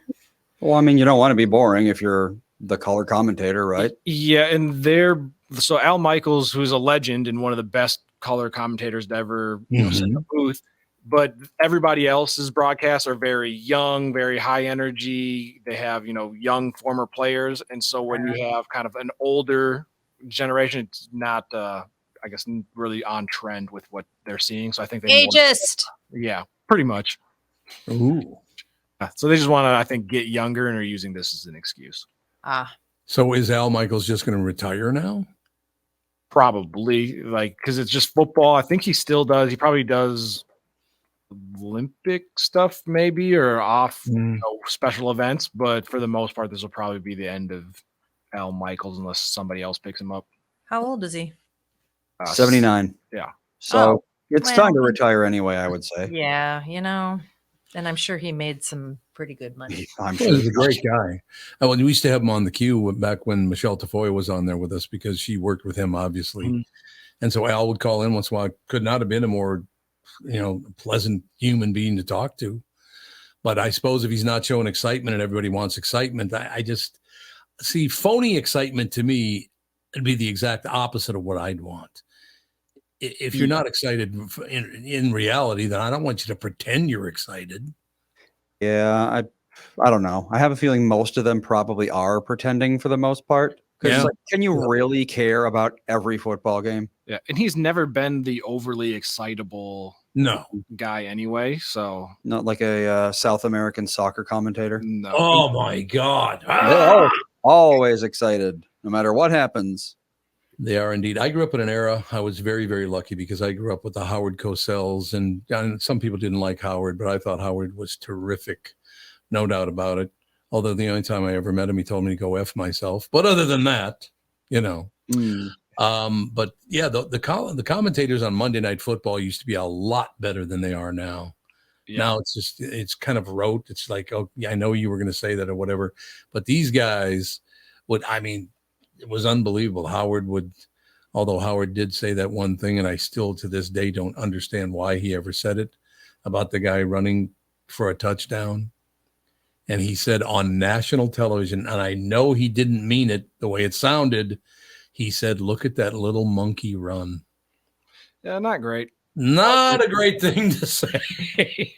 And because when you get a great, who's it? Iron Eagle Iron Eagle, I believe it was. There was a streaker at a game, and the guys, they don't show the guy on camera because they don't want to give him the publicity, but Iron Eagle like commentates the whole streaker incident, and it's probably the most hilarious audio. Really? Yeah, he's like, the guy's on the field. He's bare-chested to the 20, the 30. They're not going to catch him. And it's like bare-chested specifically. Yeah, it's like a 60-second clip of him commentating this guy running all on the field, and it's just absolute gold.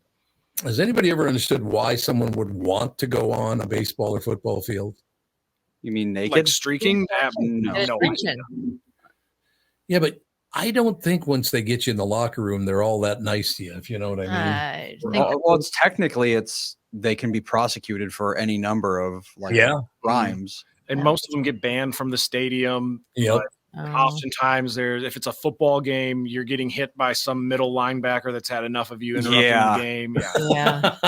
Yeah. Well, it's like you have to consider, it's like, are these people...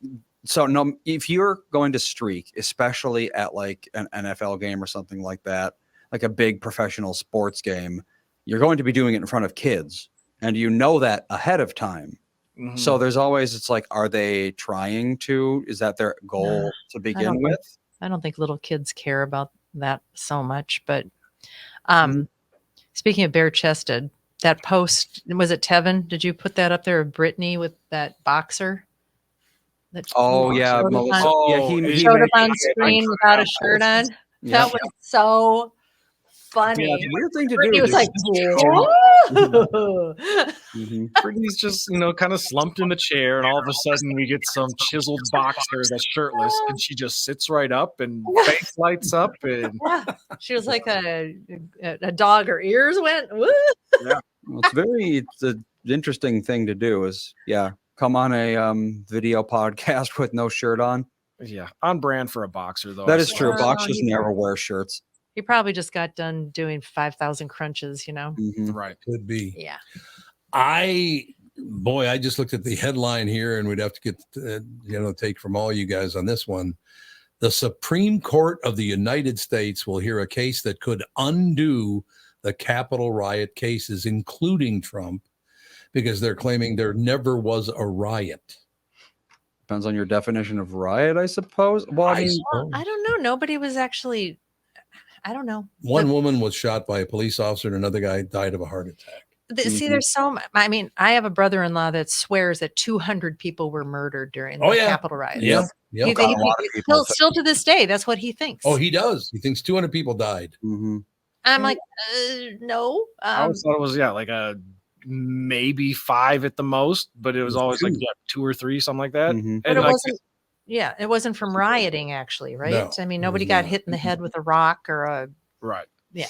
And I guess we're just arguing what the definition of a riot would be, because I guess if a group of people break into the Capitol, I don't know what else would you call it. Yeah, I mean, I would call it a riot, but my bar for what is and is not a riot is actually pretty low. Then they don't call what happened in Minneapolis a riot. I would call that a riot too. Absolutely. It was 100% a riet, but they weren't calling it a riot. They were calling it a protest. Yep. Oh, I think the stuff at night definitely, was riots. Yep. And but a lot of people stuff happened during the day, riots as well. A lot of people like, it's that infamous CNN lower third, fiery but mostly peaceful protests. Right. Yeah. If there's fire involved, there's no peace. Fire is the opposite of peace, unless I guess you're, I don't know. And breaking things is not waving peaceful. around a lighter at like a Woodstock or something like that. There definitely were peaceful aspects of it at 3:00 in the afternoon when families and children were maybe marching. Right. But anything once you start breaking things and looting and it's a riot 1,000%. And how many people did die in Minneapolis during the riots? There was a few. Mm-hmm. It was single digits, but it was more than zero. Okay. I know that much. So probably more than the Capitol. Well, yes, definitely. Okay. The Supreme Court on Wednesday said it will hear an appeal that could upend hundreds of charges stemming from the Capitol riot, including, even though they put the word riot in there, claiming it's not a riot. Why would you put that word in there then? They like that word. Including maybe it's branded that way. Capitol riot TM. Yeah, it could be, including against former President Donald Trump. The justices will review an appellate ruling that revived a charge against 3 defendants accused of obstruction of an official proceeding. The charge refers to the disruption of Congress certification of Joe Biden's 2020 presidential election victory over Trump. That's among 4 counts brought against Trump in special counsel Jack Smith's case that accuses 2024 Republican presidential primary frontrunner of conspiring to overturn the results of his election loss. Trump is also charged with conspiracy to obstruct an official proceeding. The court's decision to weigh in on the obstruction charge could threaten the start of Trump's trial, currently scheduled for March 4th. The justices separately are considering whether to rule quickly on Trump's claim that he can't be prosecuted for actions taken within his role as president. See, that is the one thing that would be interesting, because do you know of one president that's ever been brought before the court for something he did while president? Because I do not think the president of the United States can be charged with a crime while they're president. They can't. They can. Can they? They definitely can. I think so. Nixon, that was Nixon's whole thing. He was going to be tried for the Watergate deal, and that's why he resigned, I think, because they were like, either you resign or we're going to try you while you're president. And if a president murdered somebody while he was president, yeah, you don't get you have to be. Yeah. You're immunity to the law. Might want to look it up. That's all I'm saying. I never thought we'd get to a point, or did you guys ever think we'd get to a point where the former president's up on charges, the current president's now up on charges, and the current president's son is now up on charges? What the hell is going on in Washington, D.C.? Well, I think that once that whole Russian collusion thing fake deal. And it was proven to not be true, and nobody suffered any consequences for bringing that up. Nope. I think all gloves are off now. I just don't think that there's going to be a president and a cabinet that is going to be anything but constantly harassed. Never again. I called this when they impeached Trump for the second time. I was like, this is the standard from now on. Yep. We're just going to crap all over every president for the rest of time. Yep. That's exactly. So it's like we're playing dirty. We're going to play dirty then. If they're not a member of your party, you can just go after them because you want to. Yeah. How disgusting is that? Yeah. I mean, the thing is, if Biden was taking money from Hunter, and it looks like he was, it looks like there's a paper trail. Mm-hmm. If that's true, and there are actually some consequences for at least Hunter, then maybe that's setting a precedent of let's not keep being filthy and taking money and stealing from people. I don't know. Maybe that will be helpful. I don't know. Yeah. Well, I think presidential immunity is a thing. It refers specifically to lawsuits, so civil cases. Okay.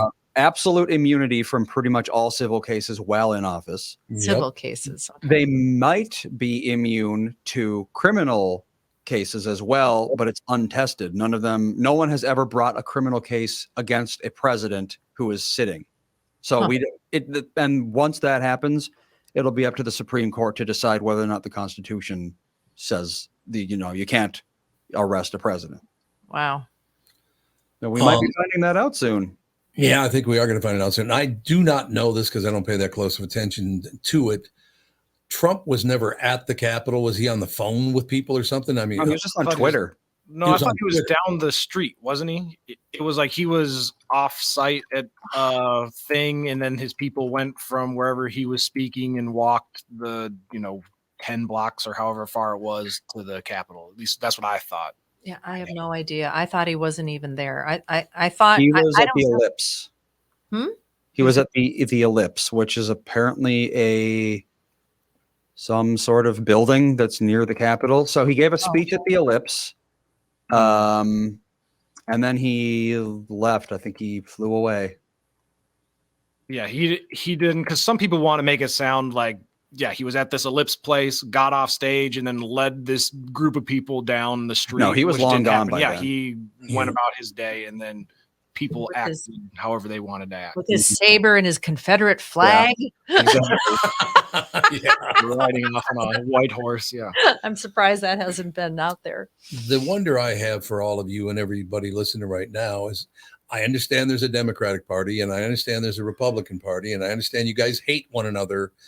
But do you really think it's a good idea to charge one former president, a current president, and the current president's son with these whoever started this, and I do believe it was because of the Capitol, and I don't know that it was a riot. Could that be called? Why are they calling it a riot? It depends on your definition of a riot. I mean, property was destroyed by people. What was destroyed? Property. I've seen pictures, like they broke a window or two and they like knocked over a bunch of furniture and stuff. So it's like at least some of the people there were rioters. They weren't all rioters, but rioting existed at the time at that place. That's basically all I can say. Beyond that, I don't really know. See, rioting to me at that level was always when they set something on fire. Did they ever set anything on fire? I don't know that they. No, I don't believe anything was set on fire, and I think it was just more of a things got curtailed, so it didn't get to. And I don't know that it was ever really in danger of being set on fire, but I think there should be some sort of consequence for somebody that breaks into the Capitol. Yeah, I agree, but whether you call it a riot or not, yeah. So there's this famous picture of January 6th that very much makes it look like the Capitol is on fire. Oh, really? But it's actually trickery. Oh. It's a very well-timed photo because what's happening is law enforcement had launched a bunch of tear gas at the crowd. Oh, sure. And the picture was taken just as a flashbang went off and illuminated the tear gas to make it look like flames and smoke. Wow. See, this. So when people see this picture, they're going to think, look, there's the Capitol is on fire. There's this massive conflagration. But actually, no, it was the police firing stuff at the crowd. And it looks like fire in that fraction of a second. See, and right there is what I'm talking about. We take things and blow them up. I never think they should have gone to the Capitol. I think that Trump should have shut up about that whole thing. But by the same token, all the stuff on the other side should have never happened either. I mean, if people think that an election was stolen, whether it was, whether it wasn't, if they think that it was right after it happened, and there's all this, there's evidence of it, they should protest. Right. But it's like, I don't know. It's okay to protest. I find it strange that, okay, so you basically think that we're living in a banana republic, stolen election, like third world country style. So your goal is your plan of action is to go to the Capitol without any weapons, break in, knock over some furniture, and then leave. Right. It doesn't make any sense. Tons of people had weapons, I guess. I heard there was almost no one with any actual weapons. Okay. Well, maybe a couple people, does Washington, D.C. have concealed carry? I don't even know. I don't know. I don't know anything about Washington, D.C. because I don't plan on going there. You were there. Well, yeah, that was 20 years ago, right? At least 20 years ago. Now, I don't know. Like I said, I just really wish that we could get some leadership in both parties. I always loved being a Democrat. I liked being a Republican when I was, but then they both changed, and all they did was take shots at each other. And I said, I can't be either one of these things. Once you get your parties under control, because you basically inspired all this with all your lying bullshit that you people do on a daily basis. All they ever do is lie. Both parties, all they ever do is lie about things. When can't we put a stop to that? Well, like I said, somebody's going to have to pay a consequence. There's going to have to be somebody held accountable, and it just has never happened. No, it just doesn't happen. You're absolutely right. I just until it does, we're going to be in the same situation over and over again. Yeah. And all right, go ahead. No, you're up. I was just going to say, and unfortunately, I think once somebody is held accountable, it's not going to make them change the way. Right. They're just going to go, well, now we're going to go lower to try and hold you to something accountable for something that is maybe lesser. So they're not going to change their ways. They're just going to continue to get more and more grimy, unfortunately. It looks like it. Andy, I know there's probably not going to be a clear situation here, but is there any stat on the percentage of times that elections, whether they're local, state, federal, whatever, across America, have had people cheating in the balloting? Because from what I understand, it's 100%. Yeah, well, that's, again, it depends on your definition of cheating, I suppose. Well, I mean, if we're talking about ballots that should have been thrown away but weren't, I would bet it's every single election ever. It's if you want your guy to win or your woman to win, they cheated. They have for a long time cheated. And I'm not saying that this forgives what they did at the Capitol that day. That's not what I'm saying. But to stand in horror that they accused them of cheating. Well, that's because there's been so much cheating in American elections over there, worldwide elections, not just America. The world voting is ridiculous. I think we have every right to know if somebody cheated, if there were ballots there that shouldn't have been there. Well, they said thrown away that never showed up. They said 2016 was stolen because of Russian interference. They said 2008 was stolen because of the birth certificate thing. 2000 was stolen because of hanging chads. I mean, every election is contested every single time because of some quibble that people have. So how is this not a new thing? So acting like the 2020, they stole the election, acting like this is like some brand new thing out of left field is very disingenuous. It is. They knew that almost every election, city, state, federal, there's cheating. It's just why this ever got this far. And I will blame Fox and CNN for that because they both take a side, the opposite side of every. I still think there are people. There's a guy from Fox and a guy from CNN that gets together and go, okay, well, I'm going to put you in an arm bar. So then you flip around and put me in a headlock. And I think they scam this whole thing. It's all planned ahead. Could be. I mean, and I'm not trying to forgive anybody for what they did in Washington, D.C. Trump can be a pain in the ass. Biden could be a pain in the ass. Hunter Biden could really be a pain in the ass. So I don't know. I really wish we could find somebody who would just like to serve the people. Wouldn't that be nice? Too much money to be made. Yeah, too much money to be made is the exact answer to this whole thing. I'll read some listener feedback. I'll pick this one in particular for no reason at all.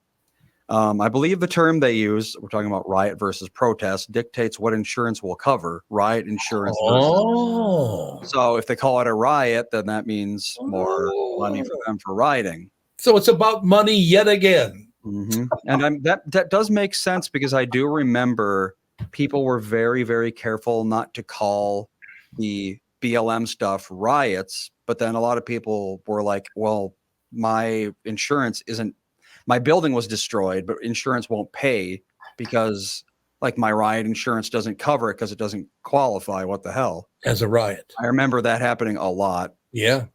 And Andy should know he's the best. Love the show, guys. Oh, here we. What, did you add that part at the beginning yourself? No, I did not.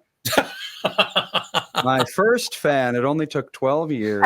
12 years for your first I had fan. one, but I don't know what happened to him. I look forward to having my second fan when I am, what would that be, 49 years old? 49. It'll be wonderful. And then we have another one.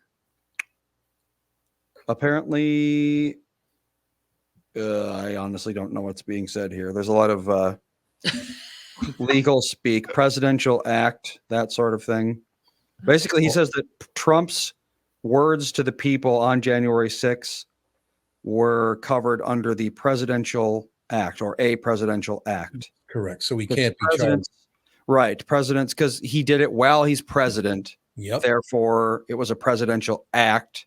Therefore, it can't be a criminal act. So it's like, Mom said, if a president murders someone, that's probably not a presidential act. No. But speaking to the people is a presidential act. So you're immune. And that's why, if he does get convicted of inciting a riot, it's going to go to the Supreme Court. And then we will learn whether or not presidential acts can also be crimes. And that is going to have some pretty severe repercussions depending either way they do it. Because if they say, in no uncertain terms, any presidential act can't be a crime, that means every president from now on is going to know this. And they're going to say, it's like, if I can call this a presidential act, then I can get away with it, basically, no matter what it is. Well, it's like all those stupid diplomats that can come into another diplomatic community. Yeah, they can do whatever they want. Yep. That's like, why do we let people do that? I know it is. Diplomatic immunity is one of those weird, I'm sure Lethal Weapon 2 probably exaggerated diplomatic immunity a little bit. Like you can't go around just murdering people and then going like, I'm a diplomat. What are you going to do about it?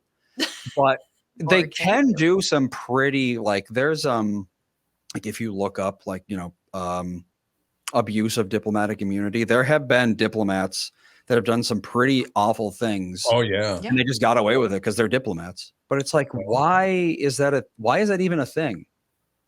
There was a case where a diplomat's son murdered somebody, but because he was a diplomat's son, they didn't charge him with murder. What? Yep, that was a long time ago. I remember that. I didn't know diplomatic immunity was transferable. Yeah, exactly. Shouldn't be.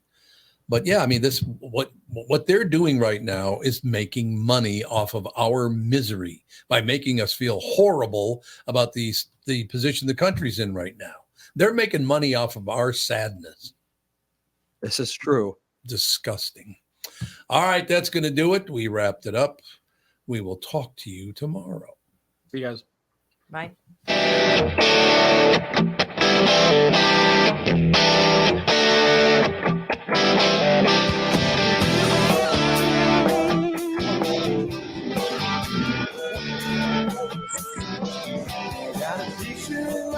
Reminds me of this was before. Every time I hear the same, reminds me how you talking.